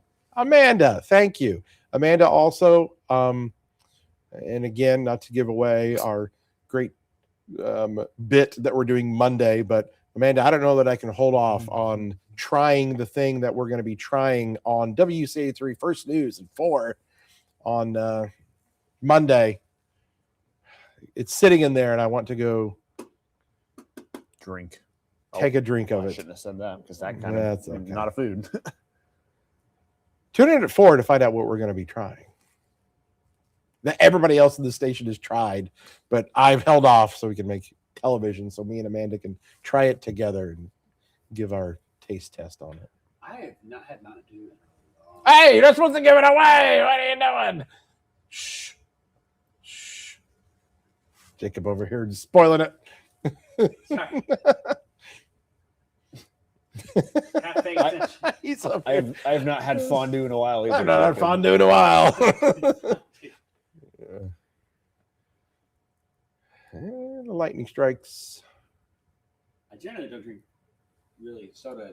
We're a water drinking family. Yeah. We are not an appetizer family either. I don't drink a lot of soda, but I drink a lot of Gatorade and lemonade, so I kind of get my sugar intake anyway. you go. So I don't know if You I'm know- helping myself out or not. Do you know what I could go for right now? And Amanda Brennan, I know, is about to concur with this, but because you made me think of it when you said we're not an appetizer family. But you know what you can get that literally can be an appetizer, a main, and another main? The triple dipper Honestly, from Chili's. Chili's? Oh man. And you can choose those three for $18 or whatever, and almost have like 3 meals. Even the 3 for me, yeah. That Man. you get burger, fries, It's a a deal. drink, Yeah. So good. and they give you salad. I think before. Yeah. You can add like a little appetizer. I always get Yeah, like yeah. chips and Chips, salsa. I get salsa, a and burger it's- and my drink. Yeah, you can. If you feel healthy, you can do broccoli. I mean, it's It $10.99. is so good. You can't beat that deal. Yeah. Although here's another good place. I don't know if you've ever heard of BB Bop. Heard of it? My wife and I are on a BB Bop kick. So it's up by Walmart in North Prospect in the little strip mall there next to the Chase Bank. They have, if you like Chipotle, it's Chipotle for Asian food. Really? Yeah, Huh. super good. Amanda Super says Chili's. You know what? I can't even say this is true. You know what else sounds good right now? What's that? Remember where I was 2 weeks ago? Uncle Monkey. Uncle you actually Monkey. did go. No, I did I not. drove past Illiopolis. I was like, oh, I should Illiopolis. stop by and get some Uncle Monkeys. Any- But, I had to get the TVU in Springfield, and I was a little worried about that storm coming out of St. Louis, and it just died. As soon It as did. Got to Springfield. Yeah, that early stuff I was a little worried about. It I know. I was didn't like, do ooh. much to us. Anybody in the chat, also in the chat 2-3 weeks ago when we were talking about Uncle Monkeys? If so, you are a true fan, A loyal. a loyal WCA. If you don't know, if you know, you know, You as had the to be kids there. say. Had to be there. 46 weeks. IYKYK. Happy midnight, ladies and gentlemen. Happy midnight. Yeah. Happy midnight. Welcome to midnight. Just off. We're here. We're here with you, Seth, get in here. Get Seth. in Oh, Well, I okay. can pull up his camera. There's Seth. Hey. There's Hey. Seth there. The tie was a big hit tonight. Not to be lost in here. I the know, I shuffle know. here. What's do you know what event that's from? Is that Missouri? This is Central Missouri, yeah. Lebanon, Warsaw's in here. That's my area. Yeah. That's When I let saw me see the that here. when I saw the Hold on names Here, come over here. when I saw the names on this tie originally, I saw Lebanon. like Lebanon Yeah, because I that's- thought like Lebanon, Warsaw. I'm like, did they just take countries around the world and throw them? That's my old. No, I said it's. But yeah, 44. this is real. Okay, time out here. I'm not going to lie. Something is off here. No, yeah, it is. Something's off here because here's why. So Lebanon. We. Oh gosh, nobody's sorry. watching. Sorry. Lebanon. Okay, it's like over here. Mhm. Bolivar is not. Well, It looks of- like it cuts off right here. Yeah, Oh, looks like it changes okay. the pattern. Because I was like, yeah, because okay, that makes more sense. They've got like two storms. Do you recognize that storm, Kevin? Did you cover that storm? there's no shot. know- Are these GR hail? Okay, those indicators? are GR. And it's also not a Those county-based warning; it's a polygon warning. So Those that are limits the GR time, there. right? Yeah. Were you down in Missouri when they were still county-based? Or were you- I think they probably did that while I was there. While you were there, The yeah. transition. Oh boy, folks, look what you're getting here tonight. That is an out of context screenshot there. Yeah, right. Pointing the tie and the Oh, combos man. too. Yeah, amazing. I don't know if my tie's the same as that one, but I have a radar. Yeah. Where did you get it, by the way? It was a Christmas gift, so I'm not really Yeah, sure they bought it online. Somebody gave me as a gift to the family. I pull it out sparingly. I kid you not. I hardly ever get messages when I'm on television. I got about 10 today saying, nice tie. I'm like, Tie. this thing's a hit. Yeah, that's great. So, Yeah, but I get it. Like, should I wear this or not? Is it too much? and I Is tell it, people it kind of is eye catching. That's why I don't wear it. It's different, yeah. But I don't know. Felt like the right time. Maybe we should Whoa. make ties that have all of the tornadoes. Speaking of, Should. this is kind of crazy, and we're here for it. But what was I just talking about? Did we just get a warning? No. Something about lightning ahead of the storm. Did we really? Severe thunderstorm warning. You sure? Oh no, my phone's catching up. Yeah. Last No. thing I've got is a But flood. where was I talking about? Missouri, Central Missouri. Is this Hey. Well, hold on here. What am I? Or I maybe just- maybe I okay. I just got a blitz of NWS, Okay. the INWS thing. So I think they just came late because I just got. Yeah, Yeah, I've I'm gotten getting anything. some too. I have not gotten anything new. Yeah, I just started getting some too. So I'm like, what is going on? Last thing I got was 11:55. Okay. So I don't know what's going on. Margie says you boys need to go to bed now. You're right. Do you know what we need to make into a new tie? All of the magenta warnings tonight go onto a tie. Yeah. No, my face on the confirmed tornado. I'm gonna print that picture. I'll put it on bed at night. So. By the way, I don't think Still producing tornadoes. Look at that. It's up there in you've South Bend. I don't think you've seen it yet, but when you go back and see the coverage of your power flashes and I'm on the wall, I was like, Yeah, Kelly Lindley posted a video of it for the is. Oh, did she? I'm gonna Okay. bring up that. I was one. like, I'm gonna bring up that picture again. well, because you had the camera straight on, so like you just Yeah. barely saw it in the first, and then you turned it, and I was like, whoa. I mean, there were there was I think at least four. Speaking of Four, Kelly, speaking of Kelly, oh We're still on the stream. So yeah. say hi. Well, you're on. It's after midnight. Get her on. Come on. We can Go. punch her up. Midnight fun. This is the after midnight fun. Oh. There she is. Oh, Seth, I think we're covered up. We Covered can up. see. yeah, you're on though. So you can- There you go. There we are. There you go. There you go. So Yeah, that- after midnight, the rules change and we can do whatever we want. Okay. You guys did a great job. From me Not to bad. you. No, you had our hearts pounding. I took shelter in the basement. Did you? I did. And you know what? Did you see Matt Metcalf down there? Kyle was down there too. I go, hi Kyle. Right? Did So you- did you I see- took what you said. Well, I was like, Matt Metcalf lives down there, right? Matt Oh, Metcalf yeah. lives- I can either confirm or deny. there you go. Yeah, it was a little sketchy there for a second. So Yeah, it was. I mean, the winds. Catching They some were. of the photos when it was coming to town they were from this howling. side. Yeah. Those were pretty interesting. Because I was on the back side of it. I was behind it, but I had Yeah. the rain. well, we heard it, and I was like, whoa! And I hadn't heard cricks and cracks like that in a while, and I was like, oh, it's right here. Right when you said, those of us here might want to. I said, I heard you. Yeah. No way. I'm out. I am She's so going. out. And most people won't ever go to our basement because it is a little. What's the word? A Questionable. basement, you know. Scary. It's a little dark. Yeah, you know, a little dark, yeah. It's a basement. But it's a place to go. Shout So, out to Jennifer Roscoe for so. showing it to me this week. yeah, there's a good chance there could be a quarter of this place that doesn't know that basement exists. Oh my god. Been there a couple times. Yeah. I don't think I've ever fully explored it. Oh, Yeah. speaking of Yeah. shout outs, so not that you asked, but may I share something on Go your for stream? So an 80-year-old woman called and she was in distress. Her lovely children set up her smart TV for her, but she didn't know how to find live TV.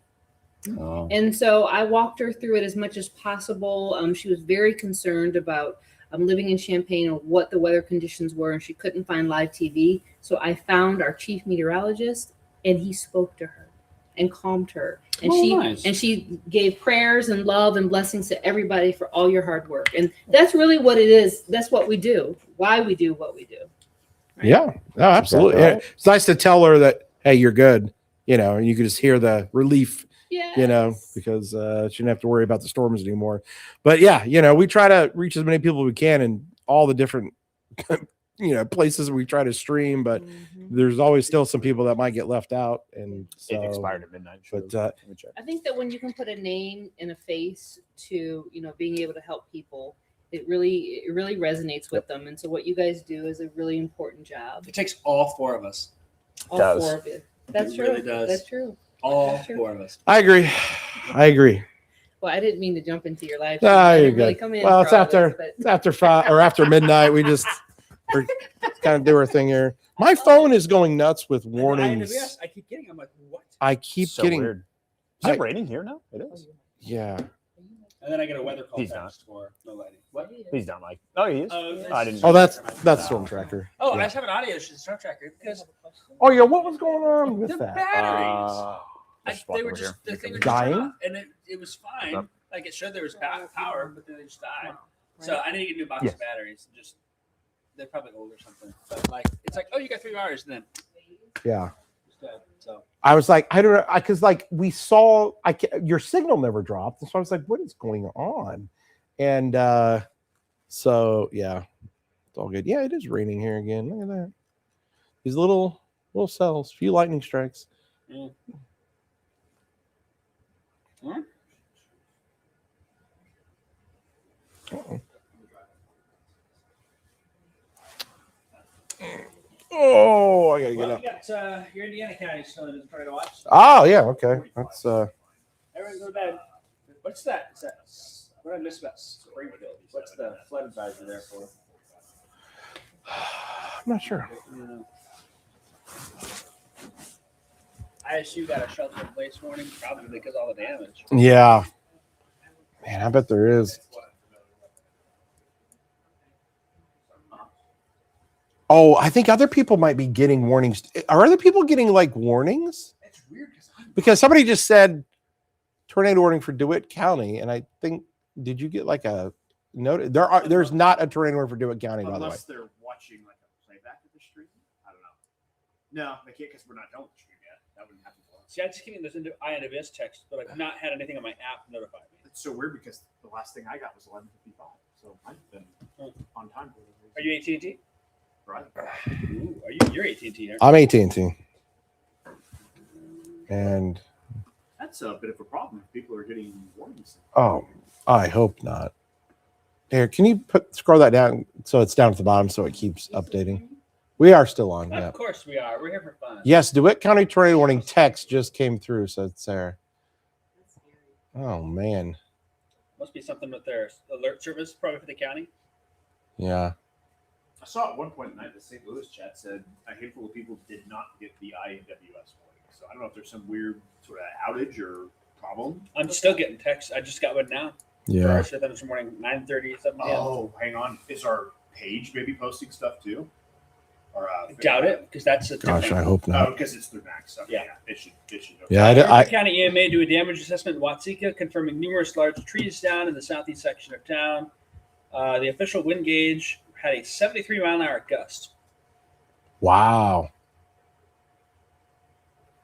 Someone, yeah, AT&T. AT&T work phone just went off from McLean County. Oh, jeez. What is happening? That's bizarre. And not good if people are, asleep and see that. Yeah.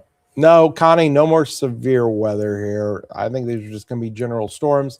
You're going to have some thunder, some lightning here, but our severe weather threat, because they canceled a tornado The watch. watch is now completely gone. 2. Here's your They watch. just took away Oh, the- Indiana counties is gone. Hey, mom and dad, you can go to bed. Hey, you know what? We're on still. If people are getting the alerts, our numbers have gone up about 100. Yeah, because I wonder if people are no. tuning in, trying to- Folks, there are not any warnings. Your phone's going off. There are no warnings. There are no warnings in effect right now. It is 11 a.m. If you're getting something on your phone, They're saying they're checking. They're getting the alert. They're going in and checking. Oh, what's going on? what's going on now? And we're here. Yeah. Boy, imagine if they tuned in This during is why we stay after midnight. Yeah, we're eating combos. Eating combos. They were probably, what is going Show the storm. on? So crazy. Yeah, I'm just getting.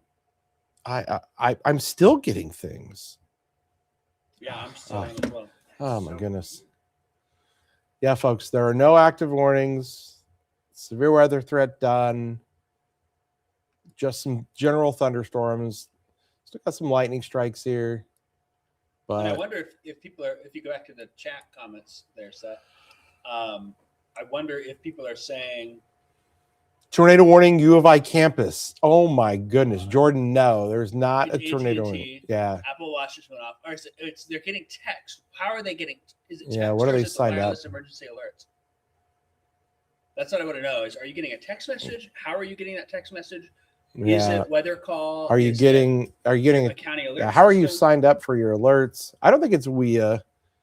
That would be pretty Oh, crazy. got a text from the university. So they Text sent out from a the line item earlier, but I university. wonder if there was some sort of delay in the system. Just Received the warning, it ended right after. oh my goodness. Well, So I think there's some sort of yeah, I don't even know who to blame for that. Because is that a cell phone company? Is that the individual service? Alani alert. So I got the Alani alert text on AT&T. I remember seeing that come on. Somebody said signed up through the DeWitt County alert system. Verizon's working. Email showed the Alani alert hours ago. I bet there's some sort of AT&T. So, We always like to blame AT&T. Yeah. It's after midnight. We can say things. And I'm still getting more stuff coming. This is wild.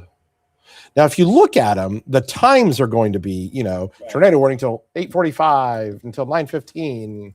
So, yeah, it does seem like it's a lot of AT&T people that are getting these delayed alerts. So, not us. Not us. But did anybody get a weather call? You must have for weather Apple call? Weather has sent alerts that were delayed as well. Huh. Interesting. Yeah, definitely.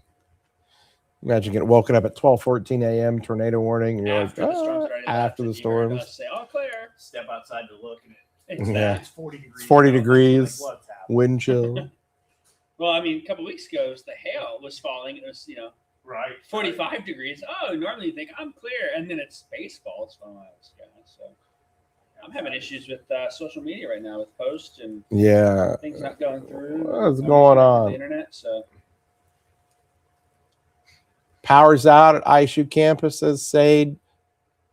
Talia says that's why I use T-Mobile. Dun-dun-dun-dun.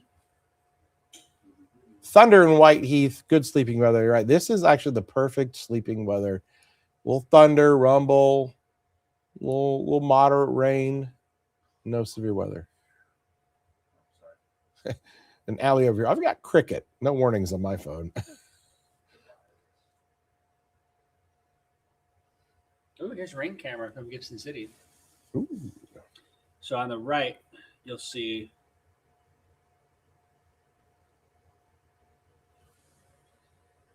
Oh, And then they lose power. oh, So well, power flash. Thanks for clearing that up. I can go back to bed. Said, Hey, I said her name right. First try. How about that? how do you say it? I think I said Talia. Talia? Talia Carroll. Hi, Talia.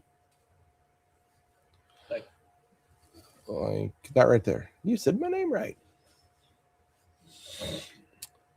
And Alyssa, storm's done for McLean County. No power in Bloomington by Hy-Vee. Oh, man. My wife didn't want to go get groceries because I love me Hy-Vee. It's good. Yeah. Still just raining there. No more storms now. There might be a lightning strike or two.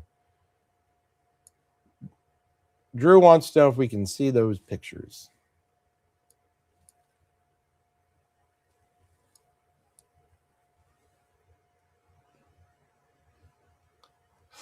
Nando heading to Green Street Cafe. I know, old Fernando. Where's Green Street Cafe at? Just down the street. What's It's over by DP Dough. oh, Oh, DP Dough's open. great place to get food. Calzones rock. or there's also a Pizza by the Slice right around the corner here. Is it Antonio's? Is that what it is? I think that sounds right. Yeah. It's that little house next, across the street from, just before you get to the gas station. Yeah, I know. Sure. I mean, sometimes when you need a slice of pizza, That reminds me, you're gonna like this of that scene from The Office, where it's like, did you get Antonio's pizza or pizza by by, Antonio? or it's Alfredo's pizza or Oh, pizza yeah, by yeah. Alfredo. Pizza by Alfredo. Oh, What would you rather have? A large amount of good pizza or a medium amount of really good pizza? medium amount of really good pizza. Talia, me and my husband are cracking up.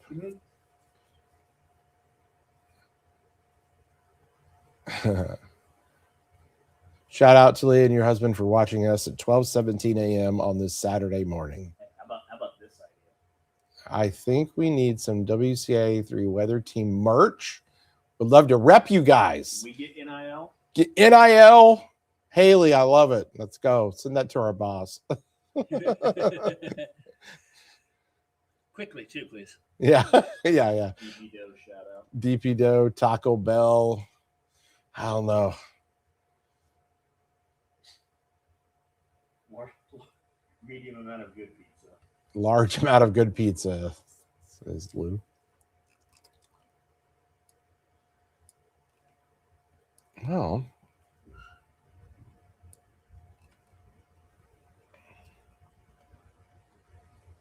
Well, folks, here we are. Is there really still 1,500 people watching? The person who sent that ring video.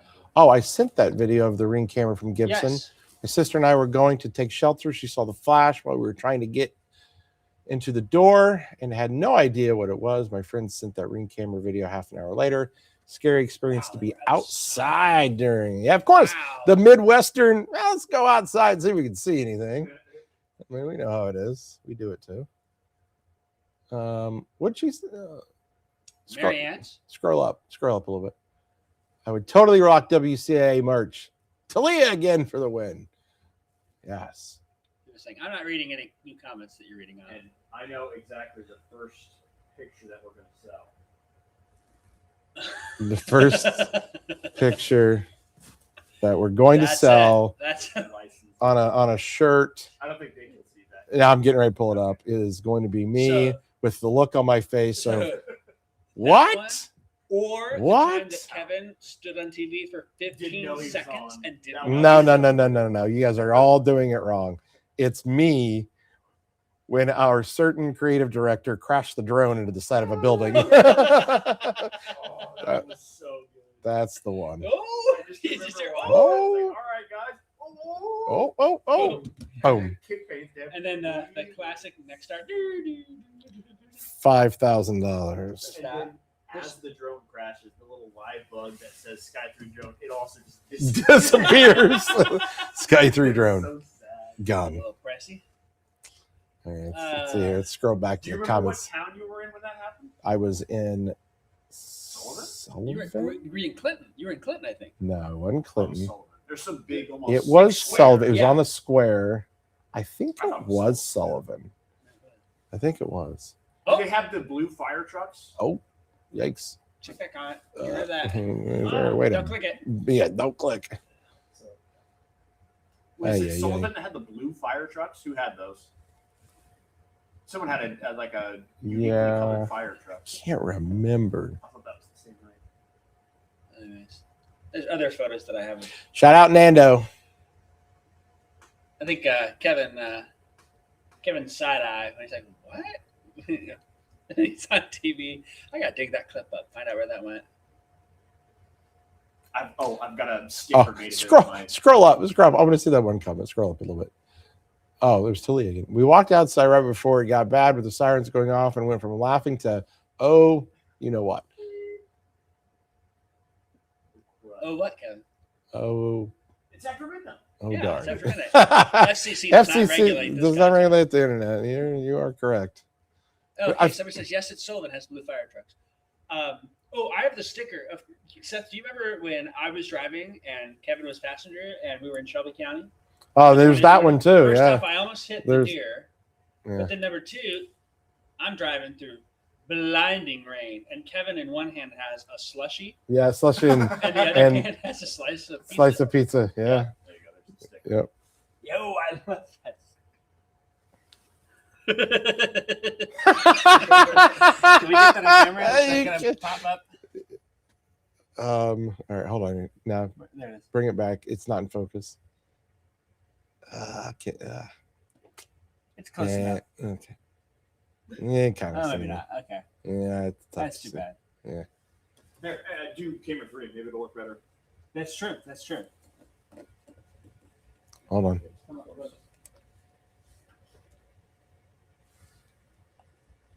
Yeah, the focus is off. Can you email stickers? You can email it and then talk about it. That deserves to be on a graphic. It does. You guys keep my autistic son calm. We're here to inform, but also after midnight, entertain. Yeah, no warnings. No warnings are in effect. Yay. Oh, there's a second good one too. There's so many. Why do I have so many? Jacob screenshots too much stuff of me. I don't think it's me that's doing all of it. I literally think Seth's doing it. I get the stick. Seth does, yeah. Seth gets some good ones. I got one of myself too when I was on air when I shouldn't have been.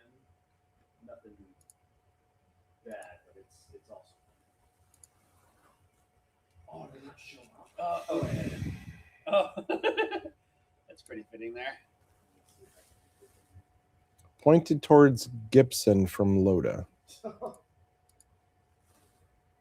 Oh, There it is. There it is. what is that? Okay, hold on. That picture right there. Just All right. So explain to the folks what Wind chills in the 20s tomorrow. what they're looking at here. What this was when I didn't realize I was on the air for 15 seconds. Yes. Right? If you're looking at the TV in the distance, I was looking at the Camera. TV in the distance that was on a 15-second delay. And your IFB, I think you left it home that day. Uh, There's a reason you didn't have it on. yes. So Yes. the other Oh, one. there's no. Sorry. I was Hold on on. air during an intro, and it was just on me. I'm like, oh, fine. hey, how about a couple of weeks ago at the end when we flashed the camera fist bumping? That one was good too. I forgot to go grab that one We love our because you were in McLean County on those storms, Kevin. Yeah. And we took a break because we did the 4 and we let sports have their time because of the Illinois, and then we and it rolled like the severe weather bug, Yeah. as if the show was over. And then a split second, we just gave nucks, and then it went back to air. It I'm like, did. oh, and for whatever reason they didn't take the commercial break during that. that's right. It was just like stuff. So it was just it was like what? Somebody said that's the image I think of when Kevin's voice comes on and tells me a severe weather alert is happening. Oh, Is Seth's tire radar? It is. it is. Radar of Central Missouri. From Bolivar, Missouri, and Lebanon, Missouri. Okay. I'm interested to hear if there's any. I'm going to give it 5 more minutes, Just and then containers. I'm calling it a night. 5 minutes, and I'm calling it a night. 12:30. Get your last minute questions in or any reports, because Yeah, I'm gonna be curious. I've had a long past couple days. All right, bets on how many tornadoes are confirmed. Oh man, how many tornadoes are confirmed? Good question. What's the over under, Kevin? Over under. I mean, geez, like. 6.5. Oh, I'll take over on 6.5. Over 10 or 15, I think. I will take over on 6.5.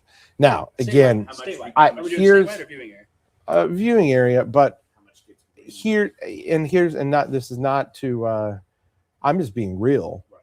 And this is what I'm being real about is, will Chicago send a crew on a weekend down to Ford County I think they will. all the way? I think maybe They're going maybe to go well. to Milford. They're going to go Loda. Yeah. Yeah. Hopefully they do. 'Cause I know sometimes they use the emergency managers to, hey, That's true. what did you see? What do you got? You know what I mean? So I don't know. Now, again, I will say this. The Chicago Weather Service did one of the best tornado surveys I've ever seen Kankakee. on the Phenomenal. Kankakee tornado. I've never seen anything And, like it. They got every single twist and turn. Every on all of single, those. I've never seen a track like down to the, well, the wind decided to blow for 13 seconds out of the southwest, and it turned it this much. Here's the path. That thing's incredible. Drew said he'll bet a bag of combos. Betting a bag of combos. There you go. He said, if you want to find out more about how those surveys are done. Ah, that's right. These are 2 teases here. We've teased the Gibson City flood. Now we've got how storm surveys are done. Why one tornado is rated one thing to another. Combos. Sustenance.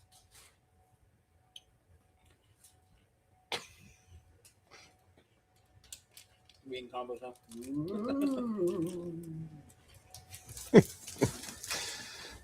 Yeah, I think that there's going to be, and again, I think there's going to be more damage tomorrow. People are going to go out and be like, well, Probably. yeah, Especially Joanne, the Plains tree's and down Fort over Iroquois. there. Fort Yeah, Iroquois probably the most. yeah, Fort Iroquois. And then some sporadic pockets here and there. Yeah, I mean, McLean, you're really going to be curious about I bet that was a tornado. what they had up there. I mean, power outage still. Whoa. Oh, sorry. I was looking at the wrong number. I was like, whoa. Sorry. Man, my eyes. It's getting late here. I thought there's 15,000 customers without power in Iroquois County. I was about to be like, that's everyone. Still 10,000 out in McLean. Holy cow, look at our comments. Look at all these. There's like 1 million coming in. You see that? All these timestamps are the exact same. Look at the comments we just got. All I'm sure that's probably part of the. Oh, is this the AT&T thing? AT&T thing. I was literally going to say that. Some sort of All right, cyber well, I don't warfare know. action happening out there. Thank you for staying. I don't know. Maybe these just all were the late night show. Maybe these all were. I don't know. All the comments. Someone talking about Thunder and St. Joe. Yeah, that might be it. And now people talking about the condo. I think that's a bunch, because look at the time stamps on them, all within 5 seconds. The second, yeah. North of Colfax had grain bin parks in the ditches. Yeah, that McLean County stuff looked good on radar. Some of the best looking stuff. Ellsworth. I thought, oh, Gibson's in trouble. Well, that was the first. And here's the thing: on some of these spin ups, it's hard to get a TDS on those. Because it would have to be at the exact scan. Right. Because it more just kind of scoops debris, and throws it up, and because it's not continuing to be lofted by you would have to have got it on the scan. So it's hard to get TDSs on QLCS tornadoes. It's it can be really tough. So yeah, but the McLean County one, I was like, oh, there it is.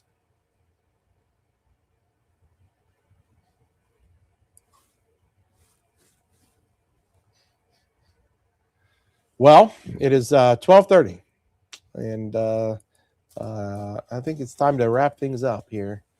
Call it a day. Call it a night. Call it a morning. It's incredible. We have 1,500 people still watching us, considering all the things we've been doing over the last couple years. Well, folks, thanks for tuning in here. Fun. Come on in, Seth. Wrapping things up here tonight on the late night show. Here we go. That's going to do it here for us here tonight. And we're not framed up at all on this. Should I just move over here? There we go. Give it better framing. Thanks for tuning in here. So, it's what you get with coverage here on a Friday night. What everyone wants to do on a Friday night, I'm sure. But I don't know how you wouldn't want to watch this kind of coverage. You had power flashes on the air. Multiple. Rolling into Champaign. West side of Champaign. So, yeah, guys. Pretty crazy. Do you want to know something really funny I just now realized? What's that? My microphone is not dialed up. No. I think that's just been since we switched, but I don't know if my Wii clips have made it. Connie says it's only showing 6 people watching. 7. She's probably watching on a certain She's platform, but she's probably watching our like software takes all 20 places. Yeah, because considering it's 7, she's probably watching on my Facebook. Yeah, right. So it takes all because it's streaming to all of our Facebook pages, some of our X pages, the news page, the YouTube pages, even on a Twitch channel. It's streaming. So the number we see is an aggregated number from all of the streaming sources. So whatever page you're watching on, that's 7. That's Combos for the win, according to DJ Fire. There you go. Yep, I am stuff. Yeah, so that makes sense. I have the least followers. We have fun, don't we? We do. Had fun for having to cover severe weather. Yeah, there you go. Pleasure doing business with y'all. Hey, listen, definitely. There'll be a. It's only April. What is it? This day? 17th. 17th. Or no, 18th now. 18th April now. 17th. Oh, happy birthday to my wife. It's her birthday now. Oh. What do you get her? She got a new purse. Listen, I got my wife a new purse one time, and She picked it out I was for on herself. cloud 9 for months. And if she got mad at me, I said, "Hey, honey, your purse looks really nice." Oh, thank you. There you go. We know all the tricks. That's like now. the secret to get out of the doghouse. New purse. Got to write that one down. Yeah. Yeah. And I think I got mine at 75% off too for it. Well, that's important. Not great. So. All right, guys. Any final thoughts before we sign off here? Terry says combos are the best. I think that's the best way to wrap it up. Yeah. But at this point, I'm like, do I just go home and go to bed and wake up and have breakfast? Or I was thinking, this town needs a Waffle House. boy, I wish there was a Waffle House. Somebody Waffle franchise a Waffle House here, please. Yeah. Mm. And I drove by the buffet corner in Springfield between the Golden Corral and Pizza Ranch. I thought that's pretty nice. We don't have a buffet thing in town here, do we? No. Unfortunate. No. Probably because the U of I students would just chow down and Yeah. demolish it. Mary Ann's is a Yeah, that's a good one. Waffle House That's a good one. look-alike. Take one there, But yeah. So, yeah, no more severe weather here for tonight, despite For a anything, and for a while, right? Kind of catch a break. April 23rd, next Thursday, is Weathering the Storm. We're going to teach you all about severe weather in case you don't Yeah, know about it already. if you don't know about it, if you've not had it in the first 10 rounds that we've had so far this season. Also, I'm really looking forward to once we do get the tornado count from this event. Are we to 100 Illinois tornadoes? No kidding. Which We're, could we're be way in we the were lead like right now. 60, I'm pretty Yeah. sure, coming into, and this past week, who knows? There have been others So, during the week too. Yeah, so who knows? And we are leading the country. We were leading the country coming into this week. We'll see. There were obviously quite a few in other parts of the country this week, but we were definitely leading the country by quite a bit. So maybe we still are. So we'll see. We're number one, something more than taxes. Oh boy. Before we get any more trouble, we decide to sign off here. So thanks for joining us. Oh, I gotta go back to the computer to turn it off. I was gonna come over here and fade to radar. All right, guys, tell your friends this is where the severe weather coverage is top notch, and you get a little extra entertainment at the end. So, have a good one. Have a good weekend, and See ya. we'll catch you on the next one.